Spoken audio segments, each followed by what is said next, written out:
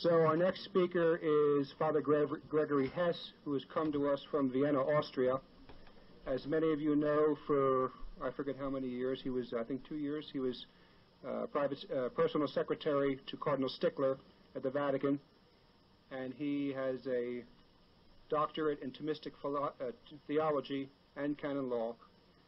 Today he's going to be talking to us about the true notion of the hierarchy of truths. And the reason this is being discussed at this conference is because this idea of the hierarchy of truths we see over and over again in ecumenical documents, ecumenical literature.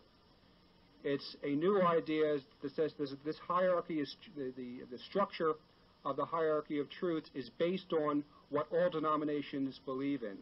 So the more denominations believe in a certain fact, say that our Lord was Jesus Christ was God, or the inerrancy of Scripture, then that would make it that would be higher on the hierarchy of truths than something else. Fr Hesse is here to explain to us today what is the correct notion of the Catholic hierarchy of truths. It's my great pleasure to bring to you Fr Gregory Hesse.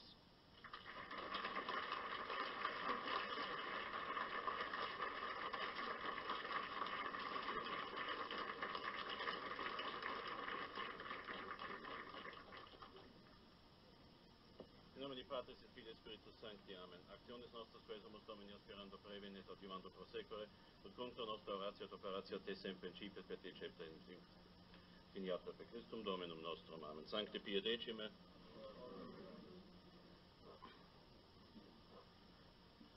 All right.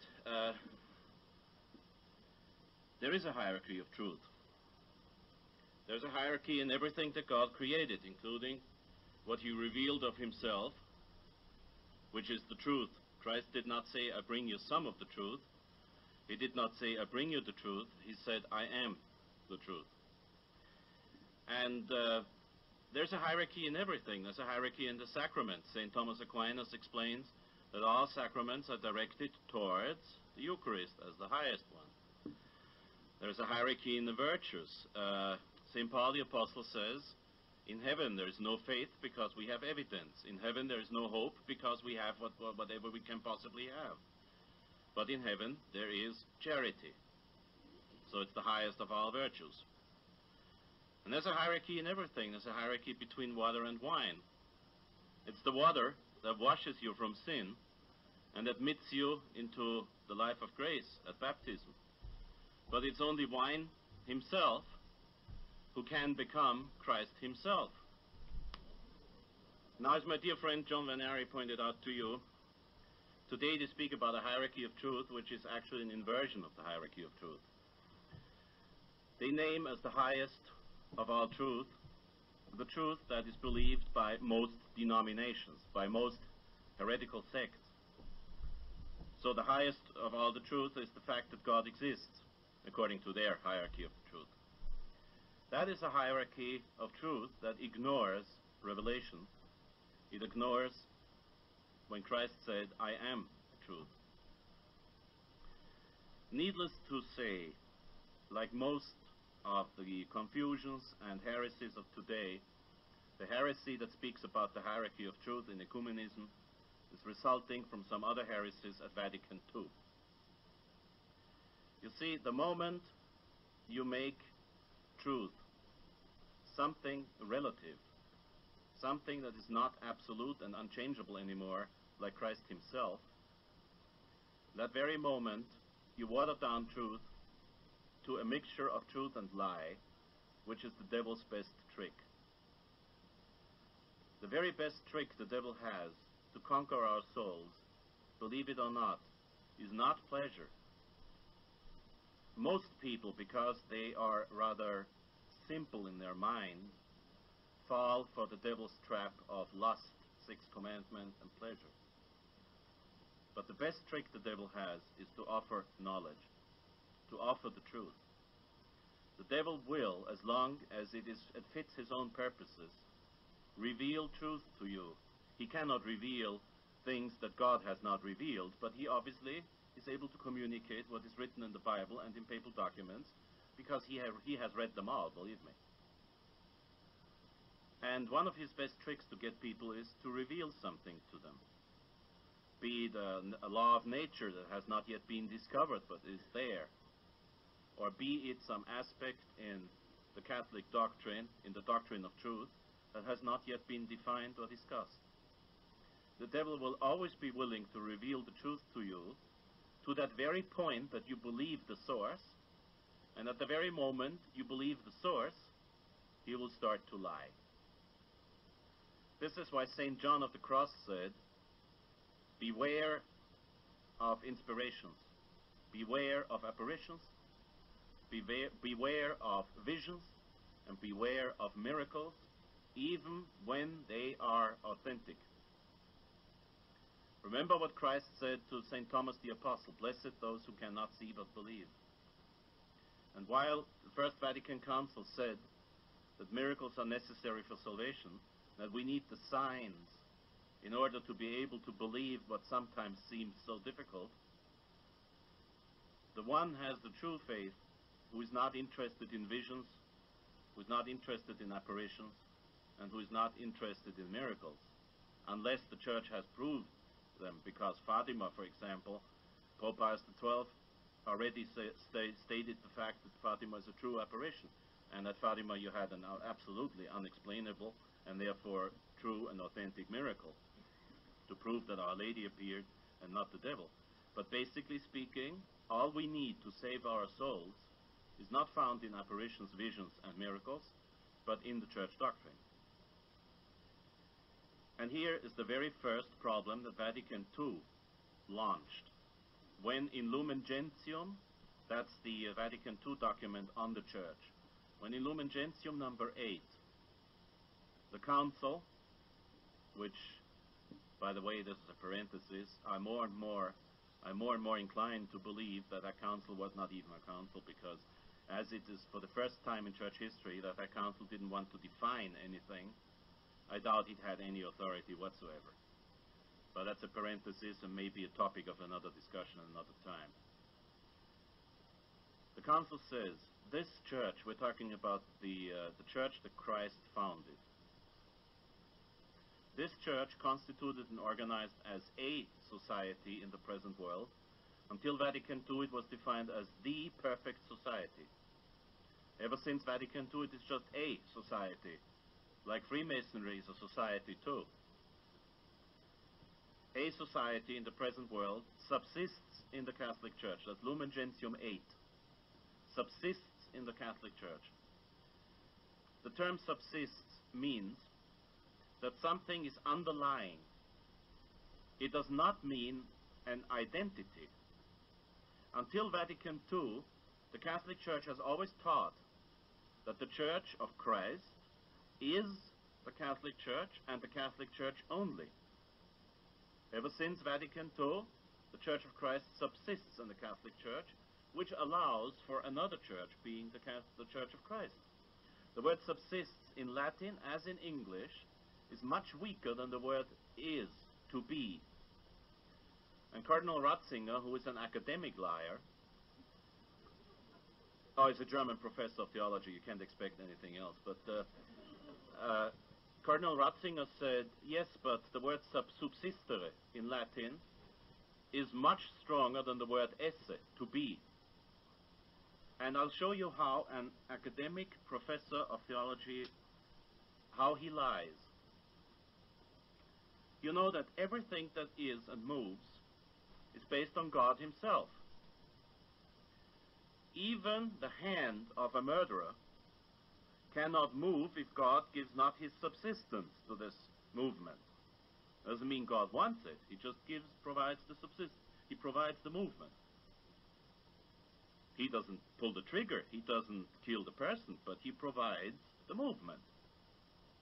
So God subsists in everything that is and works.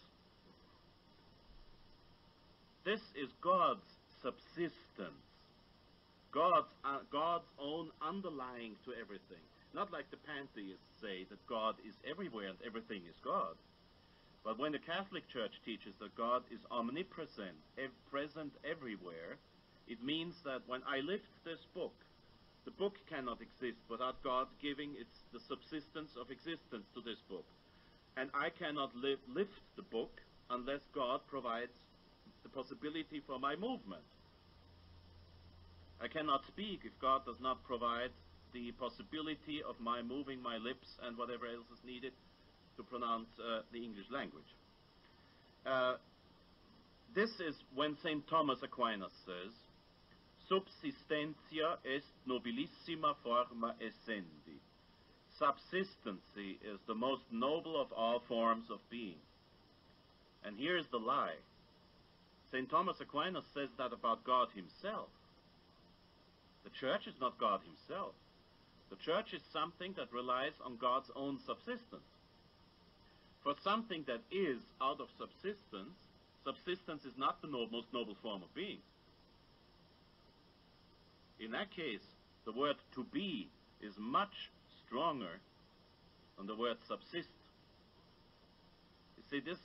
I know that not everybody is able to understand that right away, but fortunately you will have tapes and printouts and whatever, and then you can study this problem again. I have to bore you with this little bit of philosophy, because without philosophy there's no theology, as there's no philosophy without language. First we got to correct the language, then we got to correct the philosophy in order to be able to correct theology. The moment the church, the moment this teaching says that the Church of Christ subsists in the Catholic Church, you admit the Protestant churches at least. You admit the Protestant churches in the group of churches founded by Christ. And indeed, the logical conclusion is not mine in this case, because thanks be to God, I'm not inclined to this perverted kind of thinking. But Vatican II was. And therefore, immediately after speaking about the subsistence of the Church of Christ in the Catholic Church, they say, nevertheless, many elements of sanctification and truth are found outside its visible confines. Outside the visible confines of the Catholic Church, there's no elements of truth, and there's no elements of sanctification, for the simple reason that if a Protestant says, yes, there are angels, he's speaking the truth, but he's pronouncing a Catholic truth which is not his own. A heretic, and the popes have never got tired of repeating themselves, and they said, the moment a human being, a baptized, who had the faith, and is supposed to have the faith, gives up one single doctrine of the Catholic Church, that means he goes into heresy in one single point only, he gives up the entire faith. There is no such thing as elements of truth that can sanctify. God did not permit that to happen, but if somebody had chopped off the hands of Christ, those hands don't save, Christ saves. There is no such thing as an element of truth that can sanctify and save. When the Protestant pastor baptizes an innocent child, the truck runs over that innocent child goes to heaven. It goes to heaven because a Protestant minister illicitly, in what is called spiritual theft, administered the Catholic sacrament of baptism without having the right to do so. This is important to understand. That the valid baptism in most Protestant churches, like in the Episcopalian Church, it's I baptize thee in the name of the Father, Son, Holy Ghost. It's definitely valid baptism. And sometimes the Episcopalian Church is a lot more correct about the doctrine of baptism than most Catholic bishops in this country. But the Protestant minister or the Protestant bishopress in Boston does not licitly administer the sacrament. She administers the sacrament validly. The sacrament takes place, I believe, in that case. But if it takes place or not, she has no right to do that, because except in emergencies, only priests and deacons may baptize. So the element of truth is a Catholic element of truth that has been stolen by a heretical sect. And the element of sanctification is not within the Protestant Church, but it is only within the Catholic Church, and it has been stolen by those thieves. When the Herr Dr. Martin Luther went into heresy, he took the sacrament of baptism with him. He continued to baptize. He baptized validly, most probably, but he had no right to do that.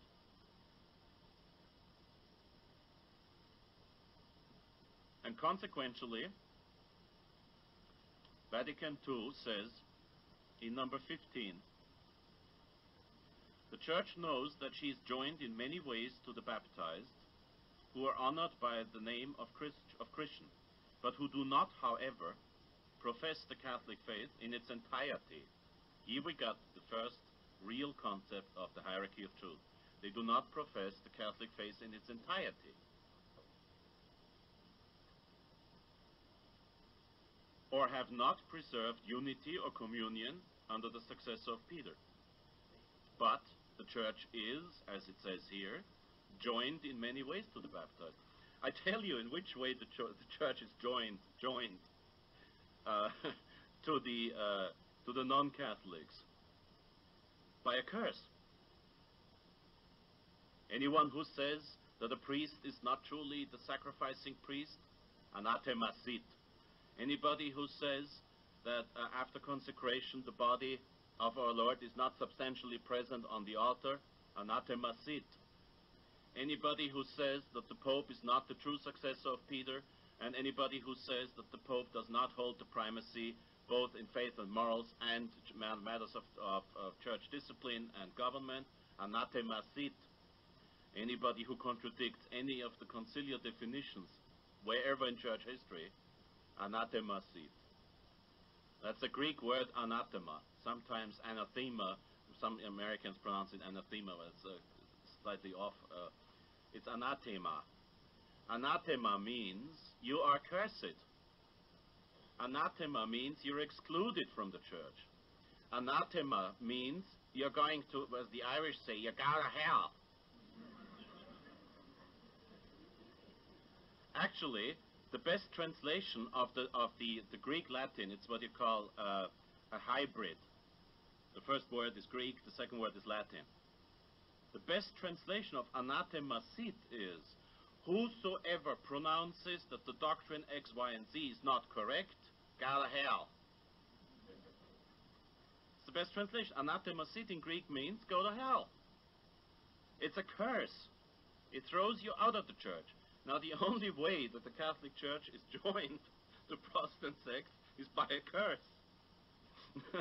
Anybody and everybody who is the member of a Protestant sect, no matter what, if it's my dear beloved Episcopalians or those horrible Southern Baptists, it doesn't matter. They are all cursed. And if they stick to what they believe until the last hour, they're all going to go to hell. The only thing is we don't know if they're going to stick until the last hour. Some of them might be kind and nice people, and Our Lady might assist them at the very last moment. We can't judge that. We don't know anything about that. However, we don't know anything about that, mind you. However, if they stick to their lies, if they stick to the wrong doctrine, they're going to go to hell. If Vatican II repeats 10,000 times over that we are joined in many ways to those heretics, I repeat, yes, we tell them to go to hell. And in direct consequence to those two heresies that I quoted from Vatican II, and don't allow anybody to tell you that there is a Catholic interpretation to what I just literally quoted from Vatican II. If the Fraternity of St. Peter out there, and if the Institute of Christ the King tell you that Vatican II can be interpreted in the Catholic way, and you have my guarantee that they are dead wrong. Thank you. There is no possible way, believe me, I tried for some 15 years in vain to find a Catholic interpretation of Vatican II. I miserably failed. You can't. And here's an important point which sometimes is overlooked. People will always talk about the document, the Vatican II document on ecumenism. Unitatis Redintegratio, abbreviated UR. And they deal with Unitatis Redintegratio as if it was the source of all the confusion. It isn't. Unitatis Redintegratio is a direct logical consequence to the heresies of Lumen Gentium, the document on the church that I just quoted. If a Protestant church is part of the Church of Christ, and if the Catholic Church is joined in many ways to the Protestant churches, and if elements of hierarchy, elements of truth and sanctification are found in Protestant churches, then the document on ecumenism and the things that I'm going to quote right now would be right, they would be correct. If Lumen Gentium can be interpreted in a Catholic way, which is what Fraternity of St. Peter insists on, then the document on ecumenism is not heretical either. Then, in that case, logically, the scandalous document of John Paul II, Ut Unum Sint, which can be interpreted in the Catholic way too. You see, these people, just to maintain their own position, which is founded on a fraudulent Vatican document called Ecclesia Dei, you can buy my tape on this. These people just have to justify their own position. We have to defend the truth, not justify any position. In Unitatis Redintegratio, in the third paragraph, Vatican II, in what becomes more and more obvious, is no teaching authority whatsoever, says, it follows that the separated churches is a new term. Until Vatican II, the popes have, all of them, rejected the term separated church. They rejected that term. They said there's the Catholic Church and there's the heretics. Now they are separated churches, which follows directly, logically, on Lumen Gentium number 8. It follows that the separated churches and communities as such, though we believe they suffer from defects already mentioned, have been by no means deprived of significance and importance in the mystery of salvation. Heresy.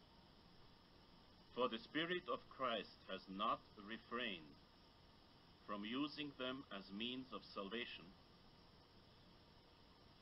which derive their efficacy from the very fullness of grace and truth entrusted to the Catholic Church. So they say, they admit it's coming from the Catholic Church, but they say, the Spirit of Christ has not refrained from using them as means of salvation. That means the Spirit of Christ has not refrained from using the Episcopalian Church as a means of salvation. The Spirit of Christ has not refrained from using the Southern Baptists as means of salvation.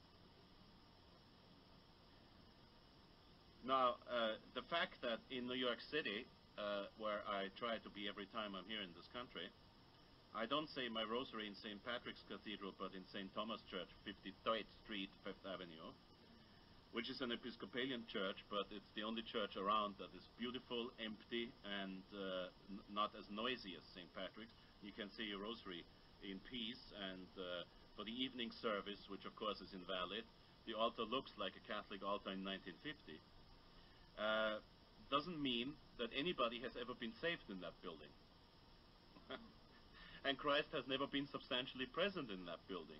But also, no communion in the hand has ever been given in that building. That's one of the reasons why I go there to say my rosary. And the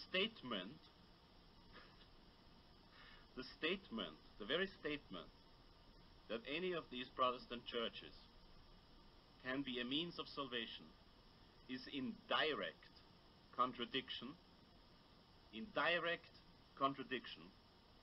to the dogmatic definition of the Council of Florence under Pope Eugene IV in the book Denzinger Schönmetzer number 1351, which says that even those, if they are not united with the church under Peter, even those who shed their blood for Christ cannot be saved.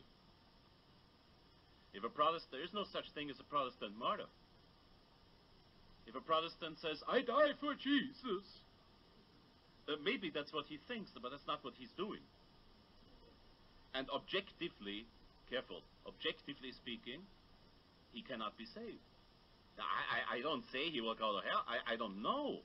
If he's baptized and he really, if he's baptized as an imbecile, he's to be considered an innocent child. So he might as well be saved. But even, and all the more so if he sheds his blood for Christ. But objectively speaking, that's impossible.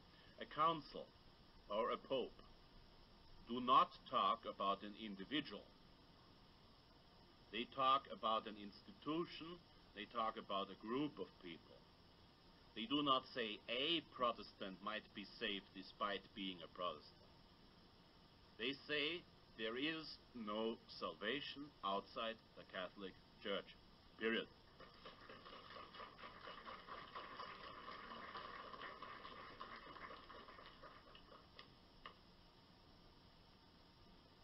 And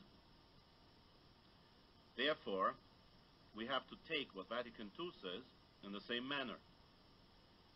So if Vatican II says, "For the Spirit of Christ has not refrained from using them as means of salvation," this is direct heresy against a repeated dogmatical definition to the contrary. Is Fr Hesse interpreting the Vatican Council here? No, he doesn't. Fr Hesse does not interpret this council. Pope John Paul II does, because the Pope is the only legal and authentic interpreter of a council. Pope John Paul II in Catechesi Tradende number 32 says, "Quarum ope Spiritus Christi non apnuit salutem affaire." For the efforts of whom, the Protestant churches, the Spirit of Christ does not refrain from bringing salvation. So the Pope, almost to the letter, quotes this decree. And he means it exactly the same way, because this Pope, the present Pope, says that everybody is saved anyway, which is a heresy that has been condemned repeatedly during church history. And the only true and correct interpretation of what I just read to you is what I said. The Protestant churches are means of salvation according to this document. And that is heresy, explicit heresy.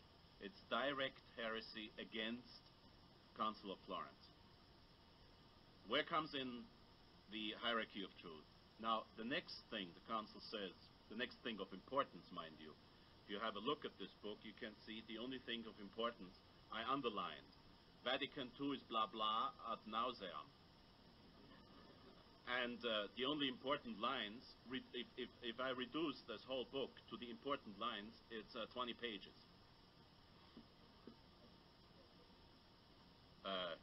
This book here has got 1,000 pages.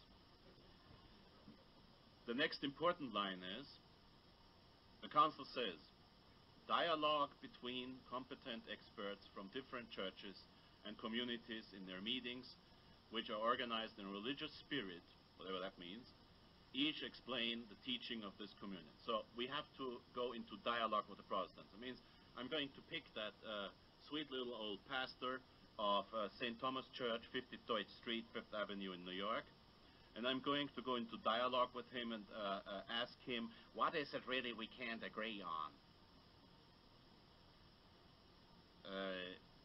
I agree with him on many more things than with the Catholic bishops in the United States, but that's besides the point. And he's written the only beautiful sermon on hell that I've read during the last 5 years.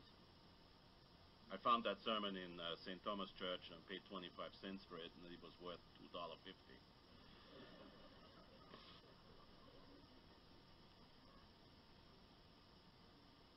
From the dialogue results that we come together in common prayer. There is implicitly already the hierarchy of truth. That means I will get together with that sweet little old pastor of St. Thomas Church, and we will pray together for our salvation. Except that the poor guy, unfortunately, does not accept the sacrament of priesthood. He has never been ordained. He's a layman. And he does not accept the sacrament of the Eucharist. And he does not believe in the real presence of our Lord on the altar. and therefore he cannot be saved. Because the Council of Trent says, whosoever says this is not really our Lord, anathema sit, out of hell. But the Council is a little bit more optimistic on this point than I could possibly be. The Council says the results will be that little by little, as the obstacles to perfect ecclesiastical communion are overcome, all Christians will be gathered in a common celebration of the Eucharist. This is so patently absurd, I am almost embarrassed to have to illustrate it to you when I say, if Vatican II is right, then it means that that sweet little old pastor of St. Thomas Church will ask me how to become a priest at Winona.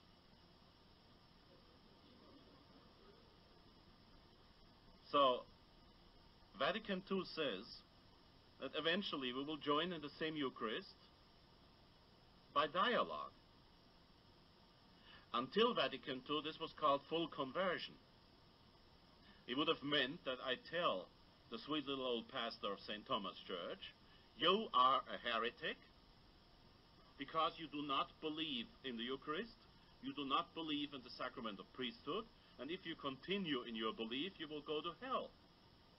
So how about reconsidering your position as pastor in this wonderful church? How about becoming a Catholic priest? Or at least a Catholic? He will say, sorry, Father, but I'm not really of this viewpoint. And I will say, okay, then you will go to hell. And end the dialogue.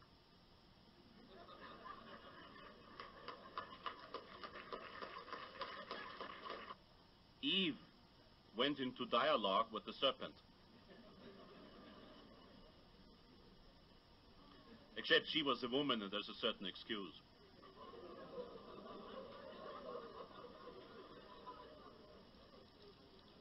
But that's how it started.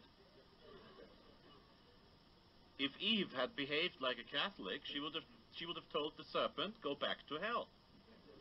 That's where you're coming from anyway. No, she did not do that. She said, well, what's in for me? What can I get out of it? She went into dialogue. Let's see our common grounds. She went into dialogue with the serpent, and here we are. Now we need baptism.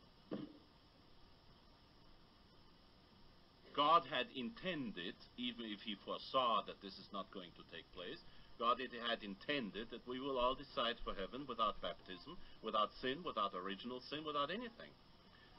Eve went into dialogue, and Christ had to die on the cross. For just a little bit of dialogue, Christ had to die on the cross. And the same blasphemous and heretical document, Unitatis Redintegratio, continues. And here we come now to the exact distinction that the last three popes made in regard to the hierarchy of truth. Christ summons the church as she goes her pilgrim way. We'll skip that bull for the moment. To that continual reformation of which she always has need, that's true, but not the way they mean it here. Insofar as she's an institution of men here on earth, very true. Consequentially, in this aspect, of course. Consequentially, if in various times and circumstances there have been deficiencies in moral conduct, Pope Alexander VI, for example, or in church discipline, there were times when priests would celebrate Mass once a year, things like that. So don't believe it was always rosy times. And now, until this very comma, the document is correct. And then it says deficiencies in conduct, right? Deficiencies in moral behavior, discipline. Or even in the way the church teaching has been formulated. That smells of heresy. That's not heresy, but it smells of heresy. Matter of fact, it stinks of heresy. That's the sulfurous odor of the serpent going into dialogue with Eve. The way the church teaching has been formulated No, there is nothing wrong with that. As I will explain to you on Sunday, there were popes who uttered error. I give you one example which I will have to repeat on Sunday. Pope Nicholas I said that you can baptize in the name of Christ. At the time when Pope Nicholas I said that, it was not yet heresy, but it was dead wrong all the same. You can only baptize in the name of the Father, the Son, and the Holy Spirit, or the Holy Ghost. That's the same. But you cannot baptize in the name of Christ. The church father, Saint Ambrose, said that. So a church father can be wrong too. But this has never been church teaching. Therefore, we are not talking about church teaching in this case. We're talking about one pope being in error. He was not the only one by far. But church teaching has never been formulated in the wrong way. Nobody has yet been able to show me an example to that. And then the council says, because there were conservative bishops present and they had to be put at ease, or even in the way that the church teaching has been formulated, to be carefully distinguished from the deposit of faith itself. These should be set right at the opportune moment and in a proper way. That means we have to reformulate church teaching. This is exactly what the council here in this point is asking. And the manner and order in which Catholic belief is expressed should in no way become an obstacle to dialogue with our brethren. That means when I talk to the sweet little pastor in St. Thomas Church, 53rd Street, New York, I'm not supposed to discuss the priesthood. I'm not supposed to discuss real presence on the altar. I'm not supposed to discuss the fact that outside the Catholic Church there's absolutely no way to be saved. I'm supposed to discuss on common ground with him. That means I'm going to discuss hell with him. He believes in hell. I'm going to discuss the angels with him. He believes in the angels. I'm going to discuss the saints with him. He believes in our saints too. On the altar of St. Thomas Church, you will not only find St. Thomas the Apostle, you will also find St. Thomas Cranmer of the Anglican Church. You will also find without the ST in front of his name, George Washington on that altar. And you will find St. Thomas More. Yes, in an Episcopalian church you will find St. Thomas More. You know why? Because St. Thomas More acted according to his conscience. Individualism. That's what it is. Like all Protestantism, that's individualism. So this is what I'm supposed to discuss with them. And then the same document says, it is hardly surprising then, now we're talking about the Orthodox churches, the Russian Orthodox Church, which is heretical and schismatical. The Russian Orthodox Church, for example, rejects the papal infallibility, and it rejects the papal primacy. Therefore, they're heretics and schismatics. Therefore, they are anathema. Therefore, they will all go to hell. It is hardly surprising, then, if sometimes one tradition has come nearer to a full appreciation of some aspects of a mystery of revelation than the other, or has expressed them better. That means church teaching has to be improved by reading the documents of heretics. This is what it means.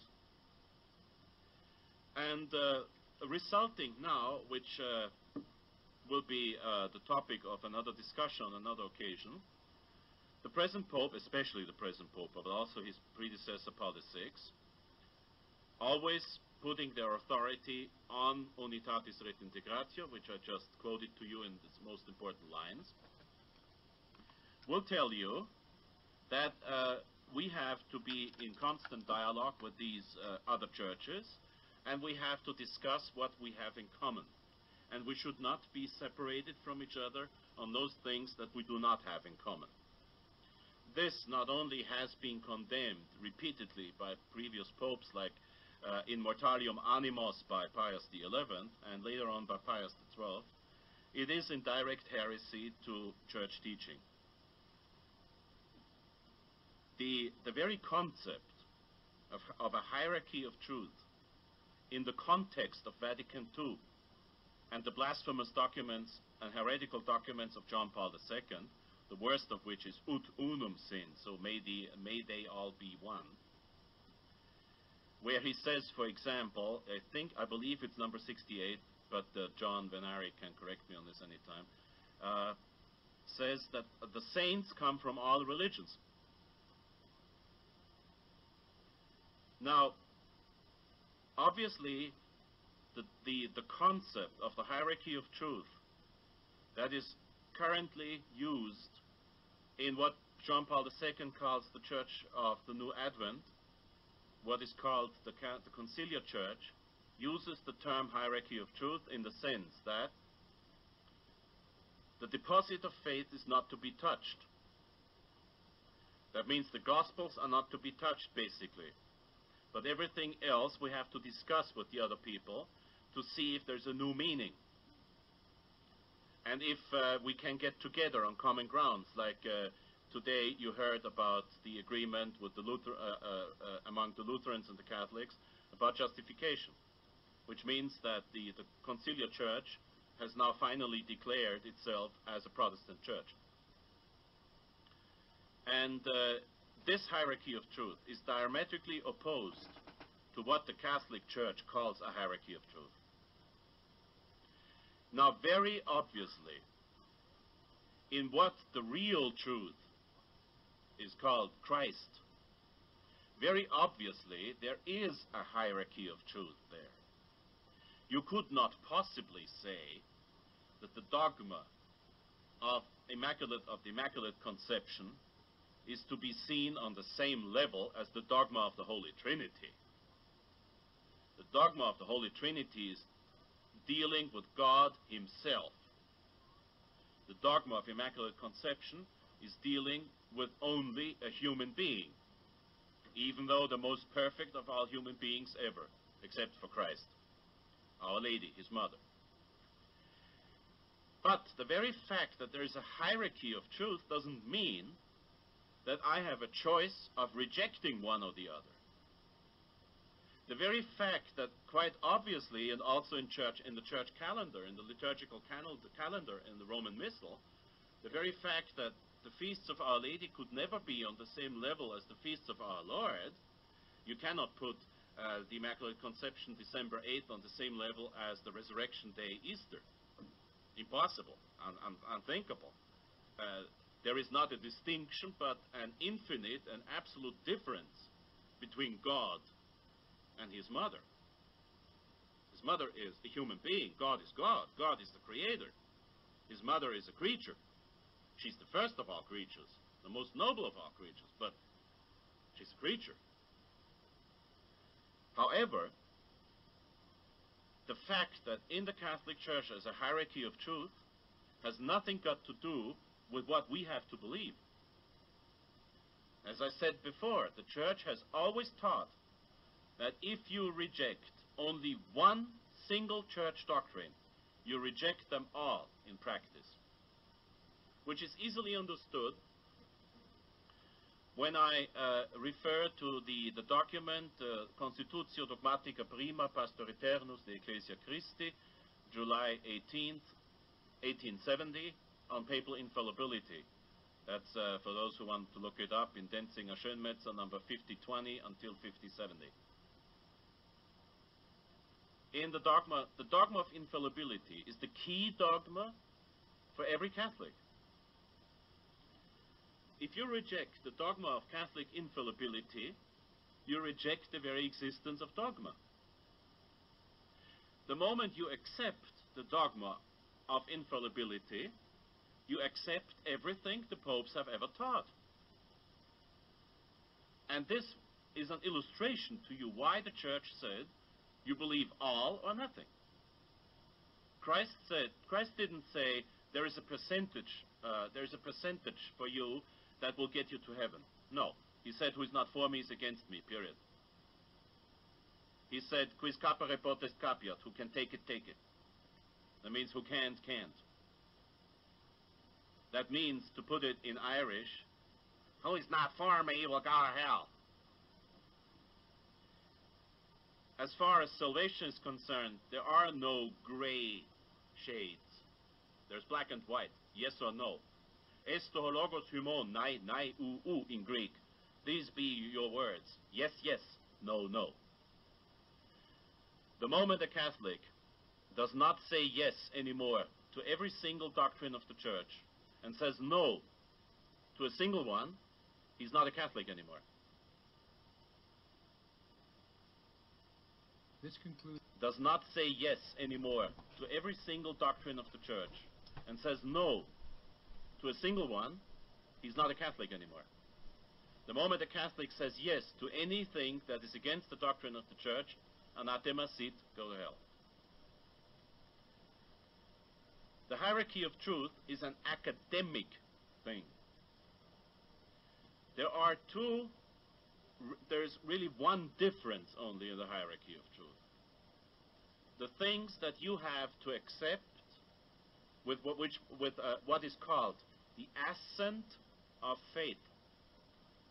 That means you do not just say in obedience, yes, I'm going to accept the Immaculate Conception because I have to.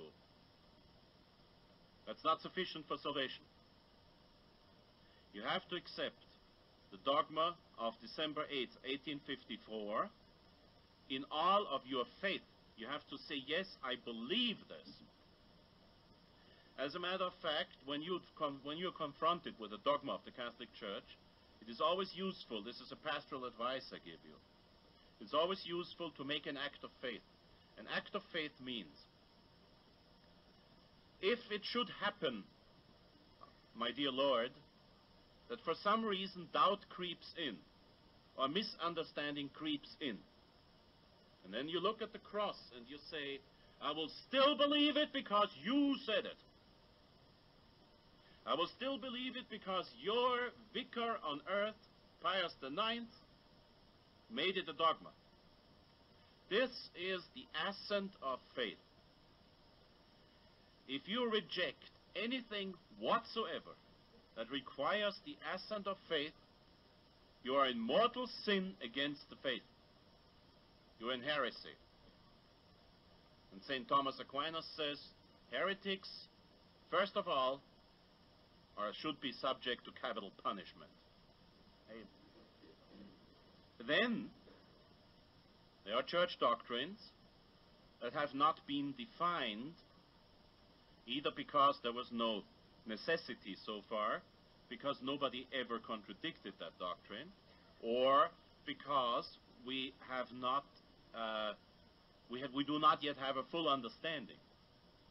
Now, this has to be explained very carefully when I say not yet a full understanding. Vatican I, in its dogmatic decree on faith, says, there is a deepening in understanding of tradition and dogma. I refer to my lecture on tradition last year in Wilmington, Delaware. Study that to understand what I'm saying now. There is a deepening in understanding a dogma, but Vatican I quotes on this point St. Vincent of Lerins, who was a church father.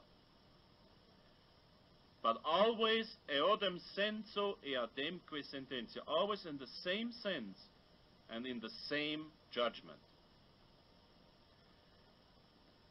Until 1854, the Church was not sure about the exact literal formulation of the dogma of Immaculate Conception. But however, the Church had always believed in Immaculate Conception, even though St. Thomas Aquinas didn't. The Church did. But St. Thomas Aquinas made an academic distinction, so that has to be taken very carefully. The Church has always believed in the assumption of the body and the soul of Our Lady into heaven. The apostles were witnesses to the empty grave. Where they had laid the body of Our Lady, lilies were growing and the body was gone. The apostles knew that Our Lady was assumed to heaven. It needed 1950 years until it became a dogma. Why? Because even though the Church had always believed it, They were not yet sure about the exact, precise formulation of that truth. See, language means difficulty. We have to thank God on our knees that the Catholic doctrine is formulated in Latin, which is the precisest of all languages in the history of mankind. Imagine if it would have to be formulated in German. Oh, that would be the end of truth.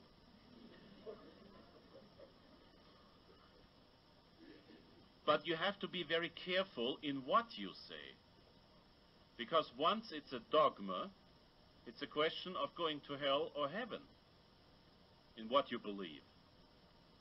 And this is why the church sometimes is very, very careful and very hesitant about turning something into dogma. And now, I will show you this academic distinction as it is seen in church doctrine in good and authentic theology. It is what is called, this is a book, by the way. You will find that the 10 books stand back there. The Fundamentals of Catholic Dogma by Ludwig Ott. I require everybody present to own this book. Who doesn't own it yet has to buy it. I'm insistent on that because it's better than almost every catechism I've ever read. I'll tell you why. This is the basics of all of Catholic theology put together in an understandable way.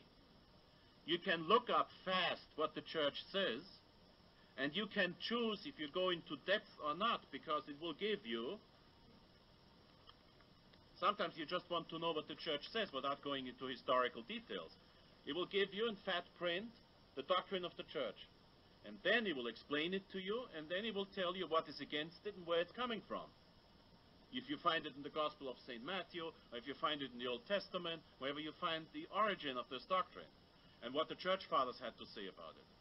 But you can use it as a quick reference book, just looking up the church doctrine, and then it will say in brackets, de fide or sententia communis, which is what I'm going to explain to you now. You find that in Ludwig Ott, the 10 books edition of, yes, 10 books. The 10 book edition, page 9. The theological grades of certainty. This is very important to understand, because this way you can see if somebody contradicts something of what the Catholic Church teaches. You have to be very careful if you call him a heretic or not. He might contradict something that the church does not teach. He might contradict something that the church teaches, but that is not a dogma. He might contradict something where the church has an opinion, but has not yet fully understood the significance. Mind you, always in the same sense and same judgment, as I said before. Now, the highest degree of certainty is immediately revealed truth.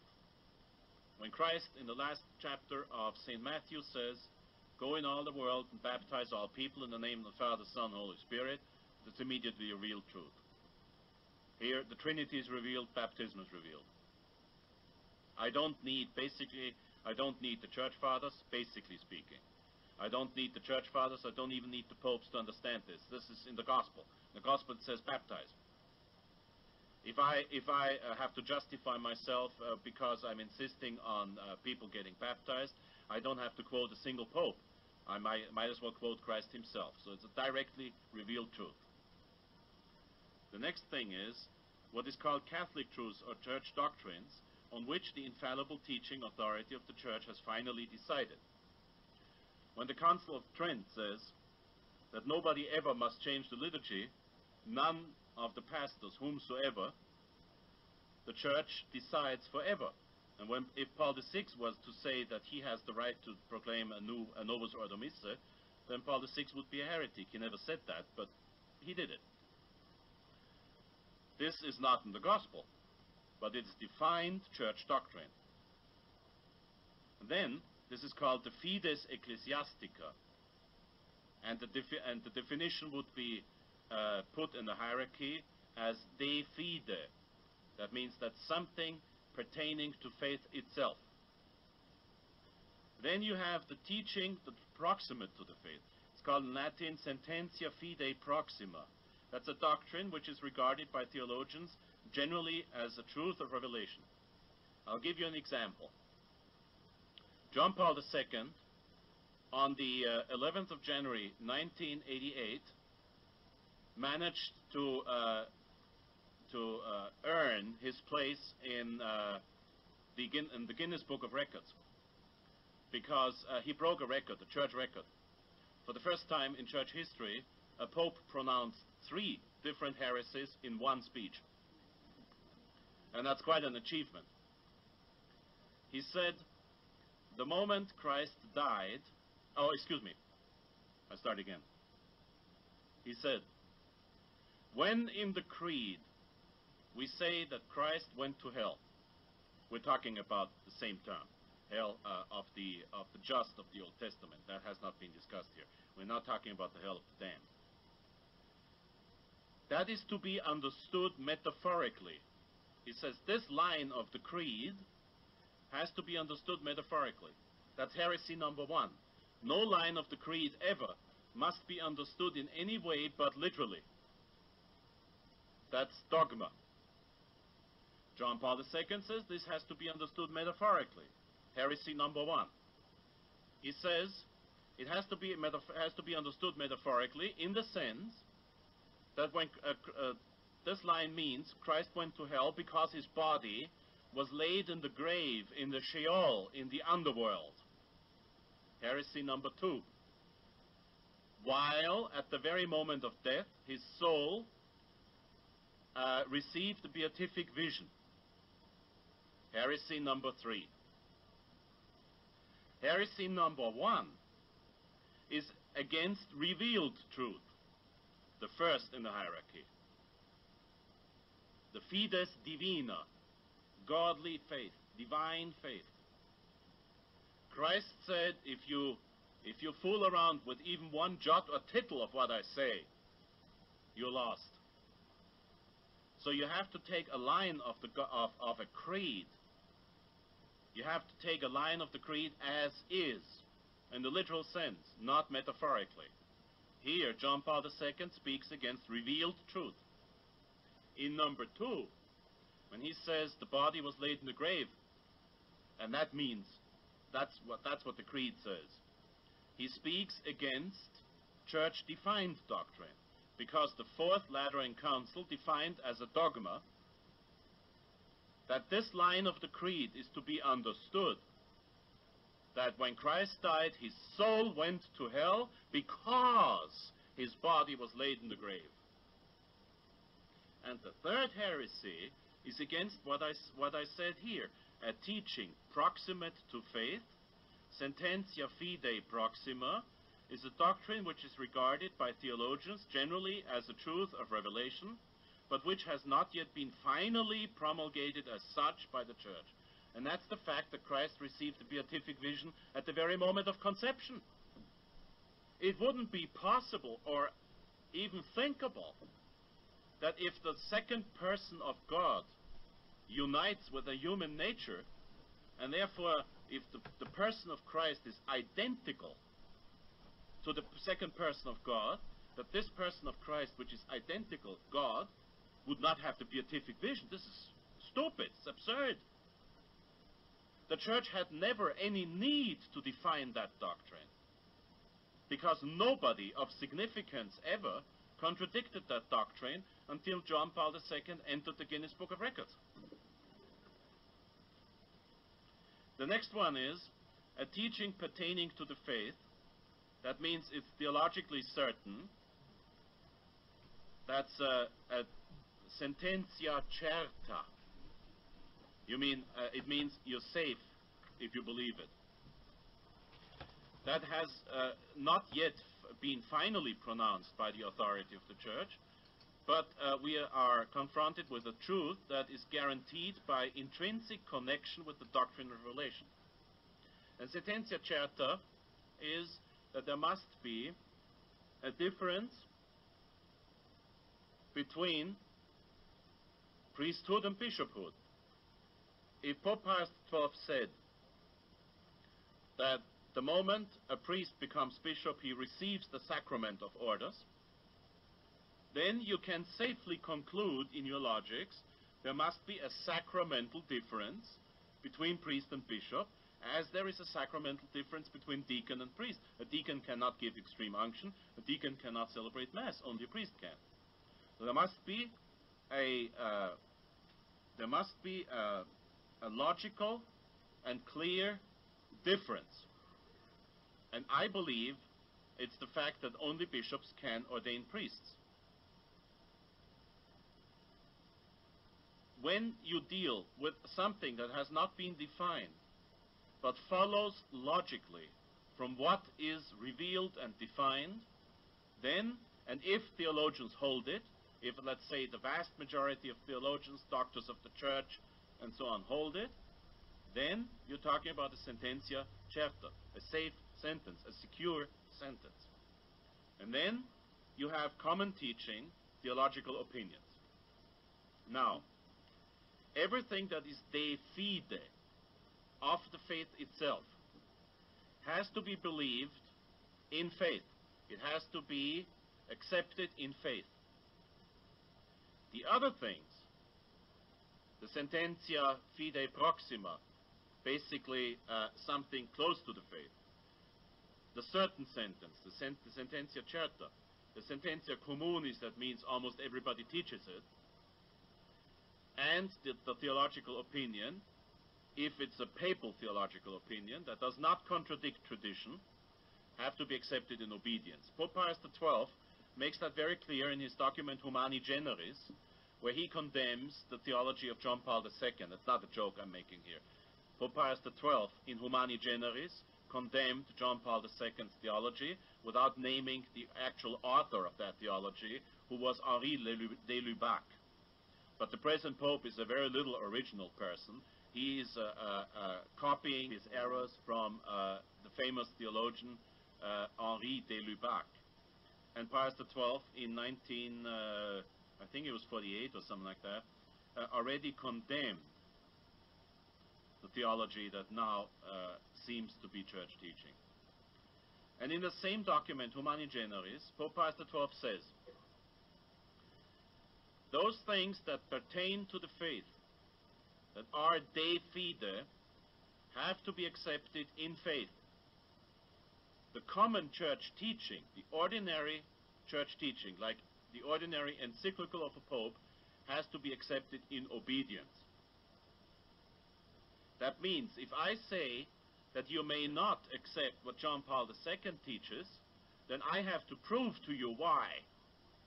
Because basically we are bound by obedience to accept what the pope teaches.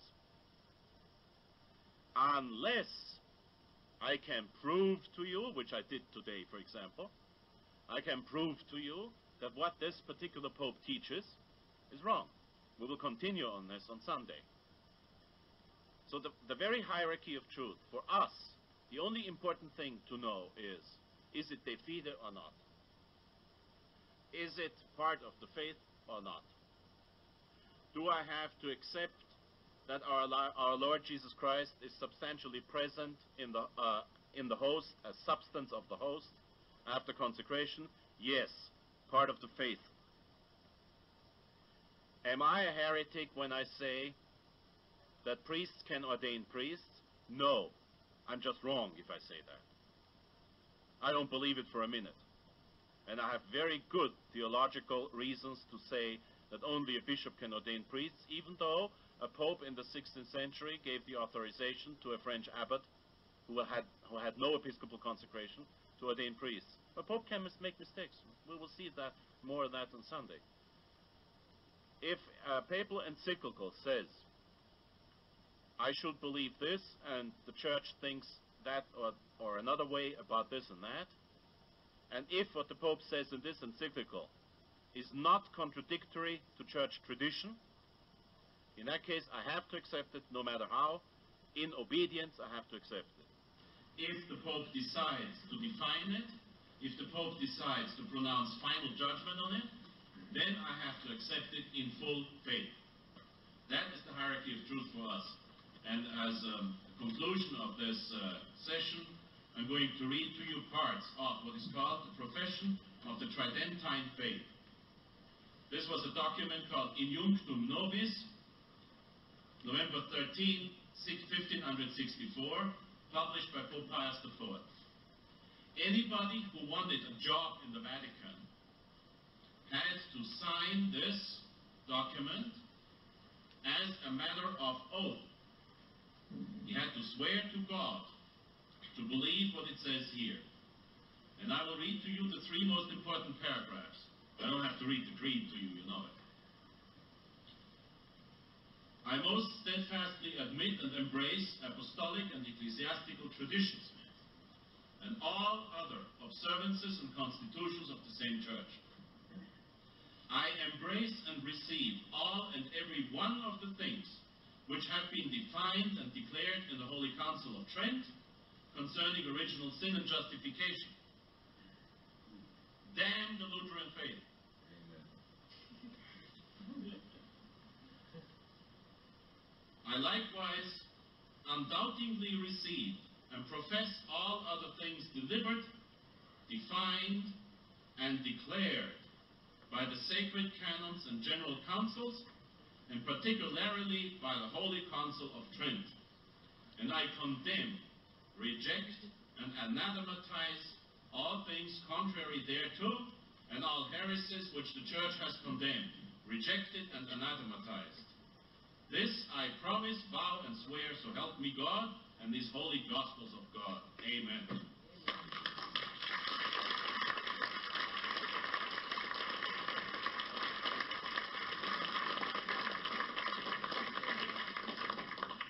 Your applause goes to the Council of Trent. Thank you.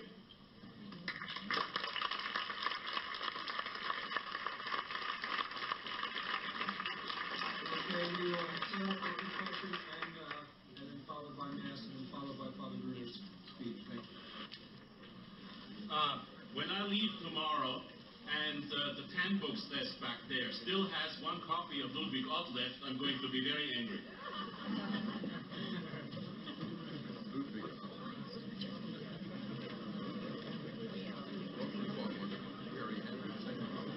Excuse me. There is one disadvantage of talking extempore, as I always do. Father Gruner just rightly pointed out to me that the sententia fide proxima, that something that is almost entirely pertaining to the faith, has to be accepted in the assent of faith. That's right.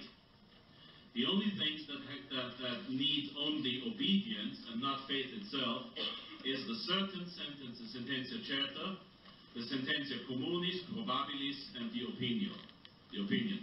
You will see this in the Ludwig Ott book that you should get right now. Thank you, Father. It's the fact that Fatima is a true apparition, and at Fatima you had an absolutely unexplainable and therefore true and authentic miracle to prove that Our Lady appeared and not the devil. But basically speaking, all we need to save our souls is not found in apparitions, visions, and miracles, but in the church doctrine. And here is the very first problem that Vatican II launched.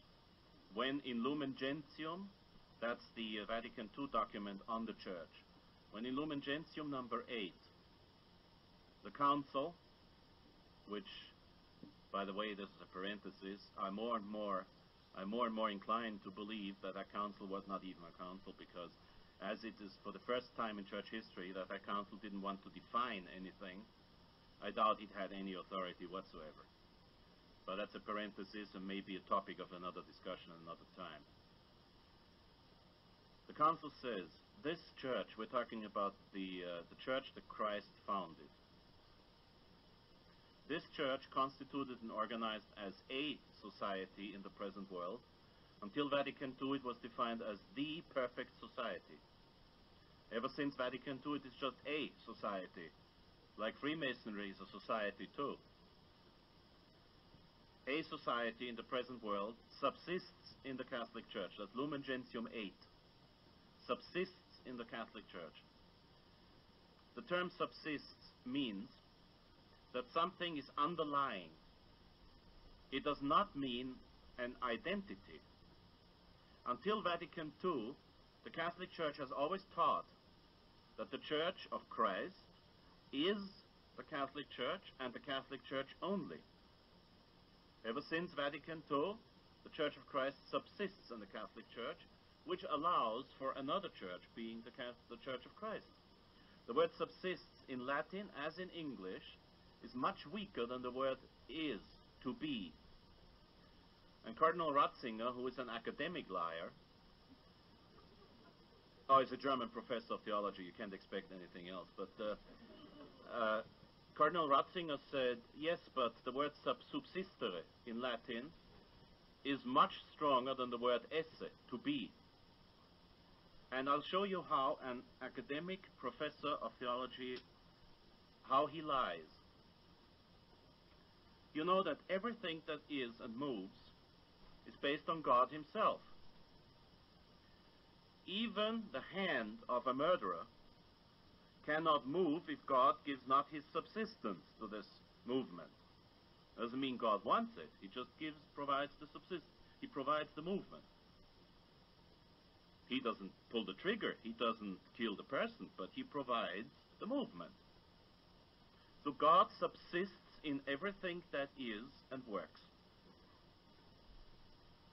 This is God's subsistence.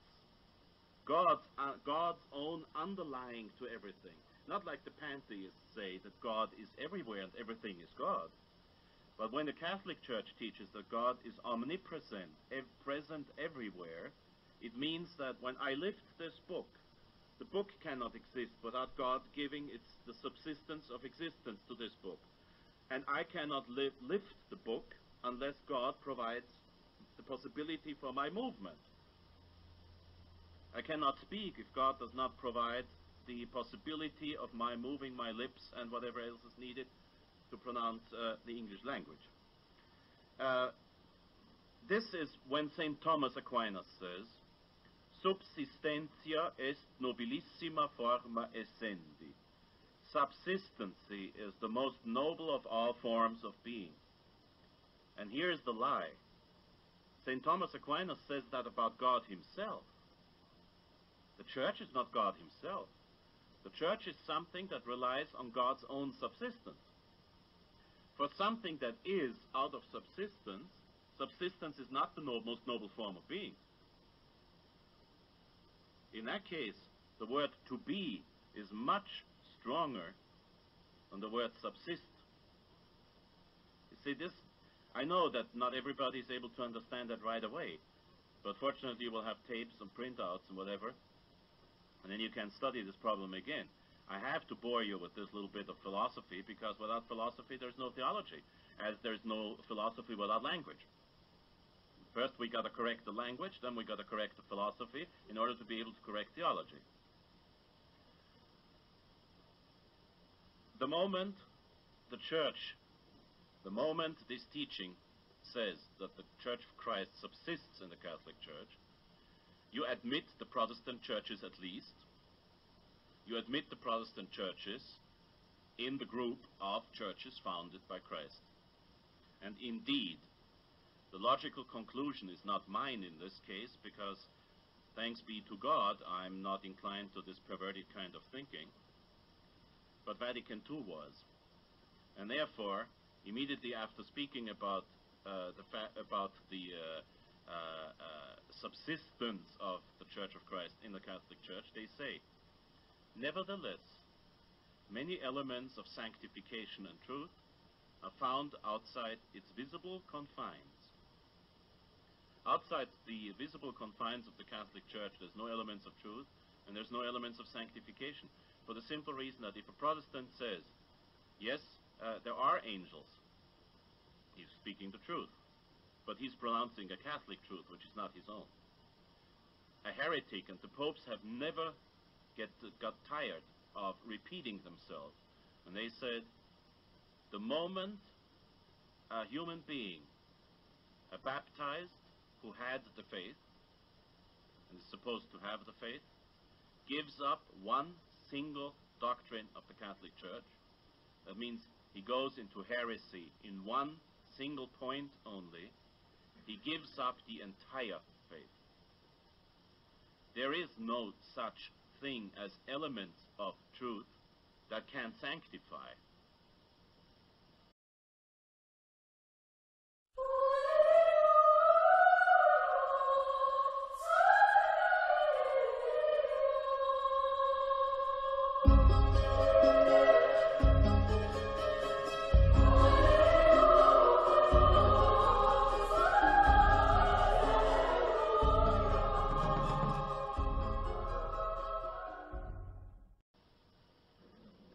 So our next speaker is Fr Gregory Hesse, who has come to us from Vienna, Austria.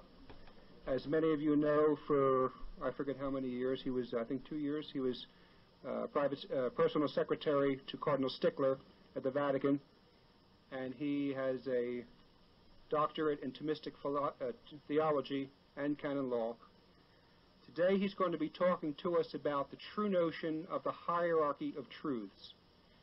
And the reason this is being discussed at this conference is because this idea of the hierarchy of truths we see over and over again in ecumenical documents, ecumenical literature.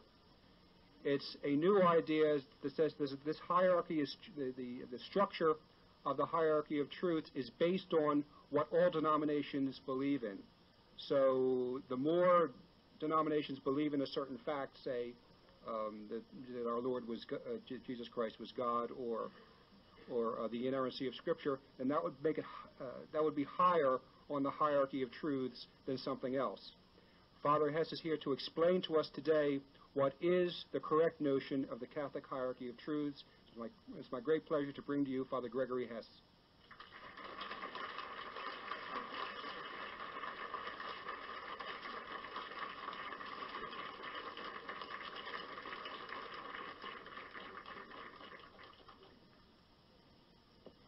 Papacy, Fides Spiritus Sancti, Amen. Actionis nostras presumus Domini aspirando prevenit et adjuvando prosequere, ut cuncta nostra oratio et operatio te semper incipit et decepta in finiata per Christum Dominum nostrum. Amen. Sancte Pie Decime.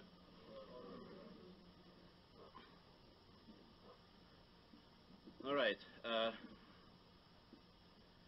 There is a hierarchy of truth. There's a hierarchy in everything that God created, including what he revealed of himself, which is the truth. Christ did not say, I bring you some of the truth. He did not say, I bring you the truth. He said, I am the truth. And there's a hierarchy in everything. There's a hierarchy in the sacraments. St. Thomas Aquinas explains that all sacraments are directed towards the Eucharist as the highest one. There's a hierarchy in the virtues. St. Paul the Apostle says, in heaven there is no faith because we have evidence. In heaven there is no hope because we have whatever we can possibly have. But in heaven there is charity. So it's the highest of all virtues. And there's a hierarchy in everything. There's a hierarchy between water and wine. It's the water that washes you from sin and admits you into the life of grace at baptism. But it's only wine himself who can become Christ himself. Now, as my dear friend John Van Ary pointed out to you, today they speak about a hierarchy of truth, which is actually an inversion of the hierarchy of truth. They name as the highest of all truth the truth that is believed by most denominations, by most heretical sects. So the highest of all the truth is the fact that God exists, according to their hierarchy of truth. That is a hierarchy of truth that ignores revelation. It ignores when Christ said, I am truth. Needless to say, like most of the confusions and heresies of today, the heresy that speaks about the hierarchy of truth in ecumenism is resulting from some other heresies at Vatican II. You see, the moment you make truth something relative, something that is not absolute and unchangeable anymore, like Christ himself, that very moment you water down truth to a mixture of truth and lie, which is the devil's best trick. The very best trick the devil has to conquer our souls, believe it or not, is not pleasure. Most people, because they are rather simple in their mind, fall for the devil's trap of lust, sixth commandment, and pleasure. But the best trick the devil has is to offer knowledge, to offer the truth. The devil will, as long as it fits his own purposes, reveal truth to you. He cannot reveal things that God has not revealed, but he obviously is able to communicate what is written in the Bible and in papal documents, because he has read them all, believe me. And one of his best tricks to get people is to reveal something to them. Be it a law of nature that has not yet been discovered but is there, or be it some aspect in the Catholic doctrine, in the doctrine of truth, that has not yet been defined or discussed. The devil will always be willing to reveal the truth to you to that very point that you believe the source, and at the very moment you believe the source, he will start to lie. This is why St. John of the Cross said, beware of inspirations, beware of apparitions, beware of visions, and beware of miracles, even when they are authentic. Remember what Christ said to St. Thomas the Apostle, blessed those who cannot see but believe. And while the First Vatican Council said that miracles are necessary for salvation, that we need the signs in order to be able to believe what sometimes seems so difficult, the one has the true faith who is not interested in visions, who is not interested in apparitions, and who is not interested in miracles, unless the Church has proved them, because Fatima, for example, Pope Pius XII already states redintegratio as if it was the source of all the confusion. It isn't. Unitatis redintegratio is a direct logical consequence to the heresies of Lumen Gentium, the document on the Church that I just quoted. If a Protestant church is part of the Church of Christ, and if the Catholic Church is joined in many ways to the Protestant churches, and if elements of hierarchy, elements of truth and sanctification are found in Protestant churches, then the document on ecumenism and the things that I'm going to quote right now would be right, they would be correct. If Lumen Gentium can be interpreted in a Catholic way, which is what Fraternity of St. Peter insists on, then the document on ecumenism is not heretical either. Then, in that case, logically, the scandalous document of John Paul II, Ut Unum Sint, which can be interpreted in the Catholic way too. You see, these people, just to maintain their own position, which is founded on a fraudulent Vatican document called Ecclesia Dei, you can buy my tape on this, these people just have to justify their own position. We have to defend the truth, not justify any position. In Unitatis Redintegratio, in the third paragraph, Vatican II, in what becomes more and more obvious, is no teaching authority whatsoever, says, it follows that the separated churches is a new term. Until Vatican II, the popes have, all of them, rejected the term separated church. They rejected that term. They said there's the Catholic Church and there's the heretics. Now they are separated churches, which follows directly, logically, on Lumen Gentium number 8. It follows that the separated churches and communities as such, though we believe they suffer from defects already mentioned, have been by no means deprived of significance and importance in the mystery of salvation. Heresy. For the Spirit of Christ has not refrained from using them as means of salvation, which derive their efficacy from the very fullness of grace and truth, entrusted to the Catholic Church. So they say, they admit it's coming from the Catholic Church, but they say the Spirit of Christ has not refrained from using them as means of salvation. That means the Spirit of Christ has not refrained from using the Episcopalian Church as a means of salvation. The Spirit of Christ has not refrained from using the Southern Baptists as means of salvation.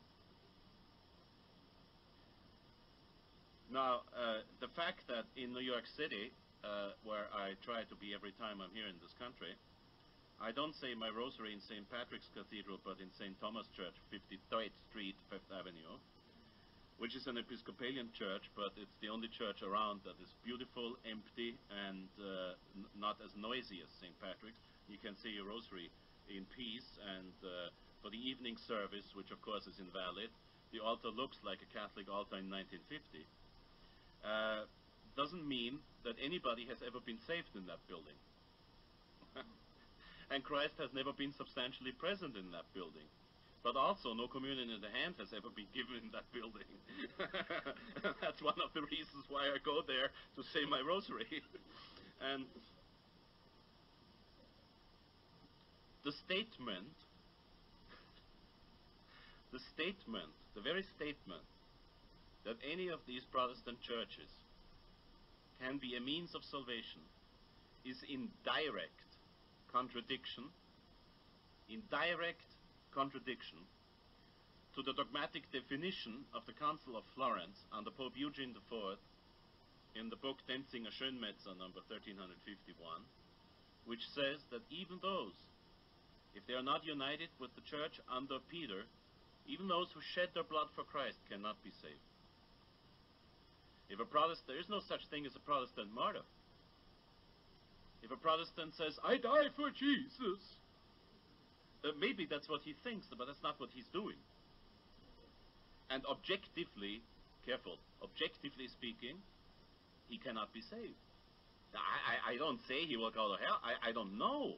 If he's baptized and he really, if he's baptized as an imbecile, he's to be considered an innocent child. So he might as well be saved. But even, and all the more so if he sheds his blood for Christ. But objectively speaking, that's impossible.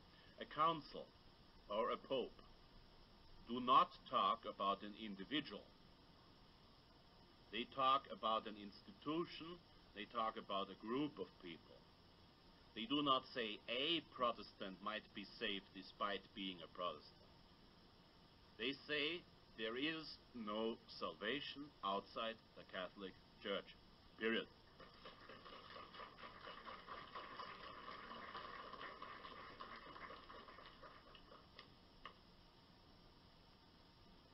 And therefore, we have to take what Vatican II says in the same manner. So if Vatican II says, "For the Spirit of Christ has not refrained from using them as means of salvation," this is direct heresy against a repeated dogmatical definition to the contrary. Is Fr Hesse interpreting the Vatican Council here? No, he doesn't. Fr Hesse does not interpret this council. Pope John Paul II does, because the Pope is the only legal and authentic interpreter of a council.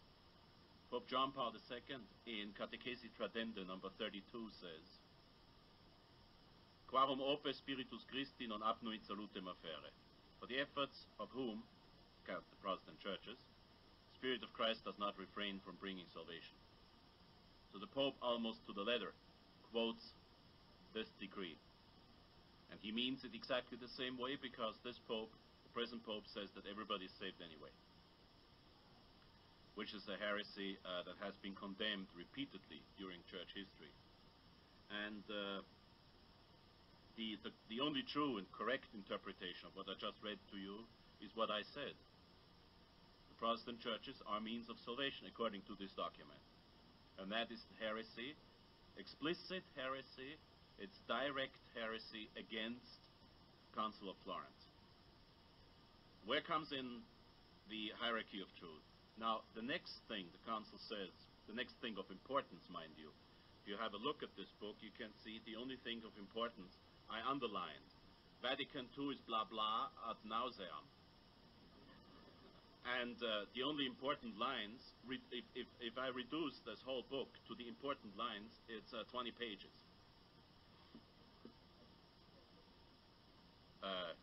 This book here has got 1,000 pages. The next important line is, the Council says, dialogue between competent experts from different churches and communities in their meetings, which are organized in religious spirit, whatever that means, each explain the teaching of this communion. So we have to go into dialogue with the Protestants. It means I'm going to pick that sweet little old pastor of St. Thomas Church, 50 Deutsch Street, 5th Avenue in New York, and I'm going to go into dialogue with him and ask him, what is it really we can't agree on?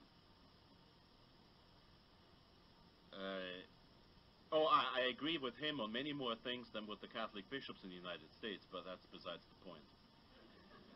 And he's written the only beautiful sermon on hell that I've read during the last 5 years. I found that sermon in St. Thomas Church and paid 25 cents for it, and it was worth $2.50.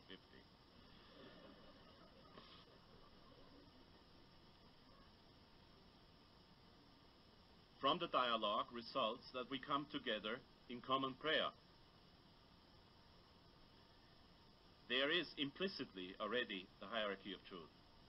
That means I will get together with that sweet little old pastor of St. Thomas Church, and we will pray together for our salvation. Except that the poor guy, unfortunately, does not accept the sacrament of priesthood. He has never been ordained. He's a layman. And he does not accept the sacrament of the Eucharist. And he does not believe in the real presence of our Lord on the altar. And therefore he cannot be saved. Because the Council of Trent says, whosoever says this is not really our Lord, anathema sit, out of hell. But the Council is a little bit more optimistic on this point than I could possibly be. The Council says the results will be that little by little, as the obstacles to perfect ecclesiastical communion are overcome, all Christians will be gathered in a common celebration of the Eucharist. This is so patently absurd, I am almost embarrassed to have to illustrate it to you when I say, if Vatican II is right, then it means that that sweet little old pastor of St. Thomas Church will ask me how to become a priest at Winona.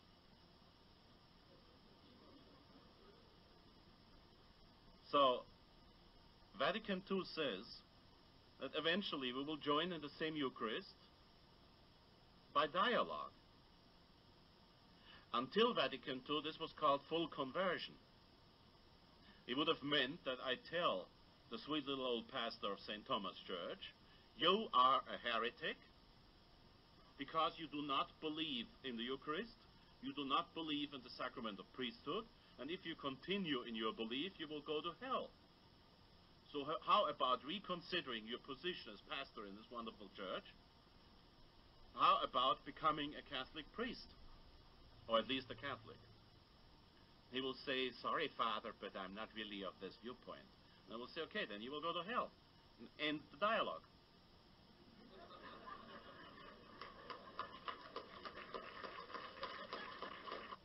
Eve went into dialogue with the serpent. Except she was a woman and there's a certain excuse.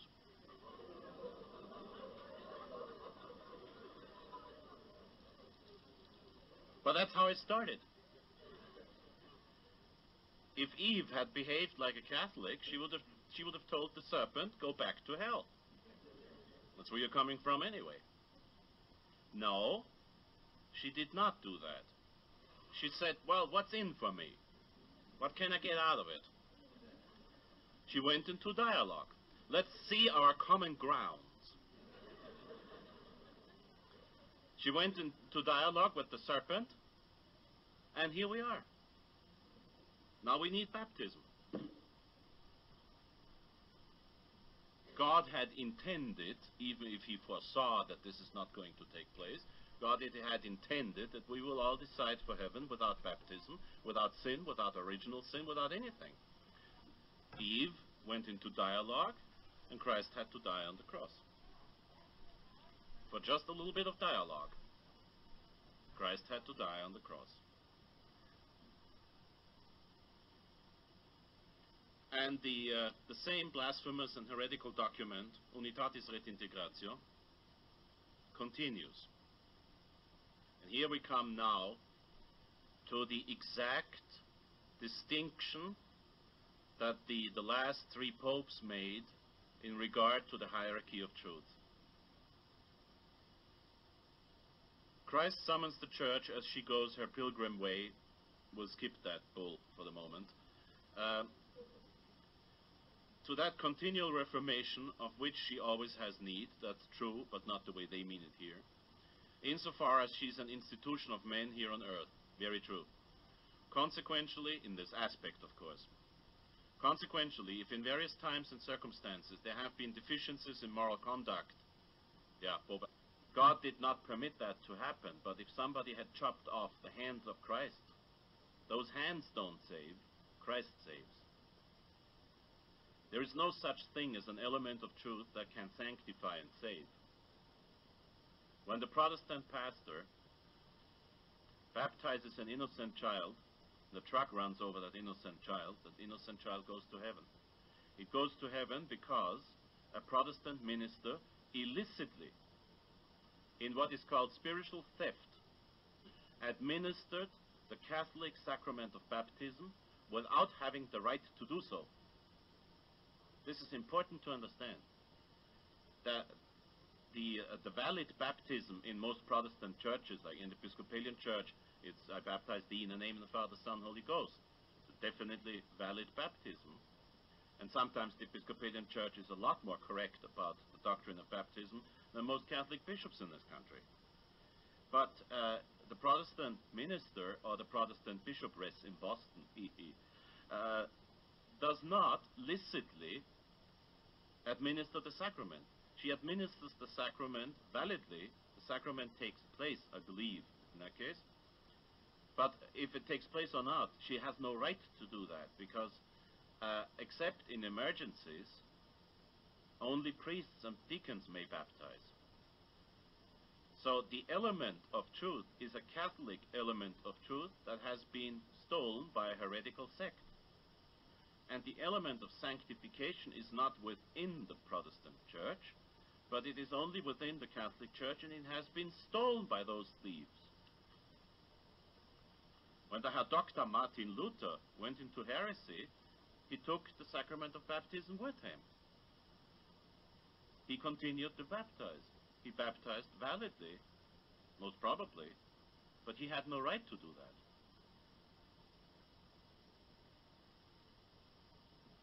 And consequentially,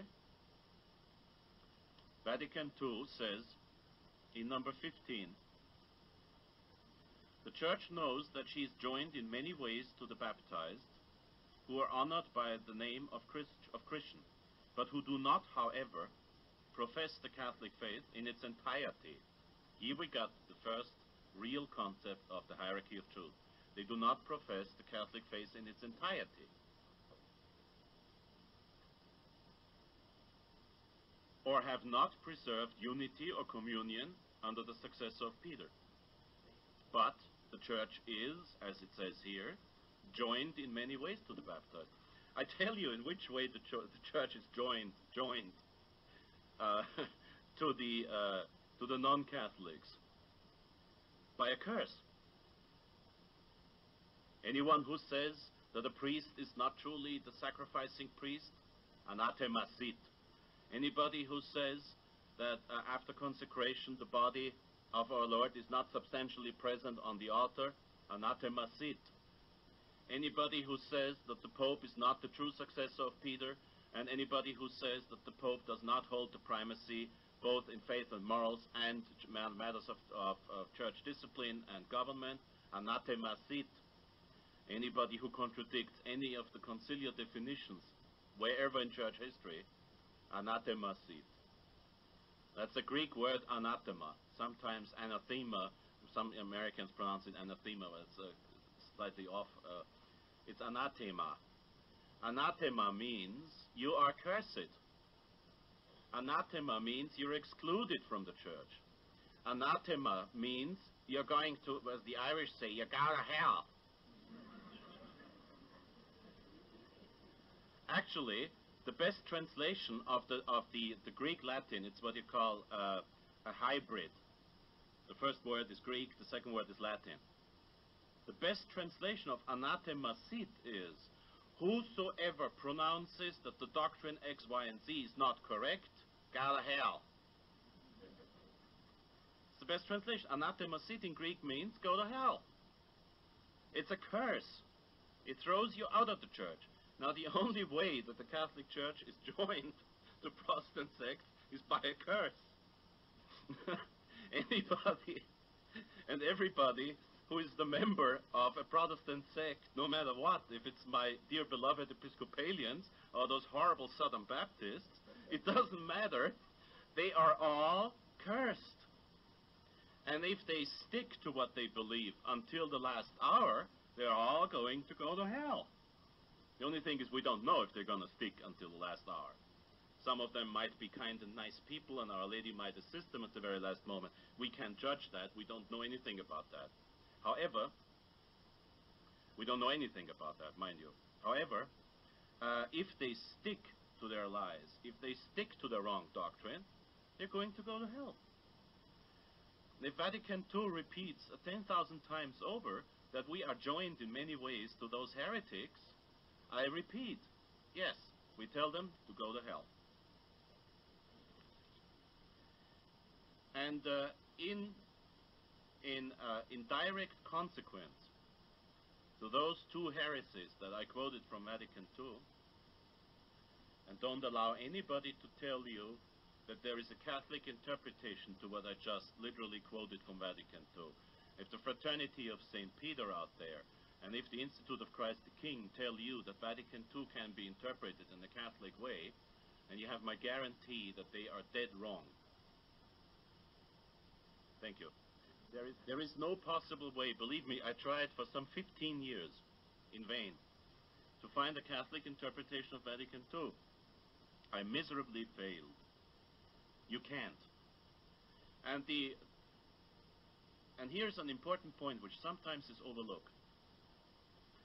People will always talk about the document, the Vatican document, Vatican II document on ecumenism. Unitatis Redintegratio, abbreviated UR. And they deal with Unitatis.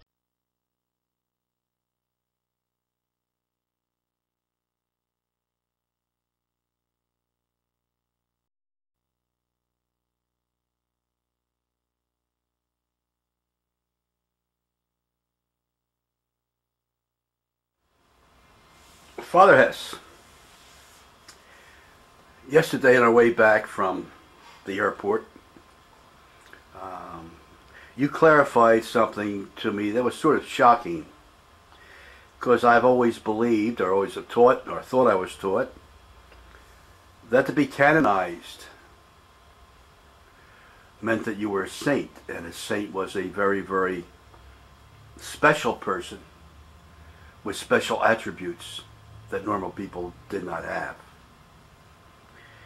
You said, no, John, that's not so. Canonization merely means that someone went to heaven. Yes. Now, the present Pope has certainly made a lot of saints. Yes, more than all other popes ever together. Why do you think that, or did someone forget to make the saints and he figured he better catch up on it? Quite possible. Or does it give you more votes? I don't know which. He needs only one vote. All right. There's one that I get a lot of information on that was just made a saint. But okay, but I take the definition, this man was a very, very holy man, not that he just went to heaven. Yeah. In your definition, he could have repented and had the sacraments and became a saint. Yes. So each of us who attains heaven or purgatory could be called a saint. Am I correct in that statement? Yes and no. We always get the yes and no. You don't you know the joke about the Jesuits? When a guy comes up to a Jesuit and says, excuse me, Father, are you a Jesuit? Yes. Is it true that the Jesuit always answers a question with a question? Who told you that? Actually, the misunderstanding comes from the very fact that people very often forget to distinguish. One of the most important lessons that St. Thomas Aquinas teaches us is when he says, distinguendum est. You have to distinguish. A difference means that two things are just different. As the English language, look up the American Heritage Dictionary of the English Language, which I consider to be the best. Look up the term different. Two things are different. They are not the same. If two things are distinguished, they're basically the same, but under two aspects they're different. I'll explain that. That's very important, a distinction. When you talk about a difference, your answer will always be yes or no, which is basically what Christ said, the way we should answer. Si, no, no. Yes, yes, no, no. Esto hologos himon, nai, u. This should be your word. Yes, yes, or no, no. And so, talking about difference, is this... oh, by the way, John, you told me that some people complain about my drinking wine, so let me repeat here something. That's a nice word, Father, complain. Yes, okay. Well, they get mad at me, so they should be mad at Christ, who certainly didn't drink the disgusting water available in the Holy Land. But anyway, so he drank a lot of wine, he made wine, and he turned himself into wine. So I'm perfectly justified, and I don't even have to be justified. Heretics all, whoever you be, in Tarbes or Nîmes or over the sea, you never shall have good words from me. Caritas non conturbat me. But Catholic men that live upon wine are deep in the water and frank and fine. Wherever I travel, I find it so. Benedicamus Domino. If I may be allowed to quote Hilaire Belloc. Now, may I come back? Who was a defender of faith, according to the Pope. So therefore, it is not that you enjoy wine, it's because really you're following Christ's footsteps in his drinking of the wine. Actually, I enjoy wine, and that's the reason why I drink it. But I find myself in good company with that. And I do not desire necessarily the company who criticize my drinking wine.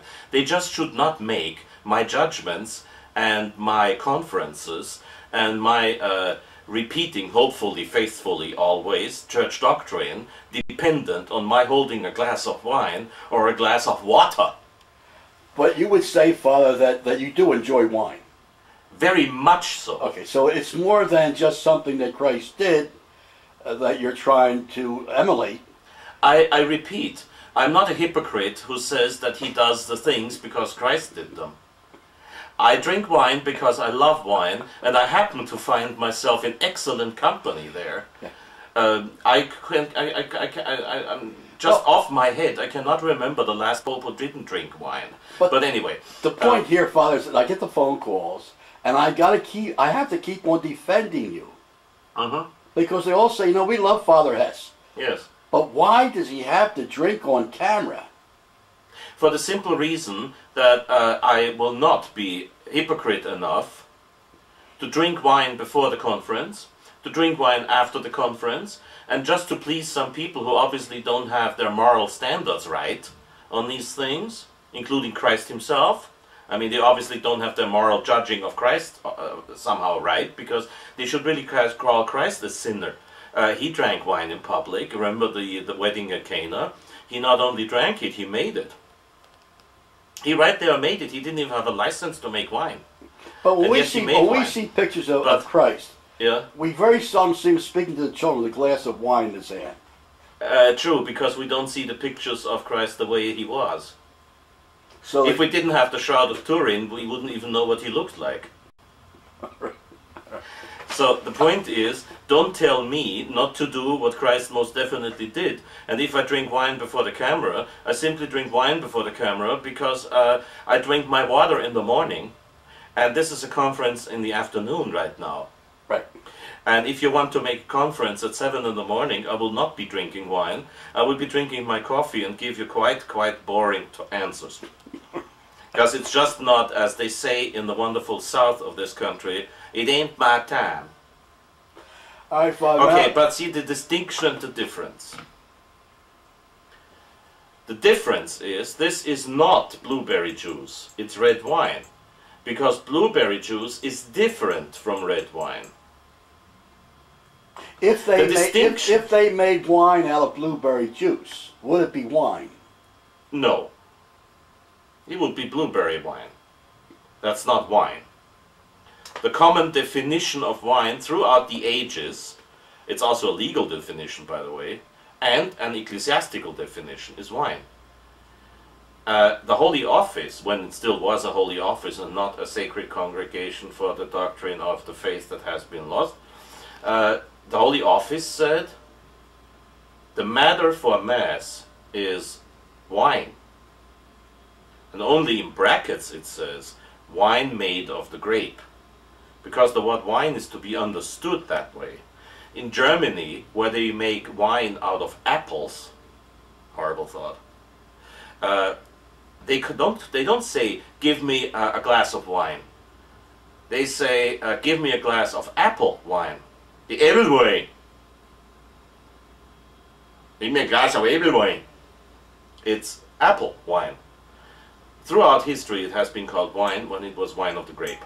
The distinction would be, I enjoy drinking this wine, but do I enjoy drinking this wine? Yes and no. Yes, 90%. 10%, it could be a vintage Cabernet Sauvignon from Napa Valley in California, which I would even more enjoy. So there's a distinction. It's the same thing, but there's two aspects. If I had a glass of white wine in my hand right now, or your sweet blush wine, I'd still be drinking it, I'd still be enjoying it, but I would say, on the question, do you enjoy it? I would say, basically yes, but I wish it was red wine. Yes, but so there's a distinction. It's the same thing, but two aspects. There's no doubt that you sort of hit me over the head yesterday about the type of wine that you would enjoy. Correct. I usually do that. Because when I told you that I drink the blush wine, as my grandfather made in his basement, you sort of said to me, hey, get me the other wine. So that's what you're drinking now. Correct. All right. But once again, I do have irate people calling me about your drinking. Yes. And you've clarified that. Thank you. I hope so. That you are following Christ. No. But you like the wine. You're still following Christ, but you certainly do like the wine. The point why I'm drinking is, Chesterton said, there's only one legitimate motive to drink wine. Because you like it. All right. If you drink wine because it is healthy, you might become dependent on what is so healthy. I don't drink it because it is healthy. I do not drink one glass of wine because some self-appointed moral authorities, who will never be Pope, say that one glass might be all right, Father, but don't do it in public. As if I was doing something that you do behind closed doors. It is patently absurd to put wine drinking in the category of something that you do behind closed doors, when it was the Protestants that were responsible for the very fact that we have such things in England as a pub. Pub comes from public. That means you drank your beer in public until 10 or 8 o'clock at night, and zip, that was it. And it was the Protestant, and it's Protestant mentality, even when one is a baptized Catholic. It's Protestant mentality to go against this. Why do you have those stupid laws in the state of New York that force you on a weekend to go to a bar in order to drink wine? This is why you have all those driving accidents. Well, don't let me get into all of this.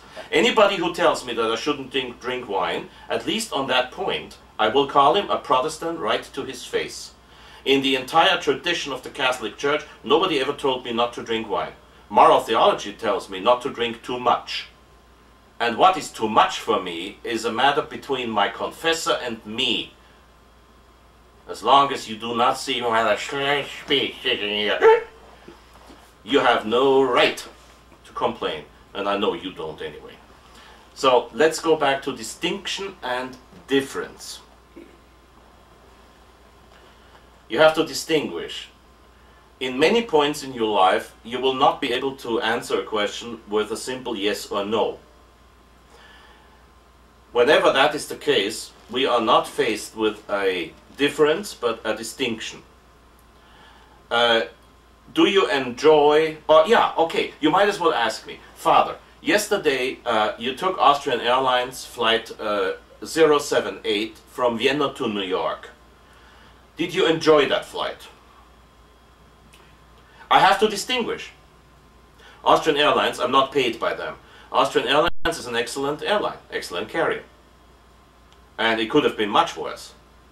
But who enjoys sitting in the same cramped, tight seat for 8 hours? I didn't enjoy it. And yet I immensely enjoyed it because I was coming back to my beloved country, which happens to be the United States of America, not Austria. That's a long story. Point is, distinguendum est. You have to distinguish. So did you like the flight? Yes and no. Any flight more than 1 hour is too long for me, but then a 1 hour flight will not get me to the United States. Therefore, I have to distinguish in that answer. I distinguish.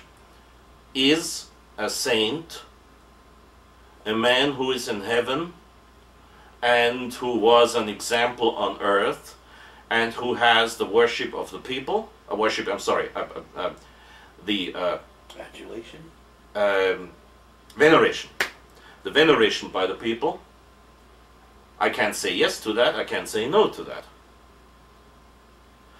The actual formula used in canonization says, I've not memorized that formula. So again, there's always those self-appointed authorities out there who are watching my tapes and say, Father Hesse is not quoting this formula correctly. But you can check on the content of what I'm saying. The formula as such only says that the name named in that formula is among the privileged in heaven. Period. That is what usually is considered the infallible decision by a pope. I will get into this in more detail later on. And then at the same time, we consider a saint, and mind you, you're not the only one. We all expect a saint to have, at least from a certain stage in his life until his death, to have lived what is called a saintly life. And we always expect a saint not only to have lived a saintly life, but an extraordinarily saintly life. There's many people that, well, not many, but there's always a few people that you and I would know who are living a saintly life, and yet they will never be canonized because there's no veneration, and that's the second point. So there also must be that sort of veneration. I was in Rome for 15 years, between 1976 and 1991. In those 15 years that I stayed in Rome, for 10 years, between 1976 and 1986, I would be attending the 5 p.m. Mass and assisting, and later on as a deacon and a priest be responsible for the Blessed Sacrament, which enabled me, even though that was a Novus Ordo Mass in Latin, but still a Novus Ordo Mass, at least it enabled me to avoid communion in the hand being given while I was there. I'm not saying to justify myself. I don't have to justify myself there. I'm just explaining why I stayed. And in those 10 years, obviously, I saw all the graves of the popes downstairs in St. Peter's, and upstairs every day, basically, or at least once a week. And I realized that very few popes had actually something like what you call veneration. Now take Pope John the 23rd.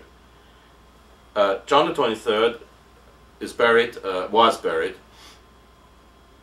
in one of those niches under the papal altar in a marble box.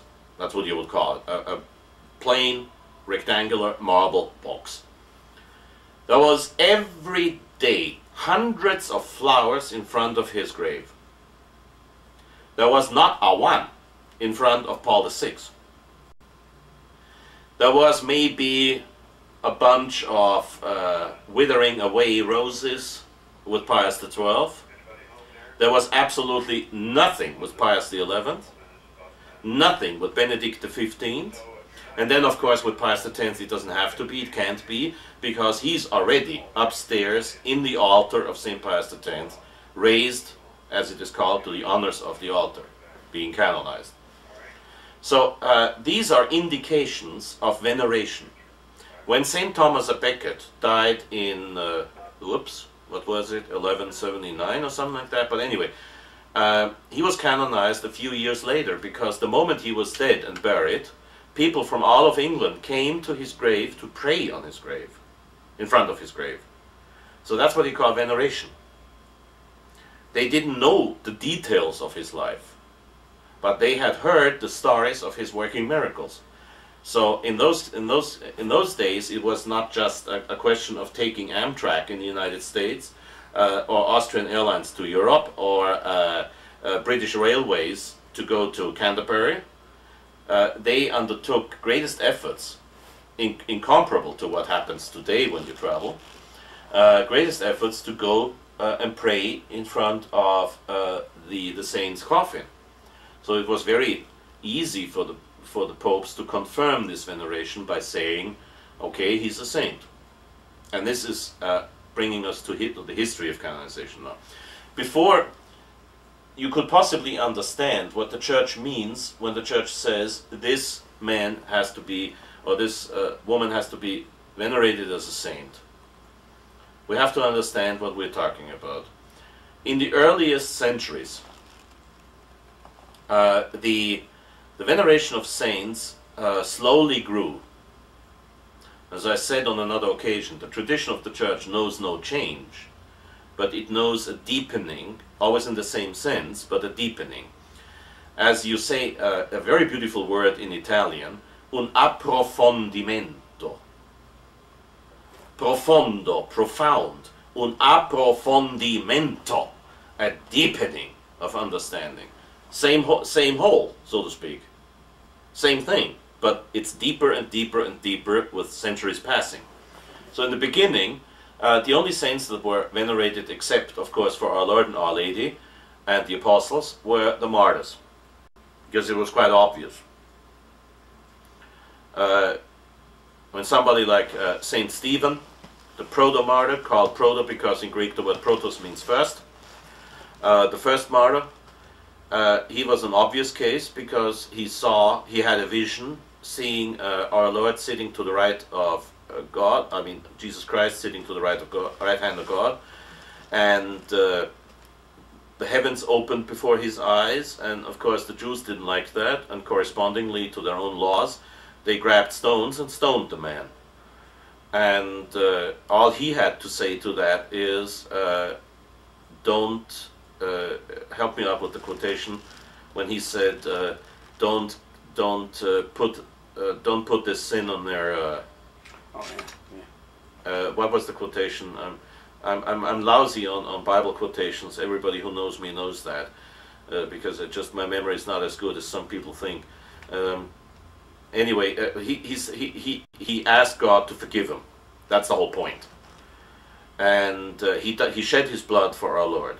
So from the very beginning, the martyrs were venerated, and it was actually the competence of the local bishop to approve of that or not. Obviously, whenever you leave something in the hands of bishops, things were bound to go wrong, and they did. There was one case which I recently read about, I can't remember it right now, but it's in the Catholic Encyclopedia. You can look it up on the internet, whatever that is, I don't have a computer. Look it up on the internet. There is such a thing as the Catholic Encyclopedia, and you can look up the history of the beatifications and canonizations, and it will give you the case of that saint who died in the state of intoxication, something that those people who complain about my wine drinking would immensely enjoy to see me in, and never will. He died in the state of intoxication, and people thought that he was a martyr. So, And the bishop said, all right, you may as well venerate him as a martyr. So, very obviously, things couldn't go on like that. And I don't remember now which pope, I think it was in 600 or something, the first time that the Pope said, the Pope assumed the authority for canonizing saints exclusively for himself. And ever since, there could not be a legal veneration of saints unless the Pope agreed.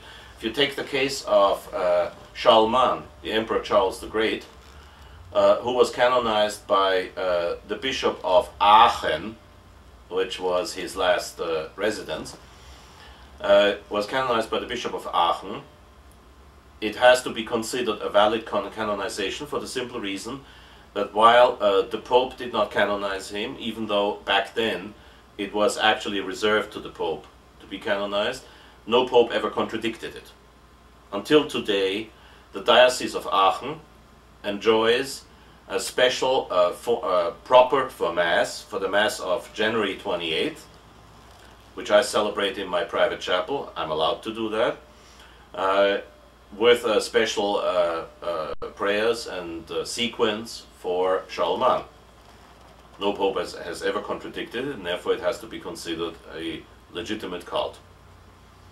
Later on, the causes for the saints became more complicated. And then finally, to cut a long story short, Urban VIII, who was Pope from 1623 until 1640,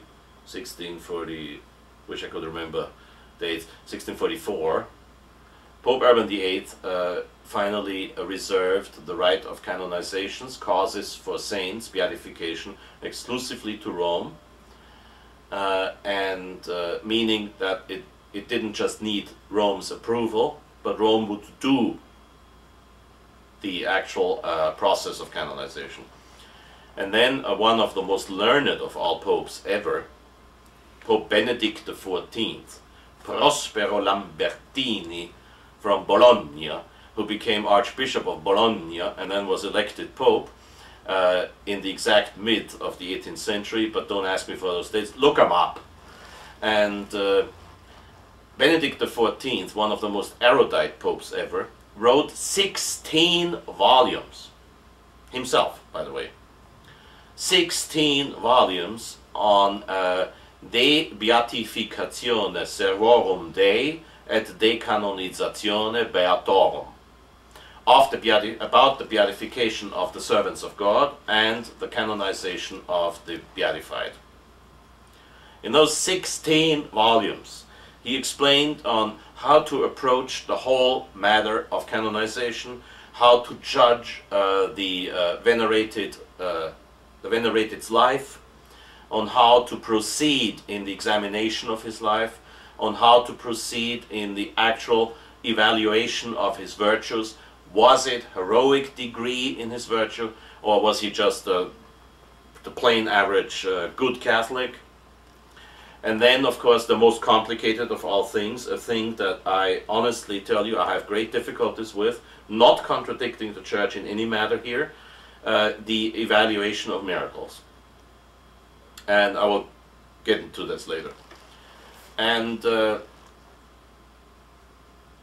since Pope Benedict XIV, the cause for the beatification or the canonization of saints has been very well regulated. What usually would happen, did not happen with Pius X, for example, but what usually would happen is that a diocesan bishop would find out, be it that it was pointed out to him or that he was interested himself or venerating himself, would find out that a certain person would find a lot of veneration after death.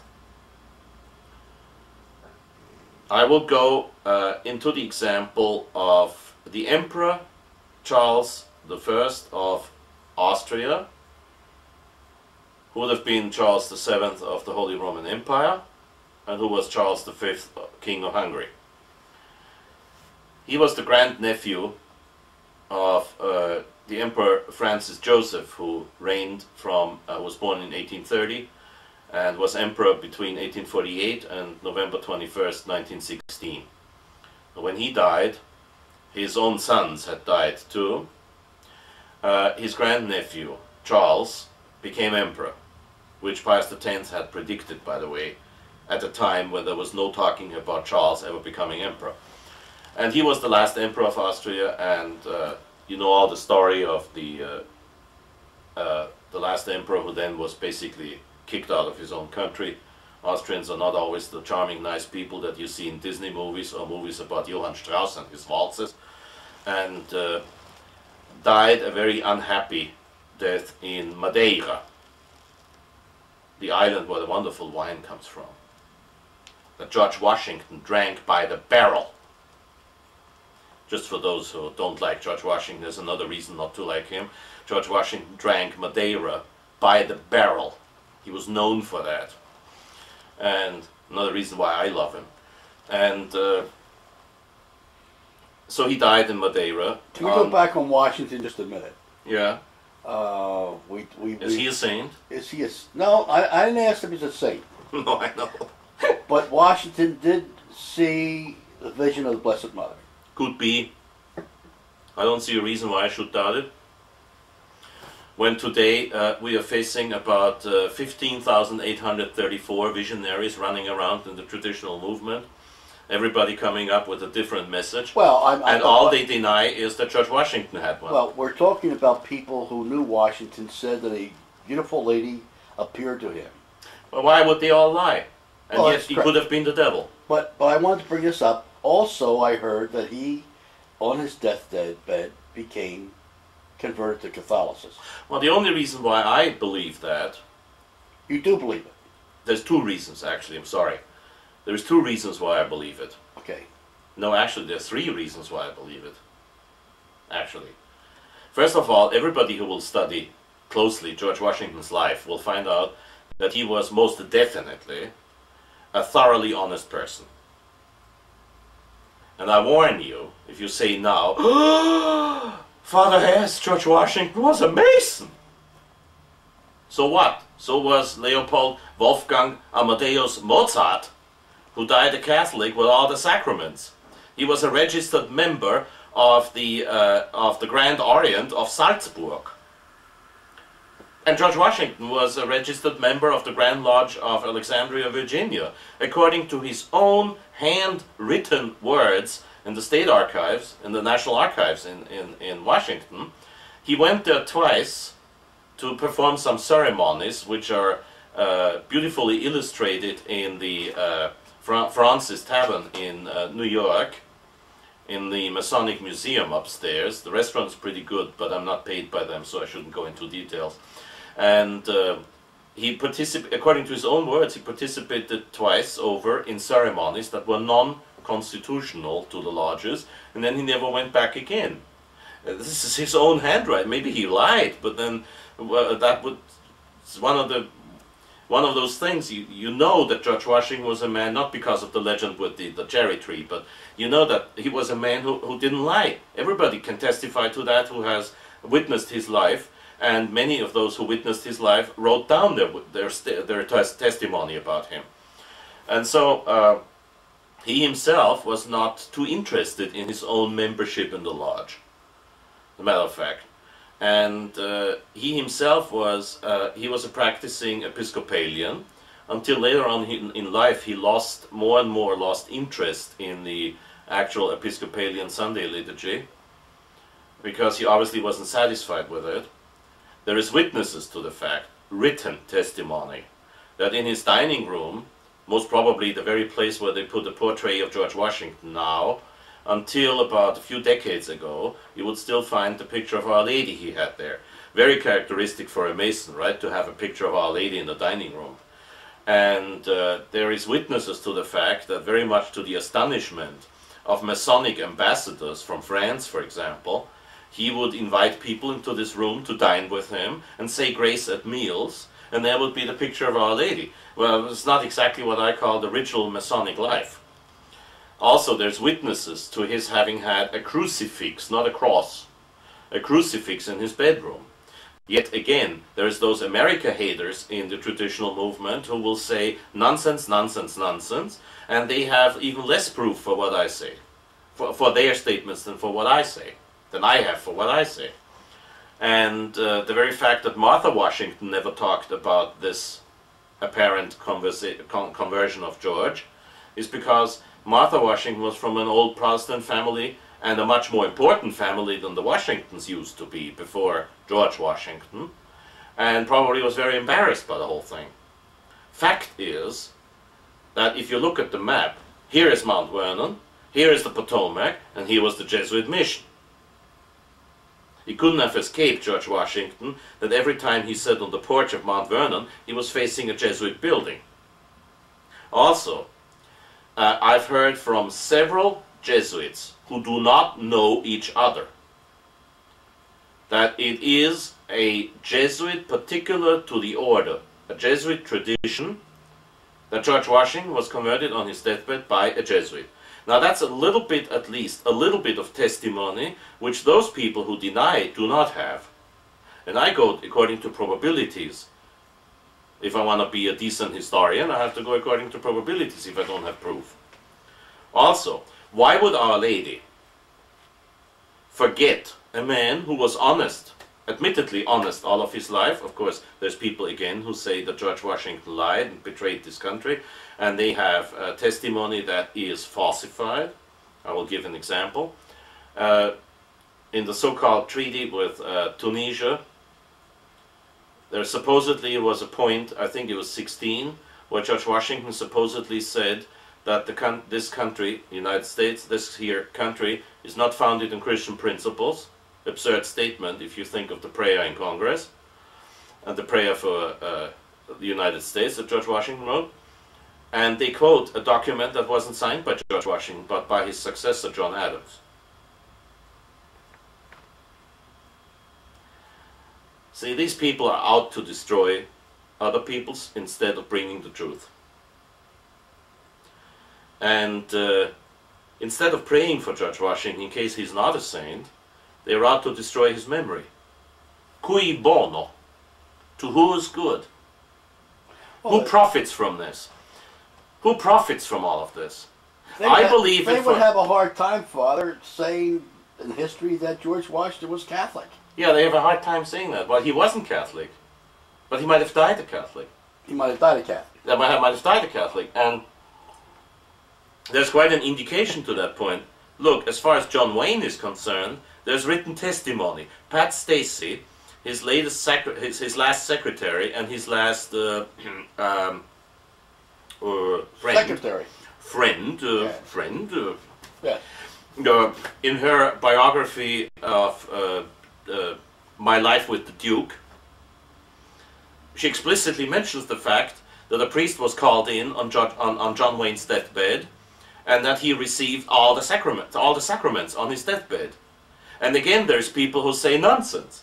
I mean, who would make it his own hobby to state that nobody converted on his deathbed?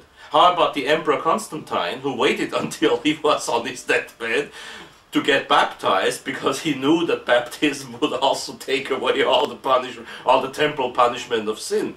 So the Emperor Constantine, it was never forbidden in the church to venerate Constantine as a saint. The Emperor Constantine deliberately waited all of his life until he thought he would know that he would die now, in order to get baptized as late as possible. You know, well, sure, of course. I wouldn't do that, you know, but he did, and he succeeded. So the mercy of God, thank God, His mercy is not as narrow as the minds of those who contradict me on George Washington. Fortunately, these people have a view, what we call the rifle barrel view. All right, we got off the subject now. Well, you asked me. I know I did. Okay, now, going back to canonizations. Right. somebody, George Washington is a good example, and John Wayne is most definitely an example. Somebody might have lived what a thing that George Washington did not do. Somebody might have lived a life less than heroic in his Christian virtues, like John Wayne did, definitely. John Wayne made many mistakes in his life, even though he was a profoundly good man, and he was a true, real American, which Congress voted to even. He received the Medal of Congress saying John Wayne American, and he deserved it. He did an immense lot of good for the farmers in this country, who happen to be the victims of what the banks are doing nowadays. I don't want to go into this because I don't want to be sued for nothing, if you know what I mean. It doesn't help the farmers out there if Fr Hesse is sued by a bank for having committed slander, a libel in that case.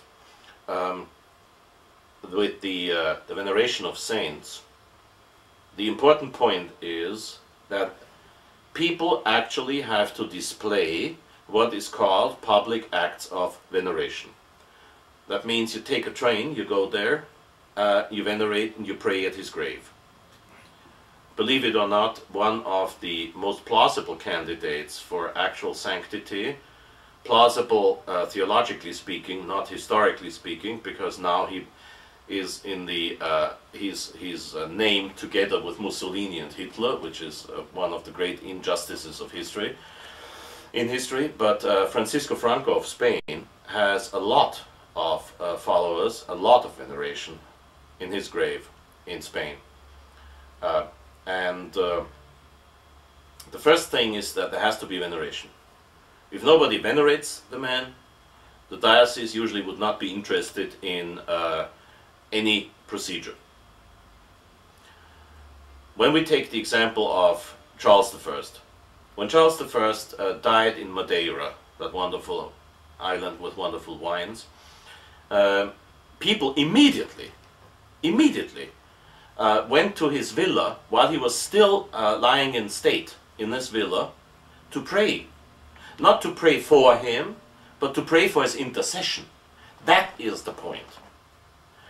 When he was buried in the local cathedral, the cult immediately started. People venerated his grave. At his grave.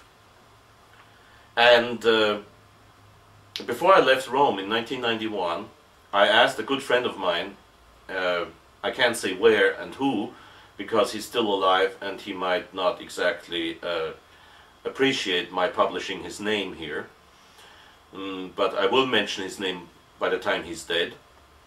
And I asked him, I said, well, what happened with the cause of the Emperor Charles I? And he explained a very important thing to me. He said, well, you see, the problem is this. There has been veneration from the very beginning. There has been veneration both in Madeira and in Vienna.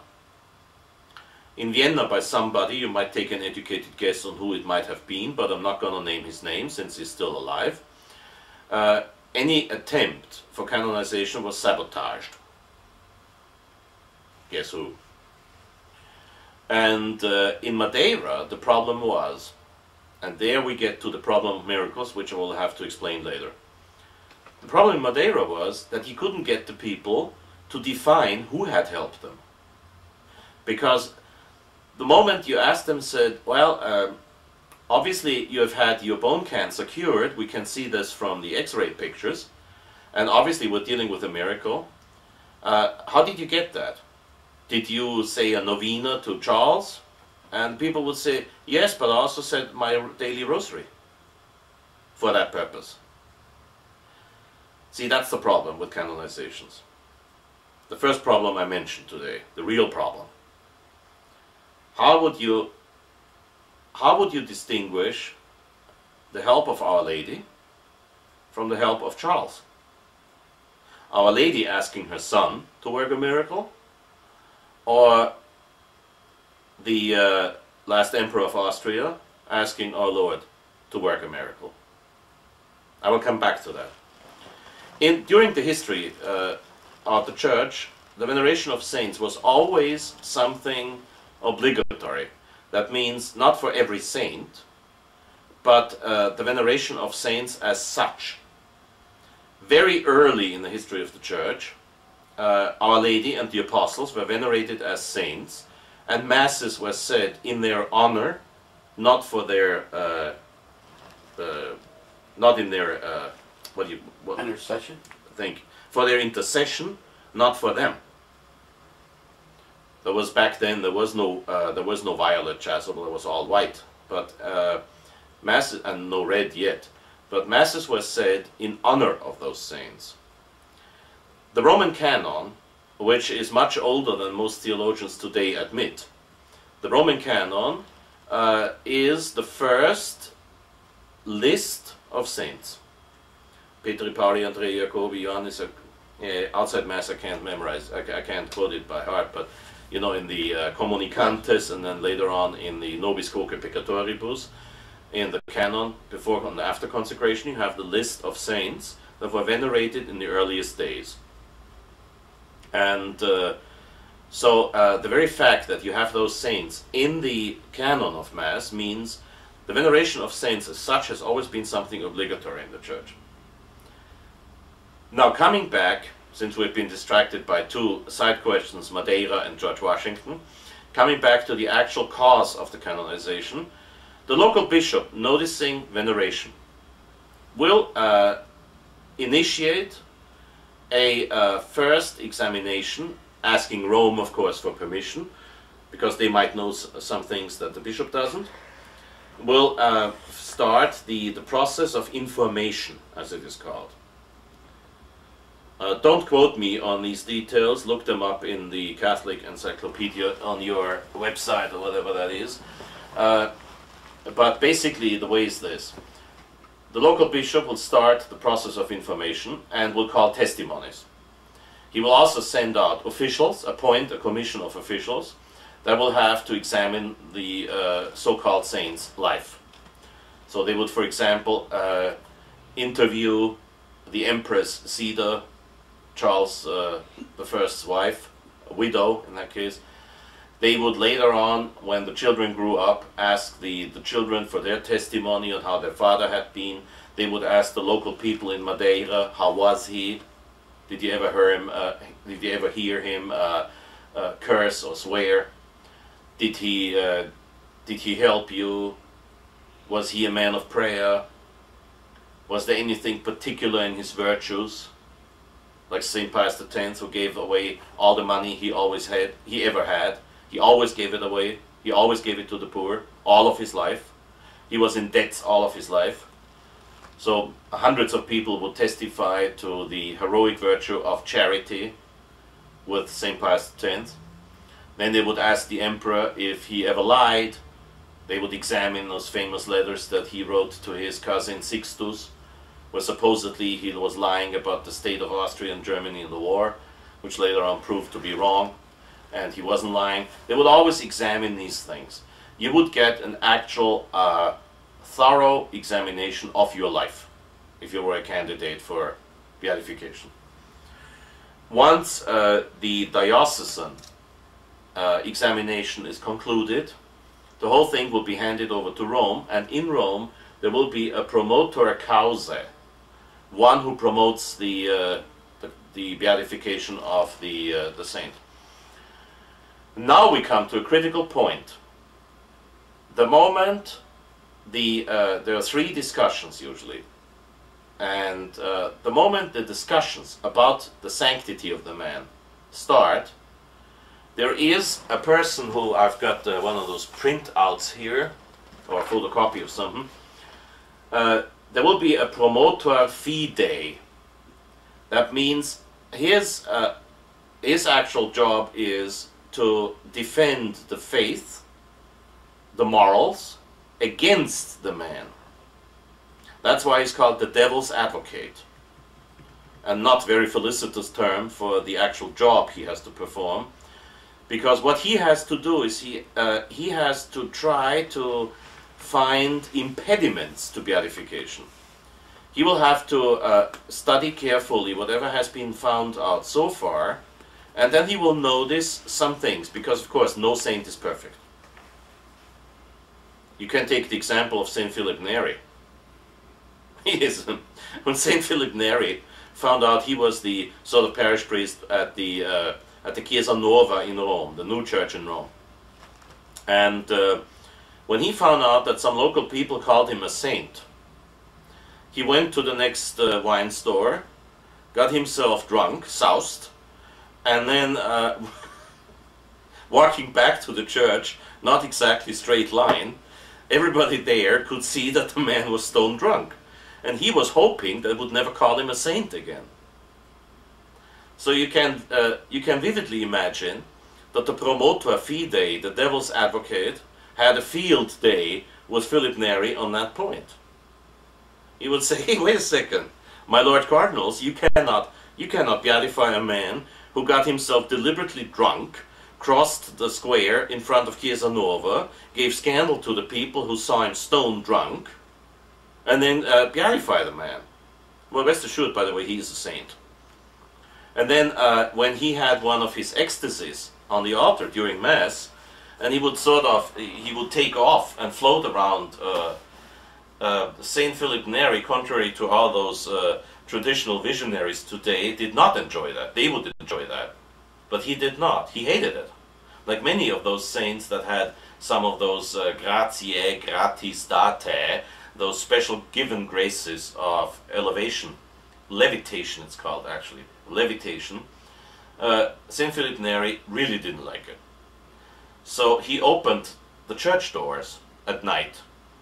And at night, believe me, it can get pretty chilly in Rome. So he opened the church doors at night and all the cats came in. When Saint Philip Neri was saying Mass, he'd have the cats running around on the altar. And he said, he admitted to this, he said, well, Lord, now probably you're not going to give me that gift of levitation anymore after what I did to you. That man was canonized. So don't tell me anything about my wine drinking, okay?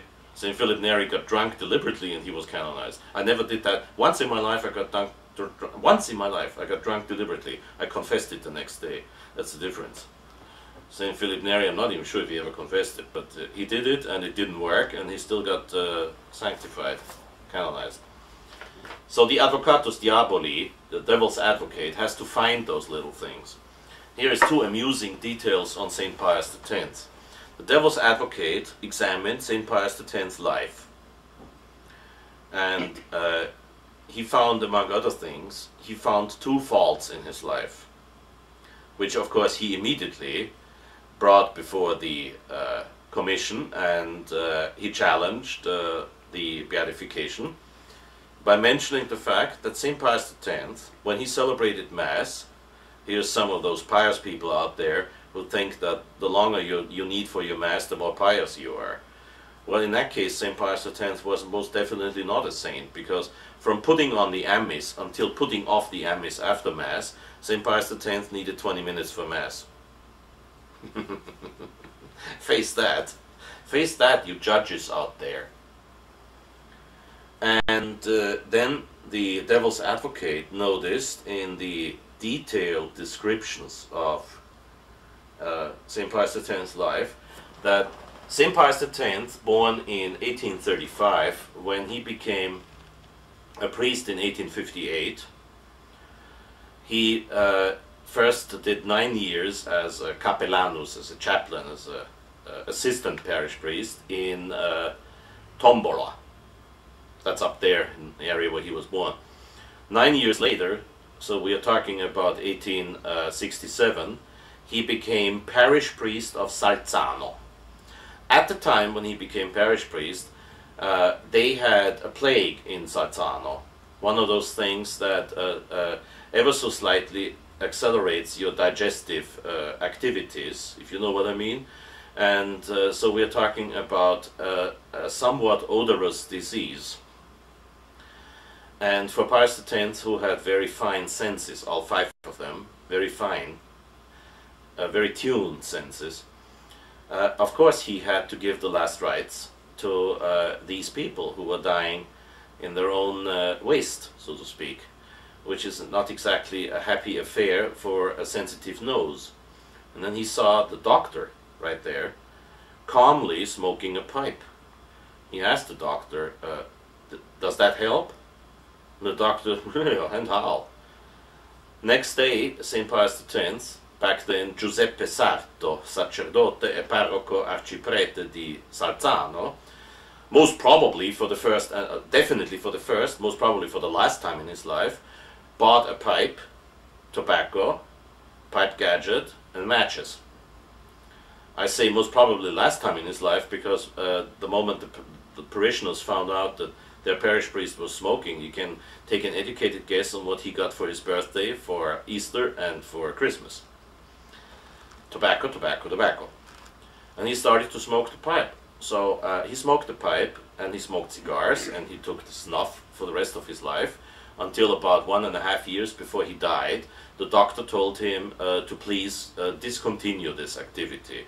St. Pius X did not loudly, like most of those self-appointed saints out there who criticize me all the time, he did not say, I'll offer it up. Well, he sure offered it up. He offered up all the suffering of his life. But he didn't say, I'll offer it up. He complained. The next day when the saintly Cardinal Mary del Val, who was his Secretary of State, came into Pius X's office, and this is in the biography that Mary del Val wrote, Pius X said to Mary del Val, can you imagine? The doctors, they don't leave me anything. Now I can't even smoke anymore. This was the reaction of the great saint. So of course, the Advocatus Diaboli, the devil's advocate, said in the discussion, he said, well, I don't think you could really canonize you could really canonize Pius X, because instead of giving all of his money to the poor, he smoked. And then, of course, smoking, you know, it's something like indulging, and of course, smoking. Probably back then he would not have been stupid enough to call it a sin, which is common nowadays to call smoking a sin. There's no papal pronouncement on that, but most people out there are their own popes anyway. And he objected.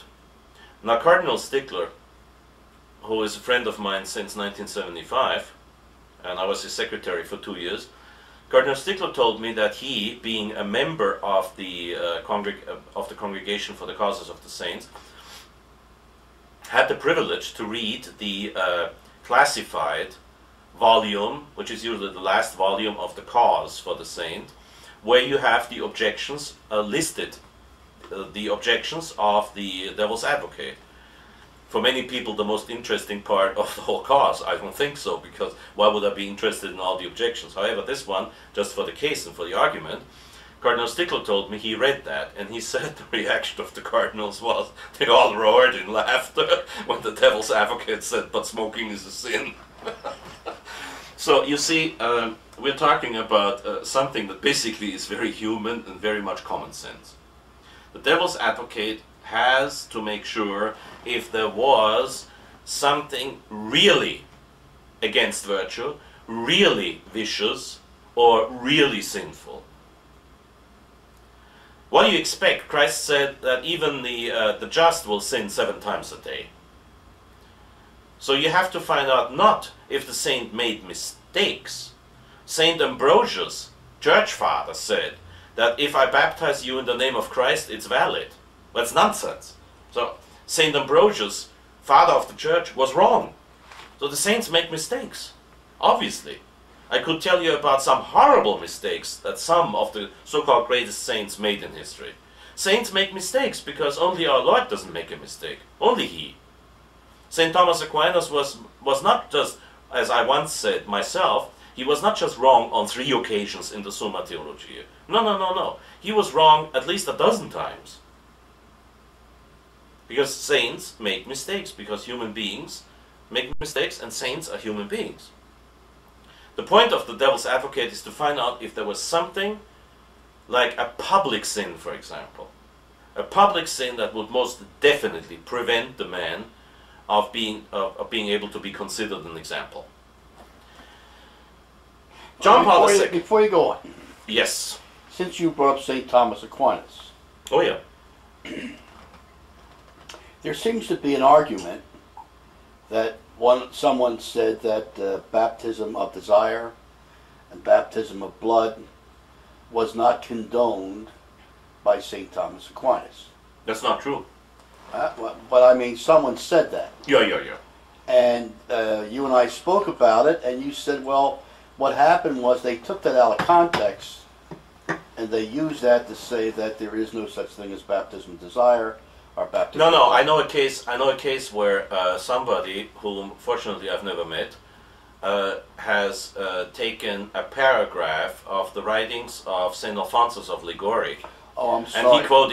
And he quoted the first half of the paragraph in order to give testimony to his own theory, and he conveniently, because he could hardly have overlooked it, he conveniently left out the second part of the paragraph, where Alphonsus of Liguori clears up his first statement by fully confirming to the teaching of the Church on the what St. Thomas Aquinas calls in his hierarchy of things, the baptism of the blood, the baptism of fire, and the baptism of water. That's what St. Thomas Aquinas calls it. And St. Thomas Aquinas says the highest form of it is, of course, the baptism of the blood, because when you receive, mostly as an innocent child, when you receive the baptism of water, you didn't do anything for it. Your parents even had to carry you there in order to get you baptized by water and Holy Spirit. But the one who dies, who sheds his blood for our Lord, obviously did in many ways a lot more. And then he speaks about what St. Thomas calls it the baptism of fire. That means the burning desire to become a member of the Church and to join with Christ. Not what is justly thought the vague desire. Something like, oh, I want to be a good person. But that has nothing got to do with the desire that is mentioned by St. Thomas Aquinas. So, Father, you're saying that the person who spoke that there is only baptism of water is incorrect. Yes, of course, because the Council of Trent, even in one of its dogmatic canons, says, whosoever has not received the baptism of water and Holy Spirit, re aut voto. Literal quotation. Res, the thing itself, or aut voto, voto, ablative. Ex voto, out of the votum. Votum is not a vague, somewhat not yet precise desire. Votum is the ardent fire, the ardent wish. I want to become a Catholic. So, wow, that's a canon of the Council of Trent. Interpret it however you want, but the Church has never, ever condemned St. Thomas Aquinas on that point.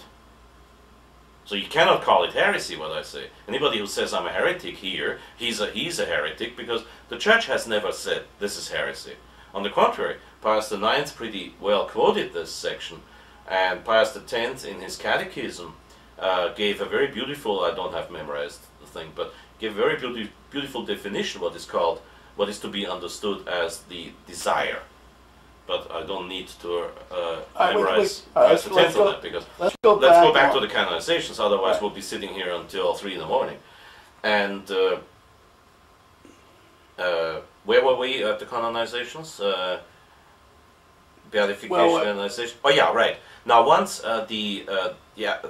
if it happens that the devil's advocate does not find anything like public scandal, public mortal sin, or so, if the devil's advocate, the only thing he finds is that St. Pius X said Mass in 20 minutes and smoked a pipe, then of course you got the green light to go. Because obviously somebody will not miss heaven because he smokes.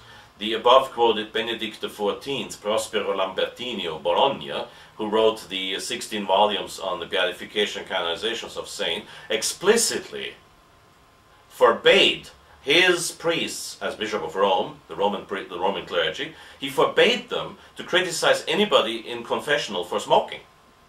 He explicitly forbade that. And he himself smoked a cigar all of his life. Benedict XIV may never be canonized, but he's still respected as one of the most learned of all popes. And it would be kind of curious that the very man who writes 16 volumes on sanctity would commit that horrible and grave sin of smoking. So you see, one of the reasons why the Church goes through such an did go, and the Catholic Church of course still does, but the Conciliar Church doesn't. One of the reasons why the Catholic Church goes through such an elaborate procedure in order to establish if somebody is a saint or not is because you got all those self-appointed authorities out there, all those moralists. You know what a moralist is? A moral person is one who keeps the Ten Commandments. A moralist is one who pays attention if you do it or not. Those are the people who don't keep a one commandment, but they are very, very attentive about your keeping the Ten Commandments. So the point is that they have to go through that elaborate procedure in order to establish if whatever could be criticized in that sin was actually a sin or not, or was a public scandal or not, or was, even worse, something that would cause an eventual beatification to be a scandal as such. But you made a distinction. Yes. And the distinction was that the conciliatory church, Conciliar Church. Conciliar Church, It's certainly not conciliatory. is No not way. doing what the Catholic Church had done in the past. No. No, I didn't want to get into the question which we have discussed on another occasion, how much the Conciliar Church is actually the Catholic Church or not. That's not the point. No, the point I'm making Well, here is, yeah. and we start this, this Pope has made people saints, Yes, I understand who that. I consider would be questionable. Correct. But before you can understand what I offer as an answer Right. to that, let's call it a riddle, Right. you have to understand how the process of canonization is going, because you see the very fact of an elaborate procedure is needed because there will always be people who will be scandalized by things that are not sinful as such, while they would commit the most horrible sins at the same time. You have that duplicity of judgment in people. When people judge with two standards, a very lenient standard on themselves, Christ speaks about that in the Gospel, a very lenient standard on themselves and a very harsh standard on everybody else. The people who curse every day and then they chide people who use some average vulgarity, which is not sacrilegious at all. Or the people who have not a spark, not an ounce of charity, not one spark of respect for other people, but they will be scandalized by the vicious sin of Fr Hesse drinking wine in front of the camera. People who write their own commandments, they're my arch enemies anyway. The 11th, the 12th, and the 13th commandment. How dare you? How dare you? And so the church always had to be very careful on how to judge things, because the church will always have to be very careful not to foster such horrible pride in people that they would be able to write up their own commandments. This is one of the reasons why we need the example of a saintly life in order to know what is saintly, in order not to have to rely on our own stupid judgments on what is actually corresponding to sanctity and what is not. Okay, so that was the purpose for the exact and difficult procedure. The Church, until John Paul II, the Church attitude towards beatification was, in case of doubt, we don't. That was the attitude. And that was a very healthy attitude. Because as long as the Church said, in case of doubt, we do not beatify, you could be reasonably sure, even with St. Philip Neri running around drunk, you could be reasonably sure that whosoever was proposed as an example of life would be such. Now, since 1978, Paul VI already did some minor changes in the procedure of canonization, but I don't think they vitiated the procedure. Not so with John Paul II. John Paul II, who obviously thinks that as Pope it is his right to change whatever he wants to change, no matter what.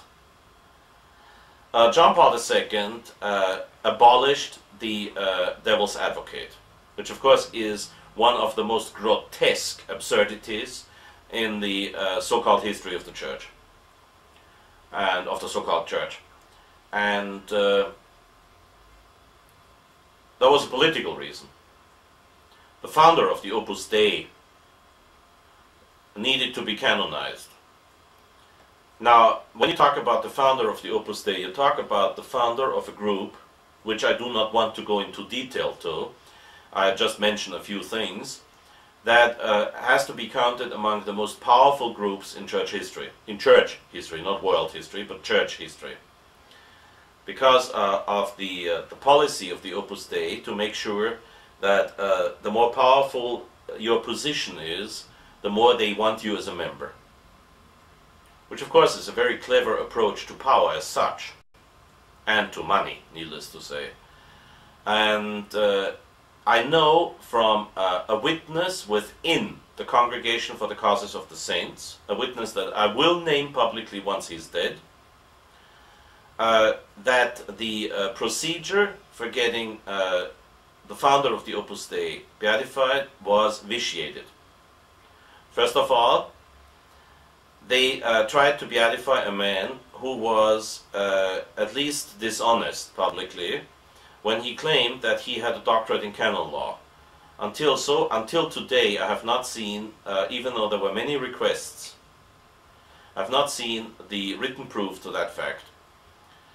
At the same time, this man, in a time under Pius XII, when the decree of Pius XII, 1949, that the membership in the Communist Party or the collaboration in the Communist Party would be under excommunication, the founder of the Opus Dei would accept Spanish or Italian members of the Communist Party into the Opus Dei, and when they asked the founder, but don't we have to leave the Communist Party then, he would answer, generally he would answer, no, you don't have to.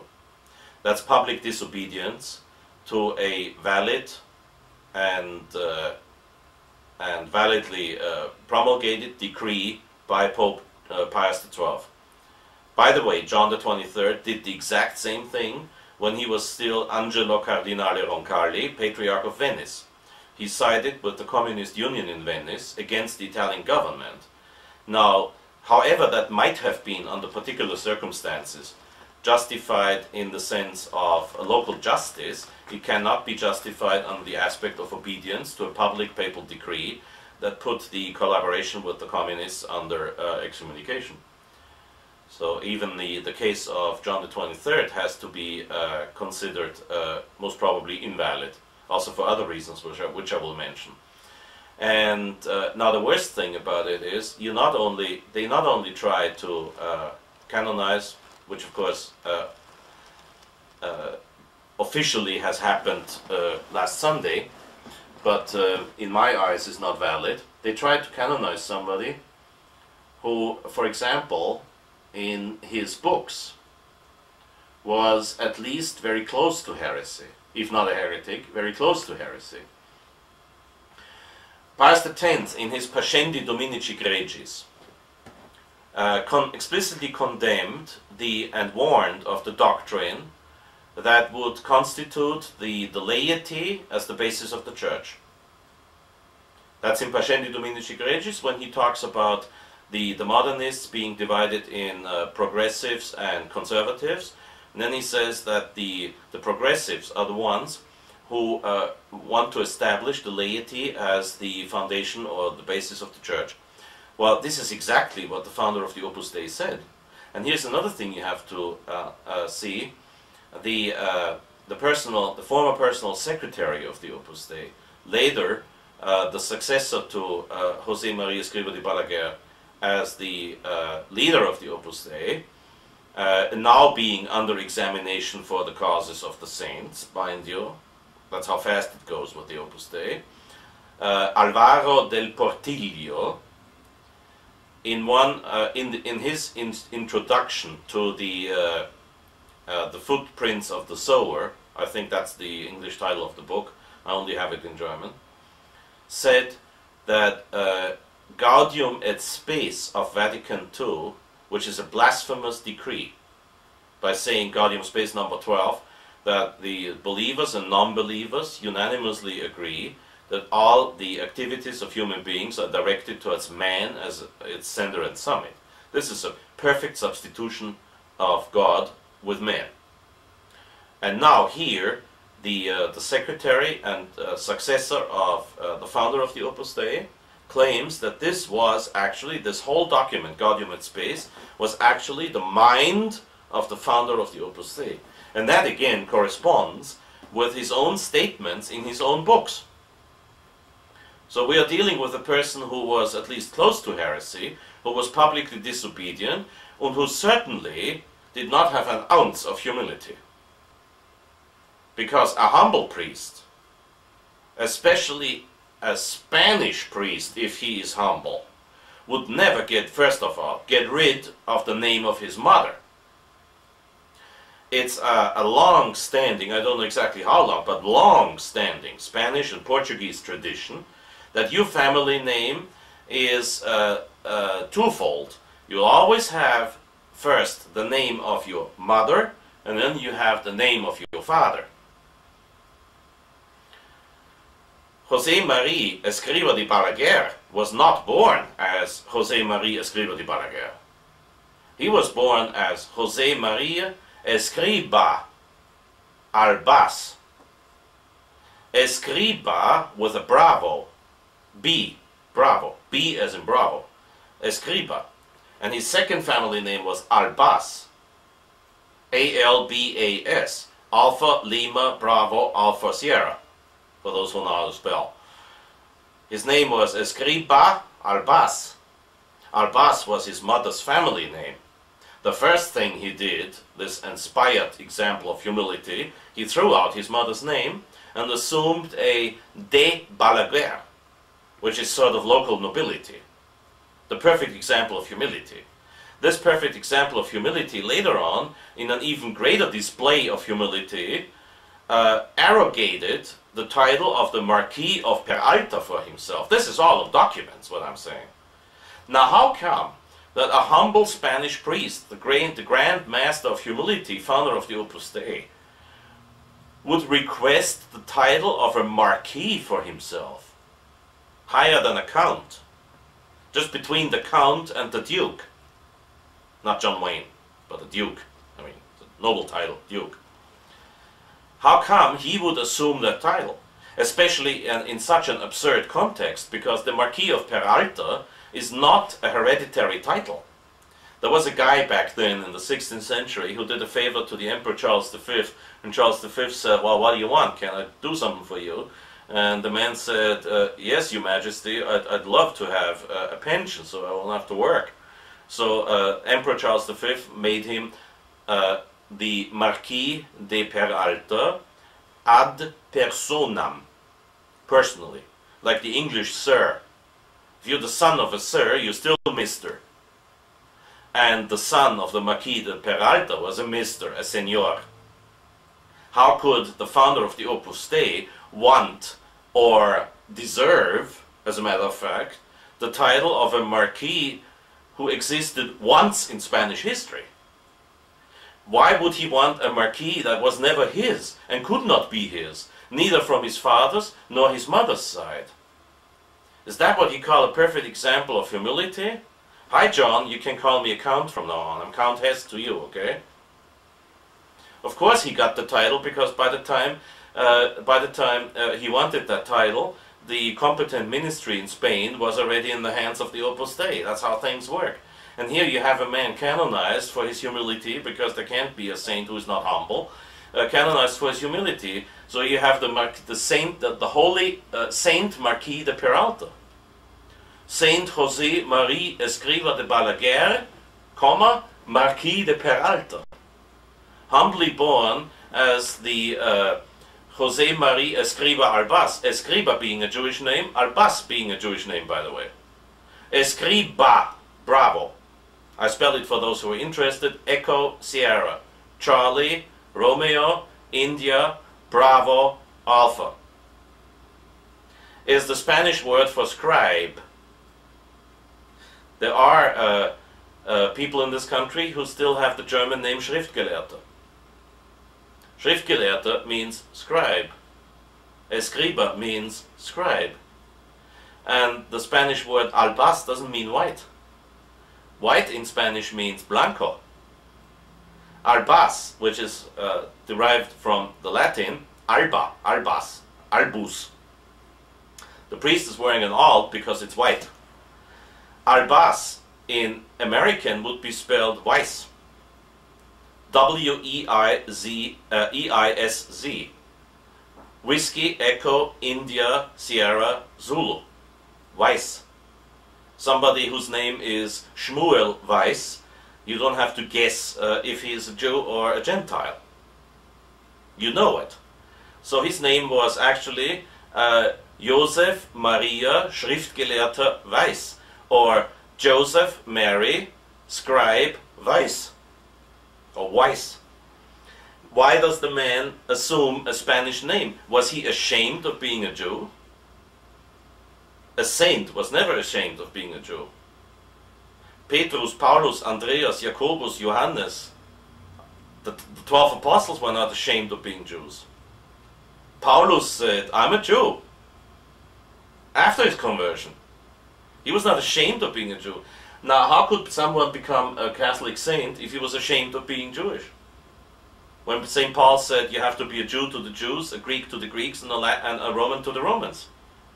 And here is a man who was born with a Jewish name, Escriba Albas, and then he's obviously that much ashamed of being Jewish that he changes his name, but he doesn't change his name into just an Aryan Spanish name. No, he changes his name into some local nobility, and then he claims the Marquis of Peralta. This man was so obviously totally lacking in humility that this certainly constitutes a vice in his cause. And now here's the thing. I have evidence that testimony against the man was not admitted in Rome. That reminds me of a certain Josip Djugashvili. Remember? Josif Vissarionovich Djugashvili? Oh, he was more famous under the name Stalin. No testimony admitted against him. Josip Vissarionovich Djugashvili would not have admitted any testimony against him. Any witness against him would be eliminated. So therefore, we have a vitiated cause. Just to put 30 seconds on John the 23rd, because John the 23rd is a very easy case. John the 23rd did a contract with Moscow. He had a contract signed with Moscow that Vatican II, the pseudo-council Vatican II, which never was a council, would not speak out on communism. It would not condemn communism, it would not condemn the Soviet Union, and it would not condemn the satellite states. He publicly denied having had this contract. That's a public lie. When John the 23rd published his Veterum Sapientiae, his encyclical in favor of Latin, the liberal cardinals accused him and said, how dare you? John the 23rd said, don't worry, it won't be taken seriously. And it wasn't taken seriously. You call that an honest man and a saint? And John the 23rd, I repeat it, when he was Patriarch of Venice, he refused to budge when he supported the Communist Union against the Italian government. Now, what does that make? Aren't canonizations infallible? The day before 3 days ago, the founder of the Opus Dei, who I say, and I have a lot more to say about this, but will have to wait until some witnesses either agree with their testimony being published, or until some of the reliable informants have died. However, the question that arises is obviously in a certain sense academic, because to us traditional Catholics it's of no real importance if John the 23rd was a blessed or a saint or not, and we are even less interested in that very interesting institute called Opus Dei, which uses methods of conversion and mission that are very similar to the Jehovah's Witnesses and very similar to they have a lot in common with the Mormons, except that the Mormons are a lot more honest. And as I'm personal witness to, I love Utah, but doesn't mean I love their religion. But the Mormons are, in comparison to the Opus Dei, the Mormons are very honest people, I tell you that. But that's a polemic aside from our academic question. Is it possible that the Pope makes a mistake in canonizing someone? There are three answers. The first answer is, the first possible answer, not probable, not definite, but possible. The first possible answer is, the present Pope is not Pope. If I would testify to that fact, a lot of people in this country would go, yoo-hoo, finally Father Hesse sees the light. Well, in their eyes, I still don't see the light, because I agree with St. Antonine of Florence that even if a Pope preaches heresy, the fact that he's obnoxious in his heresy, which is the only way that he could lose his papacy, the fact that he's obnoxious in his heresy would have to be judged. Now, since the Pope cannot be judged by anyone, this is Canon 333 in the New Code, and it's almost identical wording in the Old Code. Since the Pope cannot be judged, it would have to be the almost full College of Bishops to state that fact. You can imagine, you can do your educated guesses on the probability that the present College of Bishops would do that. So we cannot establish the fact that the Pope is not Pope, because we are not his judge. We can judge his actions, we can judge his words, but we cannot judge his position, because that would be judging him. On an occasion that I cannot possibly define, some people say that John the 23rd never was Pope, and therefore we haven't had a Pope ever since. That, of course, is totally illogical. The conclave, the papal election, is an act of administration, not a dogmatic happening. And I know all the arguments, like the cum ex apostolato, all these bulls and encyclicals, and of course there we are faced with contradictions within church history, because obviously Leo XIII did not believe in the binding value of cum ex apostolatus officio by Paul IV. Paul IV, if you have the time for a close study of the personality of Pope Paul IV, you will find that he was actually, am I talking about, yes, Paul IV, the man from Naples, Paul IV, that he was a maniac. I mean, he really, seriously, I'm not joking about popes of the past. And he was a maniac. And Leo XIII, in his regulation of the papal election, made it pretty clear that this document is not to be taken seriously. So most of the objections against the present Pope being Pope, most of them I say, are simply based on what you call legalism. A rigid and like most rigid interpretations, when you're not talking about dogma, a rigid interpretation of some canons that are not to be applied anymore. Some other theories say that Paul VI ceased to be Pope the moment he signed religious liberty. That, at least, is a lot more profound as an argument, and correspondingly I've heard it only twice. And then some other people say that we've had popes until Paul VI was kidnapped, and of course this is... And then some people say that John Paul II even was Pope until he had the meeting at Assisi. So what happens is that obviously these experts on who is a Pope and who is not a Pope are capable of substituting the Episcopal College's judgment. I don't believe so, and as long as nobody can prove to me, as long as anybody can prove to me, as long as nobody can prove to me that John Paul II is not Pope, I will formally recognize his papacy, even though there's one thing that one has to understand. First of all, the greatest mistake about the papacy made is to think that the Pope can do everything.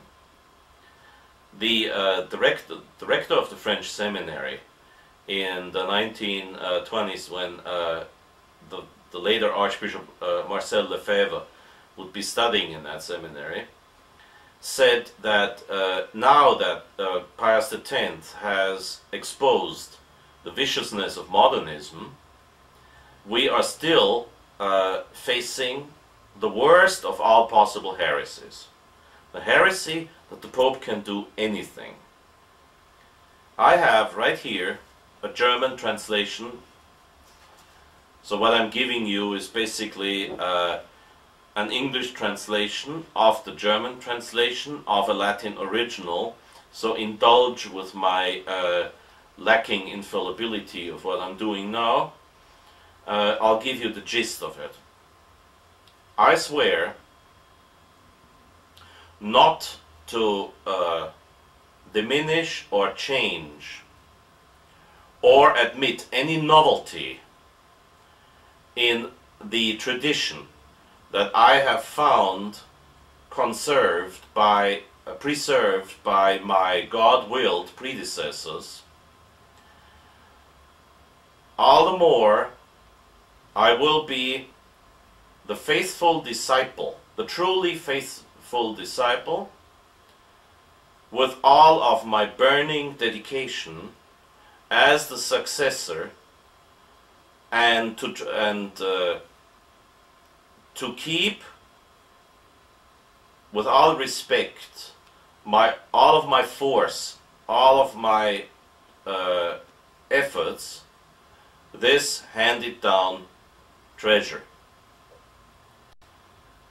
This is a very long sentence, so I beg your pardon if you lose context.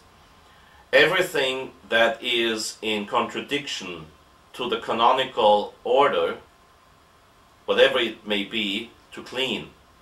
So he's saying, I swear that I will clean everything, clean out, purify everything that is in contradiction to the canonical order. I swear. You always have to remember, it says here, the picture of what you see is that it says, I swear. And then he lists what he's going to swear on, what he's going to testify on, what he's going to promise. To protect as divine instruction all the holy canons and all the instructions of our popes, as if they were divine instruction, as I'm conscious that I, who has your place only through divine grace, that I, who is the vicar of you, that I will have to justify everything I did at the divine judgment. If I should venture to do anything in another sense, or to admit that it is going to be done, then on that terrible day of judgment, you will not be very graceful to me, very gnädig, very indulgent with me. This is the, so to speak, the first part of the papal oath of incoronation. So far, the Pope is speaking about his own person. And so the Pope, already being Pope, is not saying we. He says I. The rest here now is the Pope speaking already as Pope. So he says now we. Therefore, we submit to the excommunication in the most stricted banning whosoever would dare be it ourselves or somebody else, to introduce anything new in contradiction to this evangelic tradition, to the purity of the Orthodox faith and the Christian religion, or anybody who would, in his contradictory efforts, try to change things, or to withhold the purity of the faith, or to agree with those who do. I understand if you don't understand much of this ad hoc and very lousy translation, but what the Pope actually is saying is that he swears that he's not going to change anything in tradition, that he will accept anything that has been handed down from his predecessors, that he's going to cleanse every contradiction to this tradition, that he's going to safeguard the canons and the instructions of the popes, his predecessors therefore, and that he submits himself to the most harsh judgment by God if he should do something to the contrary. And then, speaking in papal authority, he puts everybody else under the same ban, may it be himself or somebody else. This oath of incoronation is to be found in writing for the first time in church history in 678. I think it was Pope Agatha I. Was it Pascal? No, Agatha, I think.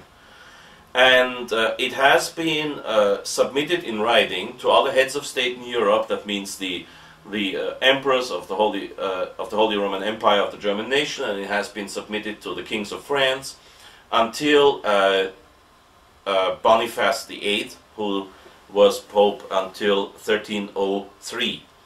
Boniface VIII, for political reasons, didn't sign this. However, it's still to be found in the Liber Diurnus Romanorum Pontificum.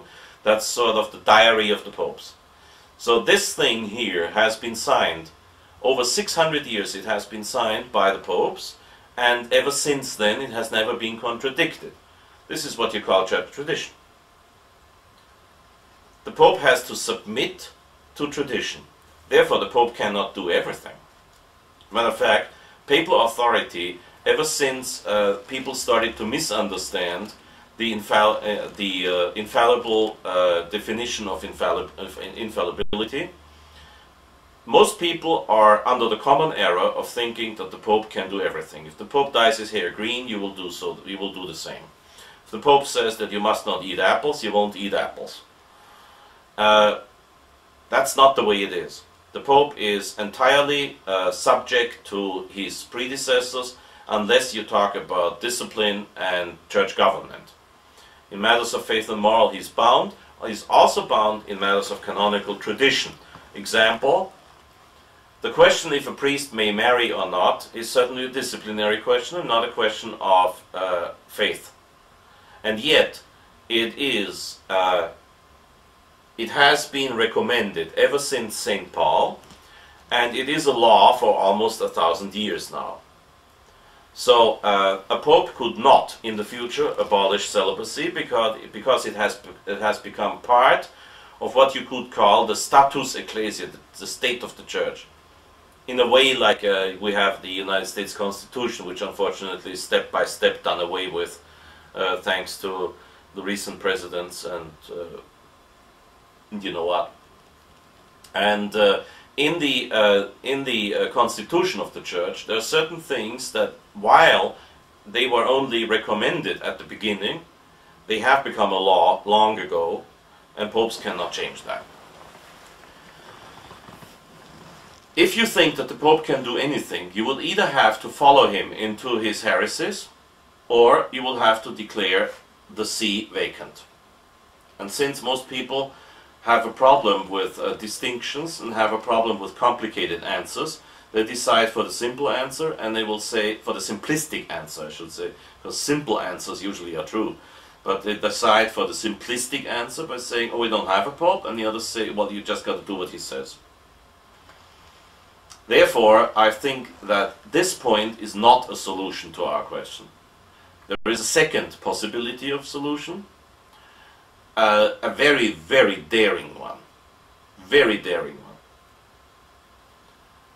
And I challenge anyone out there who says that Fr Hesse said, I challenge anyone to have to retract publicly, and even if I have to go to court, if you claim that what I say now is my conviction. I offer a possibility of solution. I do not say that is the answer. The church teaches as a certified doctrine, sententia certa, that declarations of sanctity, that means canonizations, are infallible, because in such an important matter, when you talk about somebody being ascribed to the calendar of saints, and very often his veneration being made obligatory. See, that's the difference between beatification. Beatification means you may venerate him. Canonization means very often you must venerate him. And it sounds, of course, highly improbable that the church would be capable of forcing the veneration of somebody who is most definitely not a saint on everybody.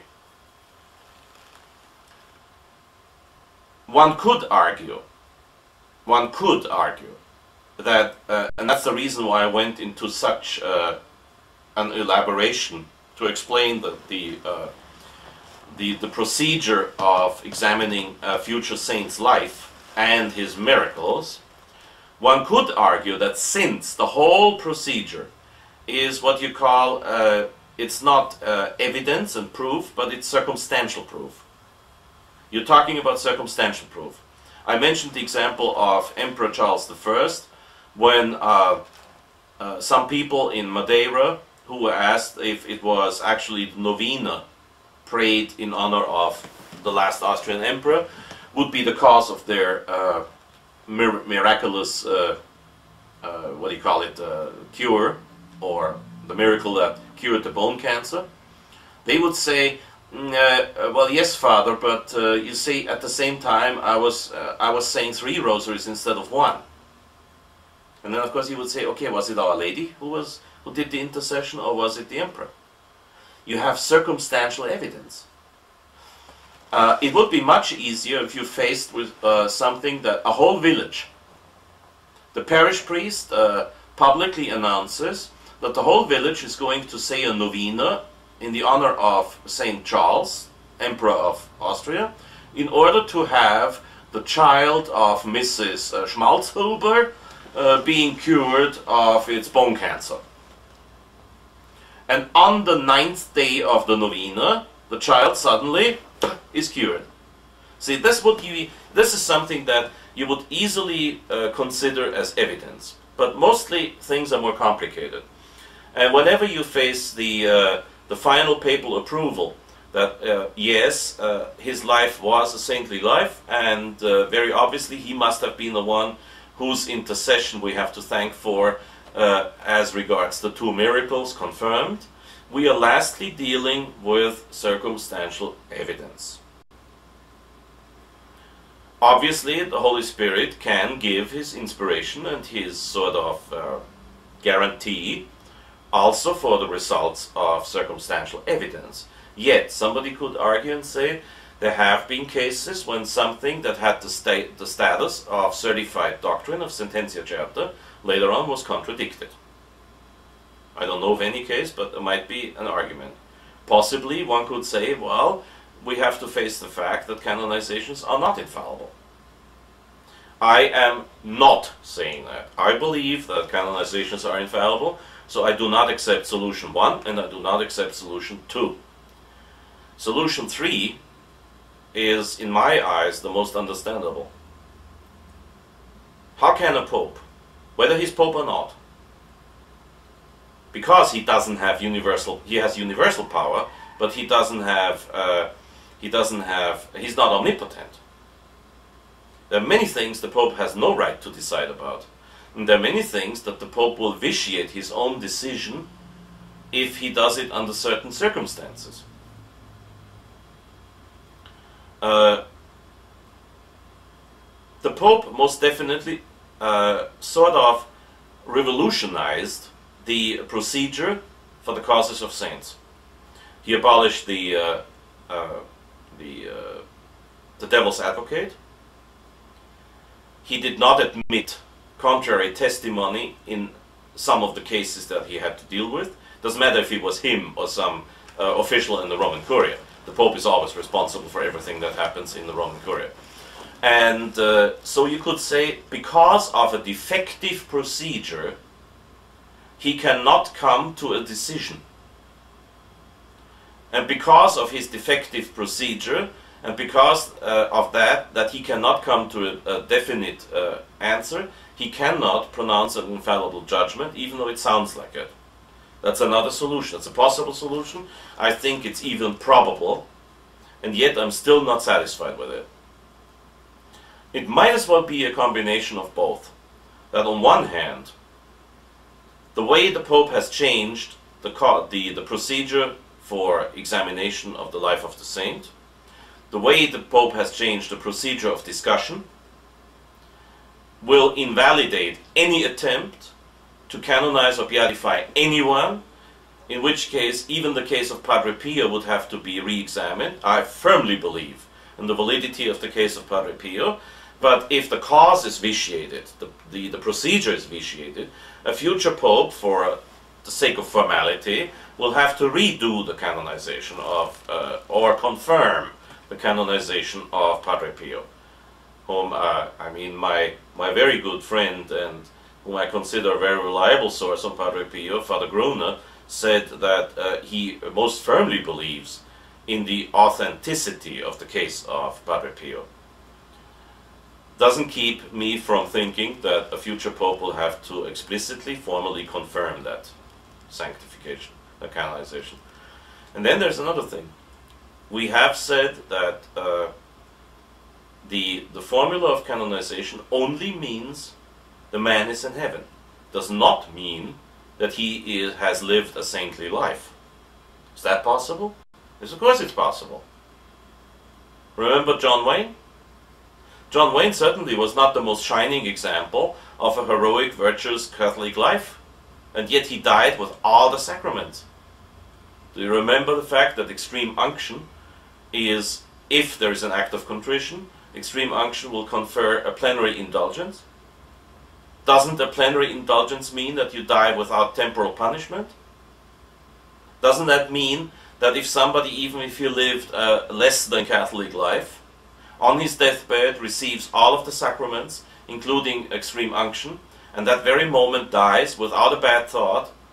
Let's say he receives extreme unction, he's sorry for his sins because they offended Christ. Why would he otherwise want the priest on his deathbed? Unless it's for mere speculation. And then he dies without another sin because he keeps praying his Our Father, and that moment he dies. Wouldn't he go to heaven without purgatory? Impossible, some people say, because some people think that God's mercy is impossible, obviously. But it's quite possible that that happens. In that case, the man could be validly canonized, but he could be validly canonized, yes. He could be validly inscribed, infallibly inscribed, in the list of people who are in heaven. But this is not an act in accordance with the tradition of the Church. It's something that you call, in German you call that a nicht-kirchliche Handlung, a non-church action, a non-ecclesiastical action. Meaning, the term doesn't, in the proper sense, doesn't exist in English, meaning that, yes, the Pope makes an infallible pronouncement, but he does it under circumstances that are most definitely against the interests of the Church, against the tradition of the Church, and against the economy of salvation in the Church. Because it's kind of like saying publicly, oh, don't worry about your sins. Just make sure you make an act of contrition before you die. You might not have time for that act of contrition before you die. If you're run over by a bus, you might be thinking some very vicious thoughts until boom, you are gone. No act of contrition here. So that's, of course, that's vicious. Very, vicious. And you see, I do not believe in these simplistic, rationalistic answers saying, he makes a mistake, he's not Pope. Or, he makes a mistake, well, in that case I have to say, canonizations are not infallible. That's a sort of, it's an argumentation by exclusion. You ain't black, so you're white. What about your being gray? Nah, you ain't white, so you're black. You ain't black, so you're white. It's not a yes, therefore it's a no. Where's the distinctions? St. Thomas Aquinas says, distinguendum est, distinguendum est, distinguendum est. You should read the Summa Theologiae. Talk about Jesuits answering a question with a question. You should read the Summa Theologiae, where St. Thomas in his answer says, yes, yes, yes, yes, but. I answer with a yes, and then I say, but. This has to be considered such and such and such. From another viewpoint, though, you have to remember such and such and such. So under the first circumstance, yes. Under the second circumstance, no. This is the common answer given in the old days by the Holy Office. You ask the Holy Office, may I, under such circumstances, do this and this and this? The Holy Office will answer, if circumstance A is present, yes. If circumstance B is present, no. That's a yes and no answer. Yes and no. You. It's a yes and no answer. And the same is true with most theological solutions. They are simple, yes, but they're not simplistic. They're not black and white. You're not talking about a theological chessboard. You're talking about a digital picture. You're talking about something that has all shades of color. And still it is simple. I think that the answer is, if somebody who has led a vicious life, but who most probably was torn in between frequenting the sacraments, and as far as the founder of the Opus Dei or John the 23rd are concerned, celebrating Mass, administering the sacraments, not giving up. At the same time, unlike a certain Secretary of State in the past, who sent away the priest on his deathbed, receiving the priest on his deathbed, receiving the last rites, dying, feeling sorry for his sins, even though he had a somewhat less precise picture about his sins than God will have, and then dying, let's say, as the last one, who just by the skin of his teeth escapes hell and goes into purgatory, and then he's got a whole bunch of bishops and popes and priests who celebrate masses for him. Now, are there in plenary indulgences or are there not? Is a plenary indulgence a gallon of gas for a truck, or what? Or is a plenary indulgence filling it? Plenary means full. A full indulgence. Plenary indulgence means all punishment is taken away. Why wouldn't it be possible that then a man who has led a vicious life, but for some reason felt sorry for his sins before he died, he would go to heaven? Yes, but it would be a vicious act to propose him as an example. That's why you will not find the Mass of St. Constantine, Emperor, in the Roman Missal. Though we all believe that he's in heaven. But he was not exactly the most perfect example on how to reach sanctity. See, the Church knows an economy of salvation. Economy of salvation, not in a financial sense, obviously, but economy is a somewhat larger and greater and bigger term than the term money. And the economy of salvation means you do not give people their favorite person as saint, but you give them their favorite saint as an example. You show them, okay, not everybody can imitate St. Francis of Assisi. I mean, in my case, forget it. I'll never be like St. Francis of Assisi. So I need some other example. One of my favorite examples is St. Pius X. I'm not up to that standard, but he's one of my favorite saints. And he's an example that I'd look on as an example, as teaching me how to lead the life as a priest. But to proclaim somebody, just to reduce to reduce such a beautiful thing as the canonization of a saint to a mere idiotic statement, this man is in heaven, is something that's very typical for the present Pope, but it's not impossible, but very typical. In the conciliar church, usually things are done on that level, and it's a very, very low, it's a sub-level of theology. But it doesn't mean that, that because of that, we have no Pope, no infallible beatification or canonization. It just means that we have something that is called vice. We had that before. Alexander VI abused his priestly authority to legitimize his own physical daughter. That is making fun of priesthood. Yet nobody has ever said he wasn't Pope. Nobody has ever even doubted the validity of that legalization of his daughter. It has been accepted in history and by the state in those days. To me, the canonization of the founder of the Opus Dei is a worldwide scandal. But what do you expect from a man who kisses the Quran in public? He kisses the holy book that says you may not drink wine. Such a book cannot be holy.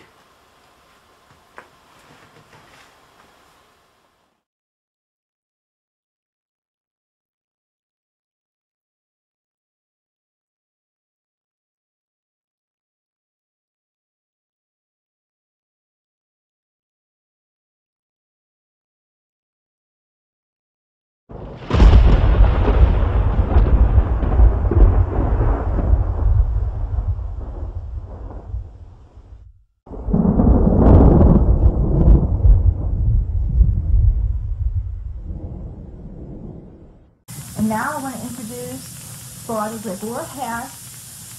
Father went to Rome, and he was in Rome for many years, and he has a sacred licentiate in theology and a doctorate in theology and a licentiate and doctorate in canon law. And he worked for Cardinal Stifler for several years. And now Father has returned to Vienna, and we are fortunate to have him here while he's visiting the United States. Fr Gregory Hesse on the conditions of the church. Thank you. All right. Start with a short prayer. In nomine Patris et Filii et Spiritus Sancti. Amen. Actionis nostras quesumus Domini aspirando previne, et adiuvando prosequo, et cum nostra oratio et operatio, a te sem principio, et per te cepta finiata, per Christum Dominum nostrum. Sancte Pie Decime, ora pro nobis. Now,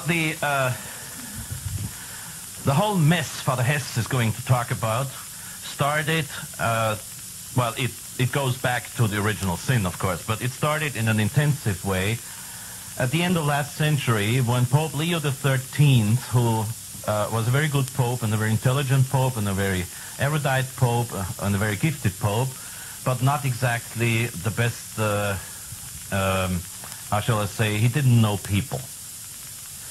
He was not a good judge of men. And he chose as his Secretary of State a certain cardinal called Mariano Rampolla del Tindaro, who unfortunately was not only member of a Masonic lodge, but had founded his own Masonic lodge. So that's when everything started. Cardinal Mariano Rampolla del Tindaro is the one who is responsible for the otherwise strange fact that it needed until 1899 before what is sometimes called the Americanist heresy was condemned, which consists basically in the same types of errors and ecumenism that was officially pronounced in Vatican II. Mariano Rampolla del Tindaro unfortunately had spiritual children. I don't know if he had natural children, I'm not interested, but he had spiritual children, and when St. Pius X died, his own protege, his own spiritual son became Pope, and that's Benedict XV. But we'll come back to that. In 1903, when Leo XIII died, Mariano Rampolla del Tindaro almost became Pope. And here's the reason. People like footnotes and sources. Here's the reason why I know that Mariano Rampolla del Tindaro was in fact a Mason and not just, and this is not just a rumor, because the Empress of Austria, the last Empress of Austria, Zita, was a very good friend of my uncle, Monsignor Hesse, in Vienna, And she told him personally, before she died, that Francis Joseph, the before last emperor of Austria, who reigned between 1848 until 1916, knew that Mariano Rampolla was a Mason. And so he pronounced the century-old veto against Mariano Rampolla del Tindaro by the time he had had 2/3 of the votes. And this is how St. Pius X got elected. This is something that I cannot scientifically prove. You will just have to believe me. My uncle told me that the Empress Sita had told him that. As far as I know, my uncle never lied to me, and as far as I know, the Empress Sita was a very honest person. And this is, of course, family tradition in the Habsburgs. This is not something that would be given to the newspapers, but the Empress, of course, having been the wife of the grandnephew of the old Emperor Francis Joseph, knew about these things. And so in 1903, we almost had a Masonic Pope. In 1914, we got a Pope who could not exactly be called a Masonic Pope, but he was not all too unfriendly towards them. Fortunately, there's good things coming out of everything. The First World War kept the Pope busy enough to stay out of church politics. And in 1922, Pius XI got elected. Now, whatever I say here, I do not believe that Pius XI was in any way bad personally.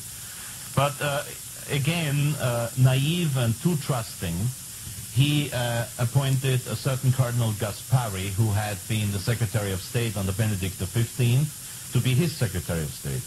And Cardinal Gaspari was a sort of spiritual grandchild to Mariano Rampolla del Tindaro. So we get the same tradition going. And there's something much worse about it. Pius XII, who for many so-called conservatives and so-called traditionalists is the most holy of all popes ever, something like this, and the last beautiful, glorious Catholic pope, in fact, was not exactly what some people believe he was. Eugenio Pacelli was not only never in a seminary, except for 2 years. He had homeschooling, but not the way it is now. This was the other way around in the last century. Pacelli went to high school after the so-called Risorgimento, the separation of church and state in Italy. He went to a high school that is called help me, Father, the Liceo, you still got it in Rome. And it was the most secular and anti-clerical of all high schools in Rome. Liceo Visconti. And in the Liceo Visconti, Pacelli was raised. After that, he was taught privately by university professors, and just for the sake of canon law, he went to a seminary for 2 years. Guess what seminary? He spent the 2 years of his seminary as a seminarian in the Collegio Capranica of all places. Now, the Capranica in Rome was and still is the center of modernism. All the famous modernists that were condemned by Pius X lived in the Capranica or worked for the Capranica or had some connections to the Capranica. Now, I'm not saying that Pius XII was a modernist. In not a single one of his documents you will find something wrong.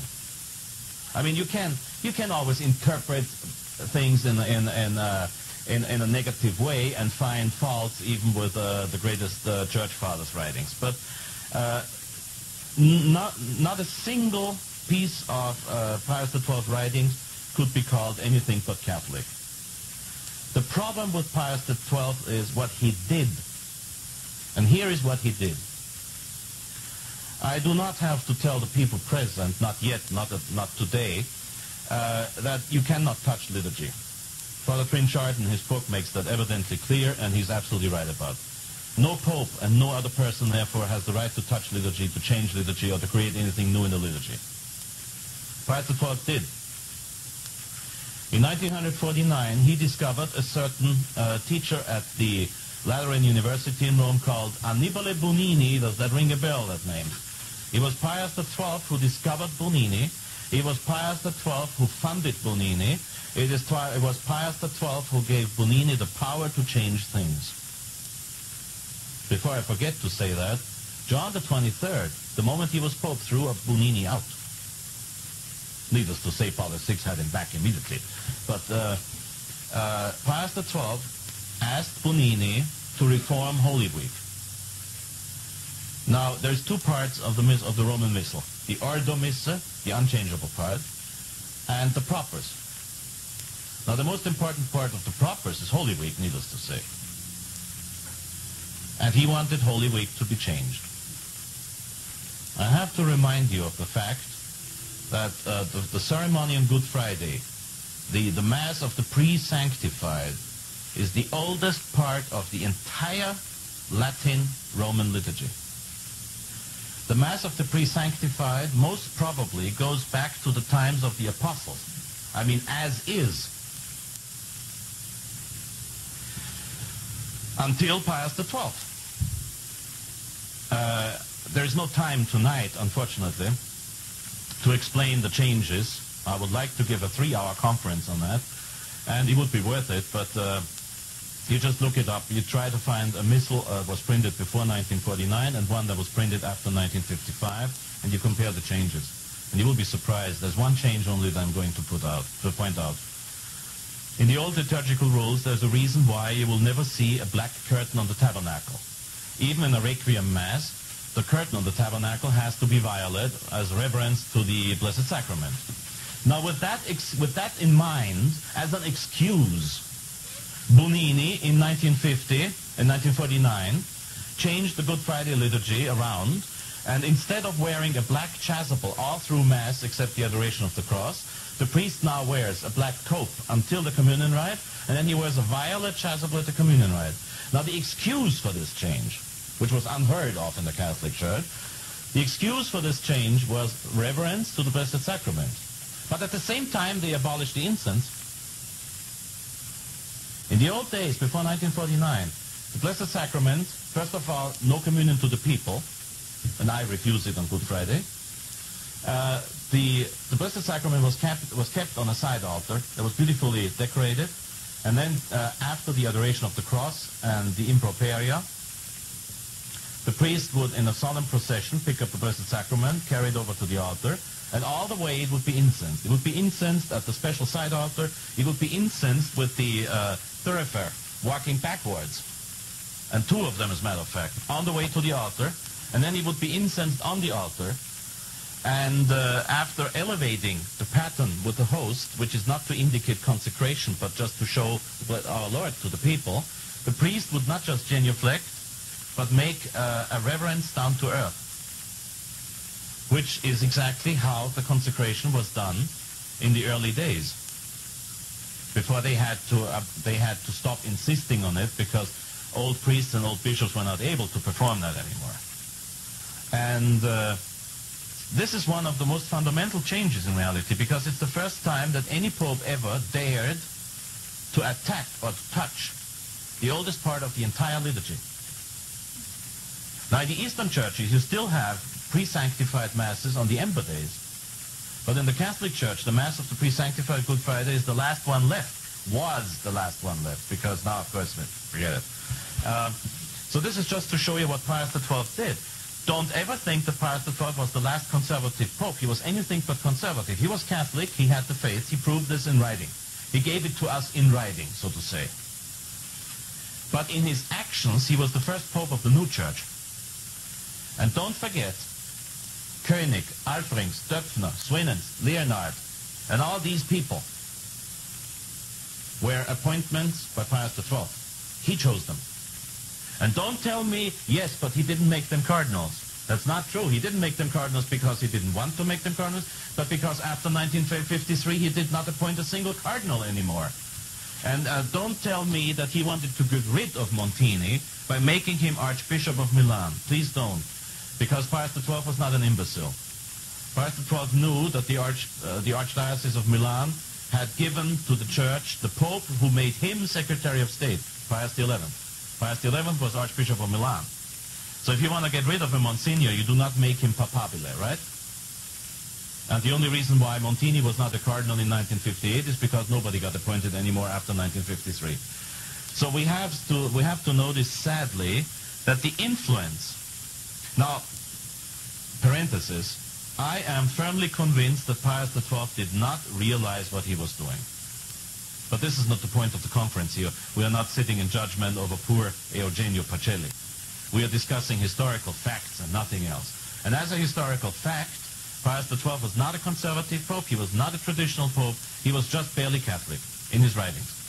What he did to liturgy is far underestimated.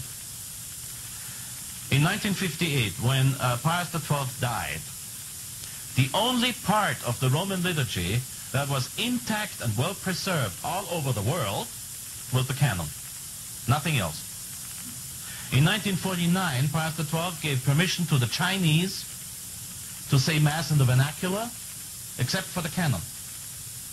In 1958, just a few months before he died, just about in time, he gave permission to the German bishops and the Austrian bishops and the German-speaking bishops in Switzerland to say the reading and the gospel in German right up there on the altar. That means for the first time the priest, dressed as a priest, with his maniple and chasuble on, was speaking the vernacular, and not only the vernacular, but on the altar of Christ, he was reading a lousy translation instead of the Word of God. So this is what Pius XII did, and many other little details for which we do not have time. So by the time Pius XII died, the Church was indeed ready for the revolution. Absolutely and totally ready for it. The reason why our dear friend Archbishop Lefebvre always pointed out 1958, 1958, 1958 is simple. People get confused when you tell them the whole story. So it is easier to point out 1958 for pastoral reasons, because if you know how it is, as a priest, you ask many questions. And many people come up and say, Father, can I trust this book? And I will look it up, say it was printed before 1958. You probably can trust it. So it's just it's a way of simplifying things for necessities. And this is what Archbishop Lefebvre had in mind when he said 1958, and 1958 was the change. But in many of his sermons, he explained very well that indeed this was not a radical change, but something that grew, like a cancer. So in 1958, the Church was already in a mess. The only thing is you couldn't see it. Very few people saw it. But Pius XII left a shipwreck, and Paul VI sunk it. And, well, there's very little to say about John the 23rd. We know he was a communist because in 1955, I think it was, or 54, when he became Patriarch of Venice, he helped the communist unions in Venice. This was at a time when Pius XII had put the membership of the Communist Party under excommunication. And this was the time the three most important factors of destruction in the Church grew. That was during the 19 infelicitous years of Pius XII. The three most important were the new popes, the new liturgy, and the Opus Dei. The Opus Dei, which is the heart and the brain of the conciliar church in reality.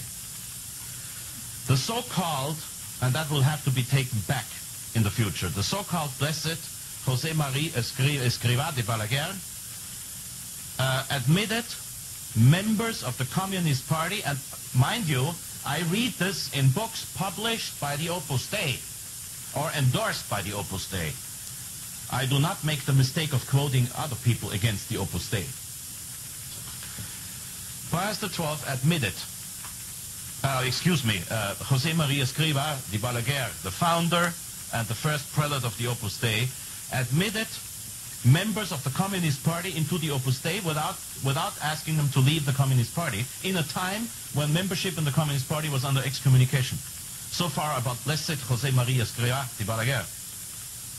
And John the 23rd did exactly the same in Venice when he was Patriarch, Archbishop of Venice. And I guess as far as historical things are concerned, that's where we can stop, because everybody present and everybody who will see this tape will know what to think about Paul VI, I hope. I should say something about the past of Paul VI. In the 1930s, a certain book called L'Humanisme Intégral, Integral Humanism, by a certain Jacques Maritain, which is a book that postulates the impossible and the blasphemous, because it postulates the reconciliation of humanism and Christendom. This book was translated by a certain Giovanni Battista Montini into Italian and got an absolutely spectacular preface. The translator loved the book. And that was a spectacular happening in those days, in a time when Pius XI had people thrown out for things like this. I don't know why Montini survived Pius XI, but I guess it was because a certain Gaspari, whom I mentioned before, was the Secretary of State. Giovanni Battista Montini was certainly the person who found and discovered Bunini under Pius XII. However, this does not change what I said before, because Pius XII celebrated those changes himself. He approved of them, he agreed with them, he had them published, he had them made them mandatory, and he changed them, and he used them. And the same Pius XII had, I'm sure this was Cardinal Bea, who discovered the Jesuits who would translate the Psalms of the Breviary. That means the 150 Psalms of David, which would have meant the end of Gregorian chant. You cannot use those Psalms for singing. Believe me, I know what I'm talking about. And so 1958, the church was a wreck. The Vatican Council, which should be subject of another talk of mine, because that's not something I can deal with in 10 minutes. Vatican Council established something that a certain Bishop Carroll of Carrollton in 1789 in this country had already wished for the American church. That means ecumenism, liberalism, and a lack in liturgical discipline, and vernacular liturgy and all that garbage. Paul VI instituted it. The Vatican II postulated it. Don't say the Sacrosanctum Concilium did not want a new liturgy. I will prove to you that it did. Paul VI established a new church, which I call the counterfeit church, because it calls itself Catholic. It claims to be founded by Jesus Christ. It was not founded by Jesus Christ. It was founded by Paul VI and his predecessors and Vatican II. And the present situation is even worse than what Father Trinchard says in his book. The present situation is even worse. Not only you will find, as Father Trinchard points out very well, in this country, you will hardly find a priest left who believes in the real presence. You will hardly find a priest left who believes in the transubstantiation. On the contrary, you will find that only a priest who denies the real presence, at least privately, will become bishop. You will find that despite all of his nice little talks, this Pope hates the old Mass. In 1988, in a decree that I can only call double fraud, theological and canonical fraud, the present Pope claimed that he wished the bishops to be more tolerant with the old Mass. A year later, in a speech, he said, "Valde dolendum est."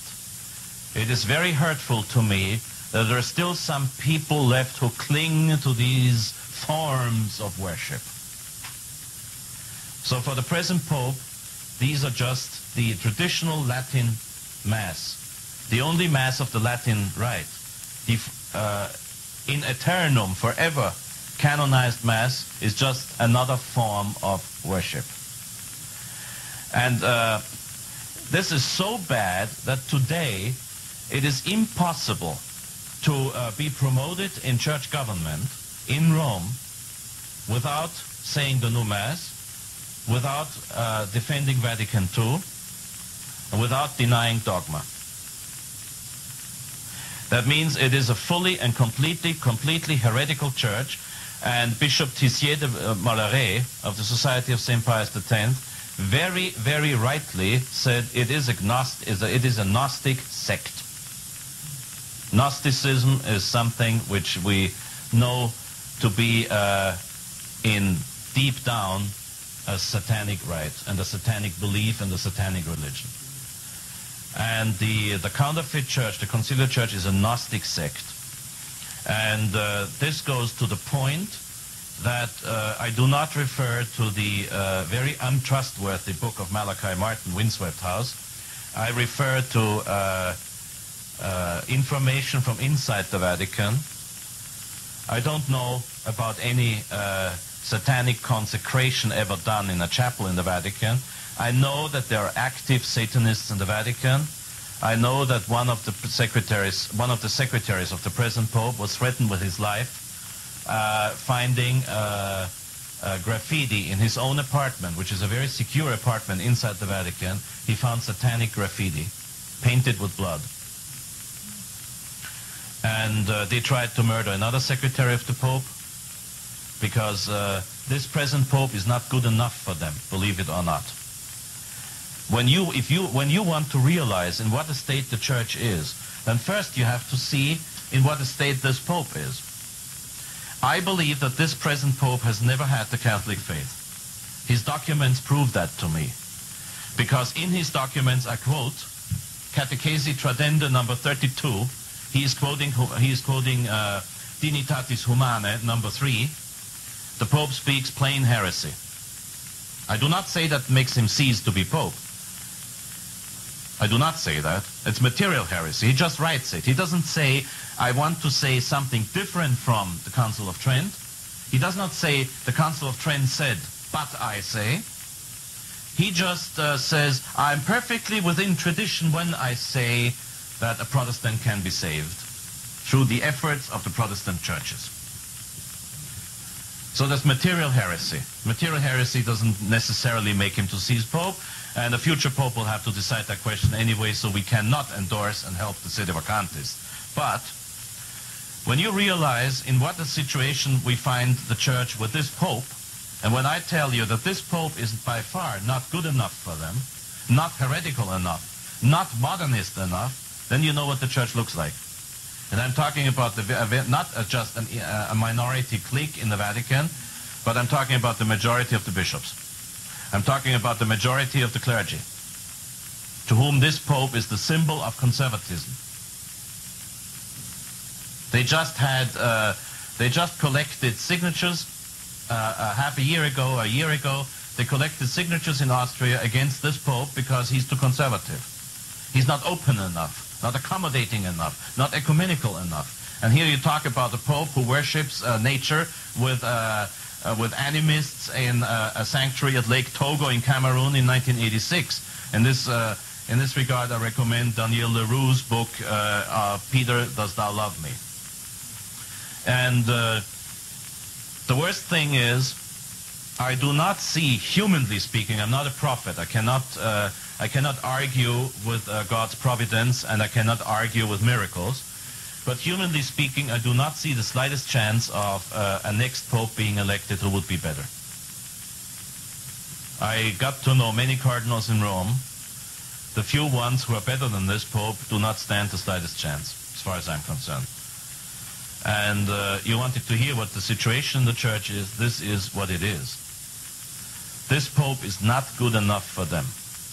Even though he speaks about a second Pentecost, he speaks about the church of the new Advent, and in his encyclicals he hardly ever, if ever, mentions the Roman Catholic Church or the Catholic Church.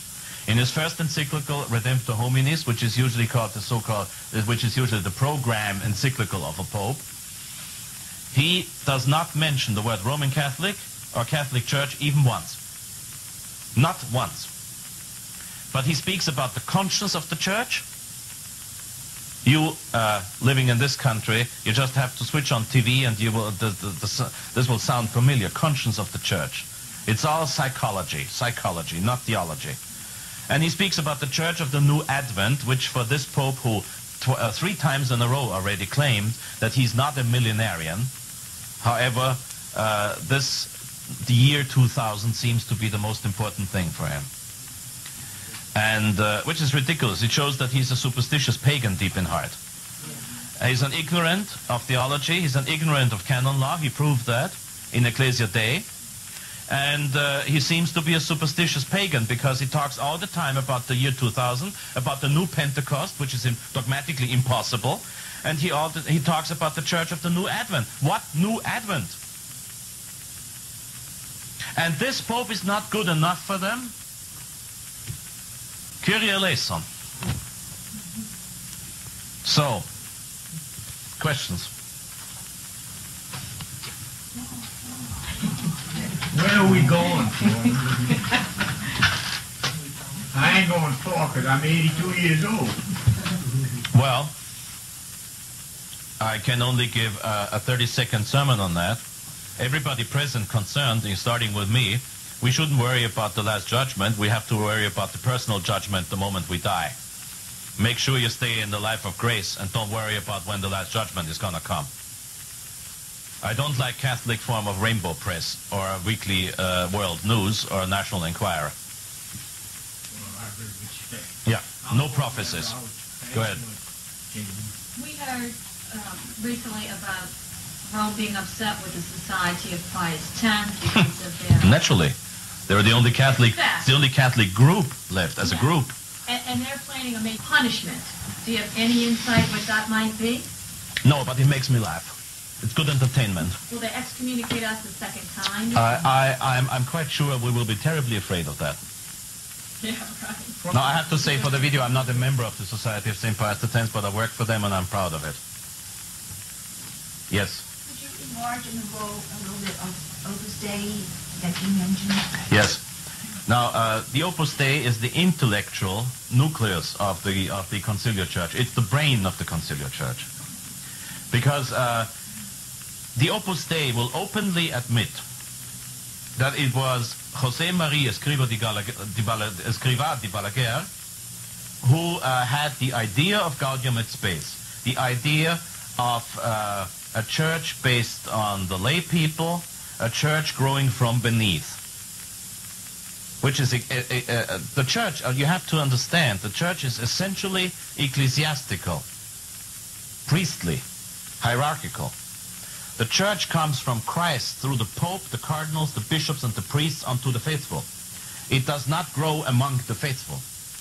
José María Escrivá de Balaguer, all of his life, preached that the church grows on the basis of the faithful, on the laity. And in this regard, I recommend to everybody present that you must read, I demand, if you want to inform yourself, and that's the reason why you're here or watching the tape, you must read the encyclical of Pius X against modernism, Pascendi, Dominici Gregis. You must read it. And you must not just flip through it like a Clive Cussler novel. You have to study it. And you will find the paragraph where St. Pius X says, we are facing a grave danger with that concept of the laity, the church being based on the laity. So the idea of a church that was based on the laity was condemned by Pius X. But José María Escrivá de Balaguer preached it, and who approved his institution? Pius XII, again. And now his institution is the most powerful within the Catholic Church. They are the ones who serve the purpose of appeasing the conservatives by telling them, oh, you have to keep the sixth commandment and the others too. And they are the ones who will have their priests in clergyman, cassock, neatly dressed, celebrating the Novus Ordo in vernacular, in a decent and nice way. And they are the ones who will tell you that Vatican II can be interpreted in a Catholic sense. It's the Opus Dei, the brain behind that childish and absurd idea that Vatican II could have a Catholic interpretation. There is no way to interpret Vatican II in a Catholic way. I mean, I'm not talking about every single line, obviously. 90% of Vatican II are just warmed-up doctrine. And the description of papal infallibility in Vatican II is very beautiful, which doesn't help the fact that a few paragraphs later, the infallibility is kind of, you know, put under the table, swept under the table. I don't talk about what I don't know enough about. I read in Father Franz Schmidberger's pamphlet when he talked about, you know, what led up to the Episcopal consecrations of 1988. And in a strange way, he sort of did an aside and he compared the writings of Pope Pius X from his encyclical on mixed marriages and compared the exact same encyclical that Pope John Paul II wrote on mixed marriages, where Pope Pius X says in no uncertain terms why it's wrong for, say, a Catholic to marry a Protestant or a Catholic to marry any other than non-Catholic. And then in Pope John Paul II's encyclical, he basically says it in black and white. He says that he encourages Catholics to marry non-Catholics, if for no other reason than to promote ecumenism. Yeah, of course. Yeah, Schmidberger is right, but that's not the explanation for. That's not the justification of the Episcopal consecrations of 1988. Yeah.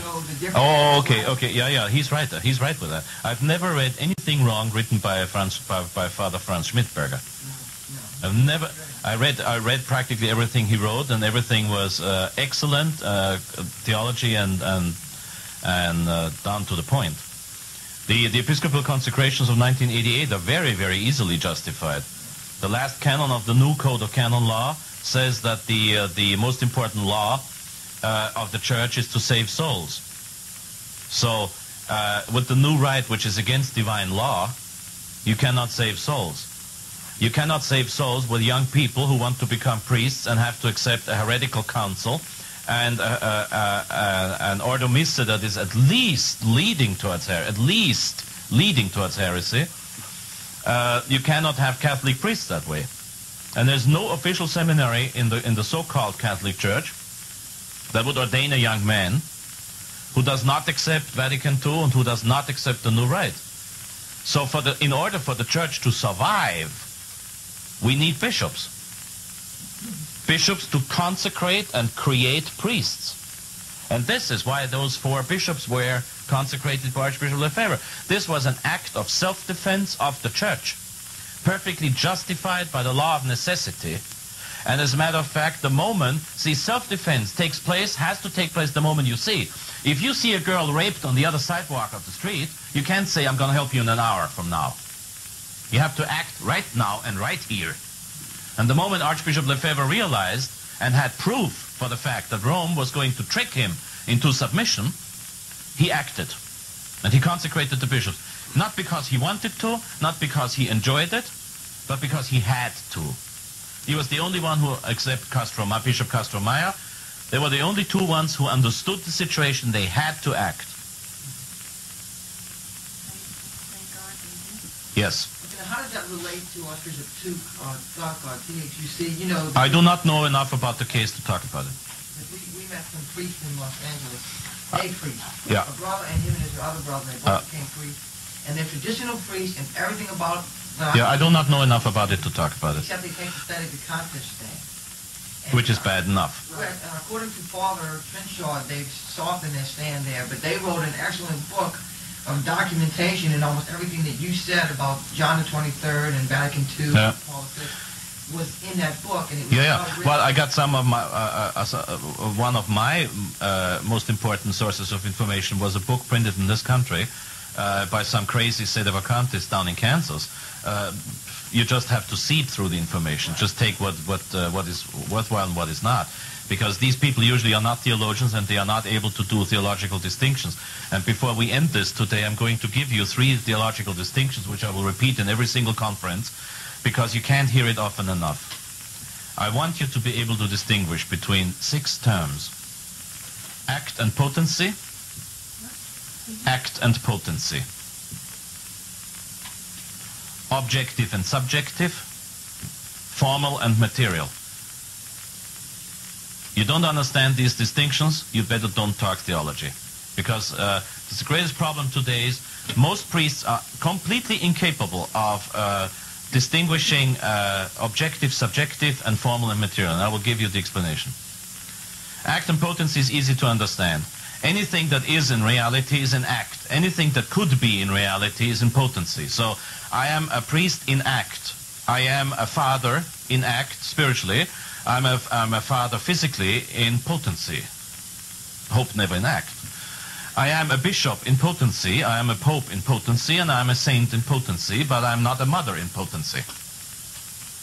Potency means there is a potential. It could be, it can be.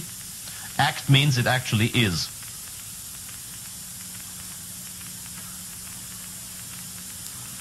And the reason why you need this distinction is not for itself. Anybody can see that. Scholastic philosophy is common sense and nothing else. The reason why this distinction is very important is because you understand the heresies of today much better when you understand this. What would you say if I stood up now and said, I am Pope? You'd call the ambulance, right? I hope so. Or you'd kick me out, or you'd give me another drink to make sure I become God or something like this. And yet I spoke the truth. I am the Pope. Yes, in potency. And see, this is what they do in Vatican II. They tell you something in potency, but they do not say it is in potency. This Pope says all men will be saved. Potentially, yeah, sure. In act, definitely not. Christ has died for all people in potency, but not in act. It won't take place. Those who reject him, he did not die for in the end. In potentia and in actu, that you have to understand. And when you speak normal language, and believe me, according to the laws of canon law and according to the laws of theology and according to church tradition, when you pronounce something in church teaching, you have to use everyday common, correct language and not some fantastic newspeak or politically correct garbage. So when you say this and this is so and so, you presume the reader will say in act, not in potency. So you're not allowed to say that this is my chalice given for all. It's only in potency given for all, not in act. But you do not say in potency or act here. You do not say it. So you presume one of the two. And in everyday language, you presume in act. This is why you would presume that I am crazy if I told you I am Pope. And yet it's true, I am the Pope. Not much probability to it, but when I think who became Pope in 1978, I give myself a chance. Huh? So in potency, I am Pope. In potency, he is Pope in potency. Huh? But if I was going to say Father Trinchard is Pope, you would say, oh yeah, sure, another one who cracked up. Canon Hesse, remember we took an oath. There's always a strange clause in it. Oath against modernism. Yes. But there was always a strange clause that stuck in my mind, that we accept things the way they're written. Yes, exactly. And Vatican II had a part like that. Yes. You accept it the way it is according to common exactly. sense. And that is, that is the rule of the interpretation of canon law, codified again in the 1983 Code of Canon Law. This Pope signed. So this Pope is bound to it. And when he says that all people are saved by Christ, he cannot presume that we will understand in potency. And I don't care what he thinks. He said that they are all saved in act. Well, actually, he doesn't formulate it that directly. This Pope is too intelligent and too literary a man to pronounce a heresy of this kind too clearly. So I did not quote the Pope now, but I quoted the Pope when I said that the Protestants are saved through the efforts of their churches. For those who like quotations, yes, that's heresy against the Council of Florence, Pope Eugene IV, Denzinger Schönmetzer Collection 1325. And in Catechesi Tradendi number 32, the Pope says, Quarum ope Spiritus Christi non apnuit salutem afferre. For the efforts of whom, and the line before says, Ecclesia Protestantice, the Protestant churches, for the efforts of whom the Spirit of Christ does not die to give, does not deny to give salvation. That's explicit written heresy, and I don't give a damn about what the Pope thinks. This is what he wrote. This is material heresy. Think of the Papacy, right? No, because it's material heresy. Next distinction. Objective, subjective. We'll talk about salvation. So material heresy. Wait a second. Third distinction. We have the second distinction. Objective, subjective. When I said to us, a judge of the Supreme Court in Vienna, now get this is really something else. A judge of the Supreme Court in Vienna who doesn't understand the distinction of objective, subjective, so you don't have to be ashamed.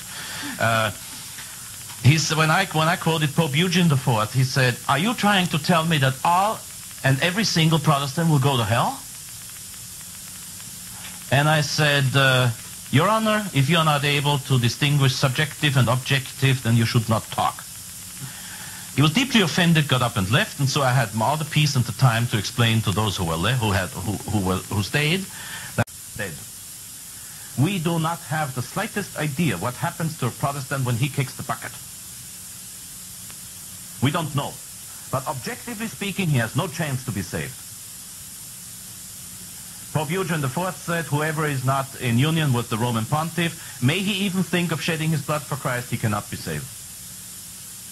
So when this Pope speaks about Protestant martyrs in Czechoslovakia, he speaks heresy and blasphemy too. Objective, subjective, and not material and formal. Material and formal should really be easily understood. Material means the matter, the material. Formal means the meaning. So let's say I make a mistake in a sermon, and making a mistake in a sermon I pronounce something wrong. Objectively it's material heresy, subjectively it is not. You've got two distinctions at once here. Subjectively it's not because I didn't realize it even. I mean, I didn't even notice that I left out a word or said yes or, instead of no. So subjectively, I do not commit the sin of heresy. Objectively, it's a heresy because I'm saying something against the doctrine of the Church. But this is still material heresy because I do not say that I want to say something against the doctrine of the Church. Formal heresy is when you want to say something against the doctrine of the Church and when you say so. So it becomes formal.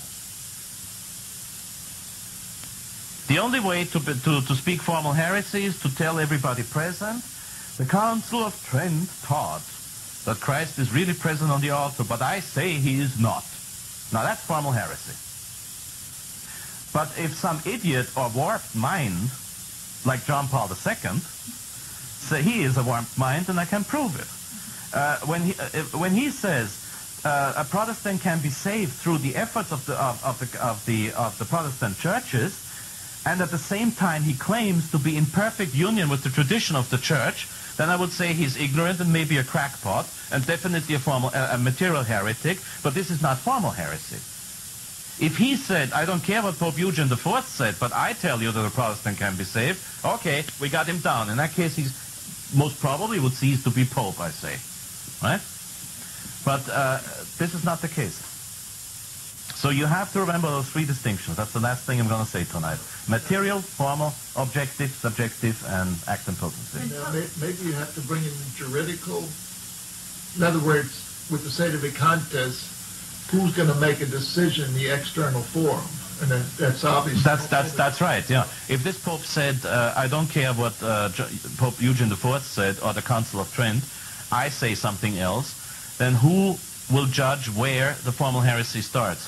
Who will judge the Pope? Who will judge the Pope, yeah. No one in Rome. No, Canon 333, paragraph 3, prima sedes an nemini judicatur. The Holy See cannot be judged by anyone. Huh? So we'd just be, no, we'd be hanging in midair with a question mark. That's all. Well then, yeah. Pope John Paul II must have a very clear understanding of material and formal. No, I don't think so, because first of all, his philosophy is extremely lousy. His theological upbringing is is beneath the regular standard, and his understanding of canon law, his ignorance of canon law is proven in Ecclesia Dei. where he speaks about schism with the Society of St. Pius X, while Ratzinger says they are not in schism, and a recent thesis that have been approved by the Gregorian Papal University in Rome says they are not in schism. The Pope in Ecclesia Dei says they are in schism 3 times over. He says it. And he obviously doesn't understand the meaning of the canons that he signed. Well, my point of it is, though, he comes so close to formal heresy, but never quite nails himself to it. No, actually, to be quite honest, there is no such thing as coming close to formal heresy. Well, I mean, there is no such material heresy. Then I mean, yeah, he's the most heretical pope in history. Yeah, definitely. But formal heresy means something pretty clear, and as this pope is never clear. I guess I'm trying to decide, does he The only thing he's clear about is his enjoyment of pagan religions. Does he know he's misdirecting the church? Does he do it consciously, or is he just... Judge not that ye not be judged. You can't judge. De internis ecclesia non judicat. I do not know what the Pope thinks. I do not know what the Pope wants. And even if I would know it, I'm not his judge. I cannot judge the person. I do not talk and refuse absolutely to talk about the person of Karol Wojtyła, his conscience and his soul. We could just take his actions. Absolutely. I judge his acts. I judge his way of government, and I judge his pronouncement. Nothing else. I do not have the right to judge anything else, and I do not have the right to speak against anything this Pope said or wrote or pronounced unless I can prove what I say. I cannot criticize the Pope for having said that I cannot criticize the Pope for Catechesis Tridenda number 32 unless I quote Eugene IV. I have to quote a predecessor. I cannot quote a theologian against the Pope. The theologians do not have the Holy Spirit promised to them. On the contrary, they usually don't have a spark of Holy Spirit in them. Huh? So this is the point. I'm not allowed to contradict the Pope unless I can prove to the contrary with a predecessor of his, because the Pope, by church tradition, by the oath of incoronation, is bound to follow his predecessors, and he's bound to do so by the 4th chapter of the Dogma on Infallibility, Denzinger Schönmetzer 3004. Why is it like, even on sex education, he speaks out against it in Rome, but yet his cardinals let it happen? Because something that does not have the Holy Spirit, do you expect it to be orderly? Well, he must know what's going on. He knows. You gave us a good background of Pope Pius XII. Could you give us some of John Paul II's education? Well, I can name a few facts because a lot of it is speculation. I know that Pope John Paul II grew up in a Jewish household, not in a Jewish family. I don't know about that. He grew up in a Jewish house. That means first floor was owned by Jews. The whole house was owned by Jews. His neighbors were Jewish. And in high school, he was the I don't understand anything of sport. Anyway, he played with the soccer team of the Jews against the soccer team of the Catholics, because in the old days religions were nicely separated, as it should be. And the Jews, of course, they bribed the Catholics. The Jews bribed the Catholics, and as usual the Catholics accepted the bribe, and so the Jews won. But back to facts. And John Paul II did not have a proper theological education, because, understandably so, because it was war. And he had to hide. And then, of course, he went to the Angelicum in Rome. Now, I have 6 academic degrees from the Angelicum in Rome. I can tell you they are not worth anything. And this Pope has his doctorate in theology from the Angelicum in Rome, bona notte. I did those degrees because stupid, superficial people in this world want degrees. They want to see degrees. But rest assured, the theology that I learned through the patience and the patience of other priests and the mercy of God, I did not learn. I learned perhaps in 1/3 of it. I learned at the Angelicum. 2/3 of it I did not learn at the Angelicum. I almost got brainwashed into the new church by the Angelicum. So the Angelicum is a lousy institution right now, and it was never a very, very good university in the old days. And the Pope's thesis on St. John of the Cross is worth nothing. I haven't read it, but I asked very, very good and experienced theologians who read it, and they said it's worth nothing. But it got the highest mark. So, and another thing about this Pope, he never was a Catholic. He did not change. It's not the council that changed the Pope, it's the Pope who wrote the council. The Pope had the same ideas he has now long before the council. He wanted the freedom, I shouldn't say freedom, and this is a country where freedom is sacred, and I agree. The liberty of religions. That's what it should be called. Because freedom means you're free to do your job. Liberty means you're free to do whatever you want. Yeah, license, exactly. So the idea of libertas religionum, of the liberty of religions, is an idea that was very early in his life ingrained in the Pope's mind. Don't forget he was part in a theater group was founded by Helena Blavatsky. Yeah. Yep. Anthroposophist. That's practically, as the name says, with Greek names it's very difficult to hide the truth because they're so open and clear. Sophia means wisdom and anthropos is man. So that should tell you enough. The Psalms say something quite contrary to the effect of wisdom of man. Okay. You know anything about the lady he is pictured in the woods with on his many? I am not a member of the Catholic National Enquirer. I do not work for Weekly World News. I do not work for Weekly World News, and I prefer Alexander VI, and I prefer Alexander VI, who had children even when he was Pope, over Paul VI 100 times. Alexander VI was a rotten, filthy pig, but he did not buy the church.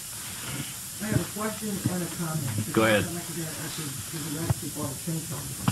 You made a comment.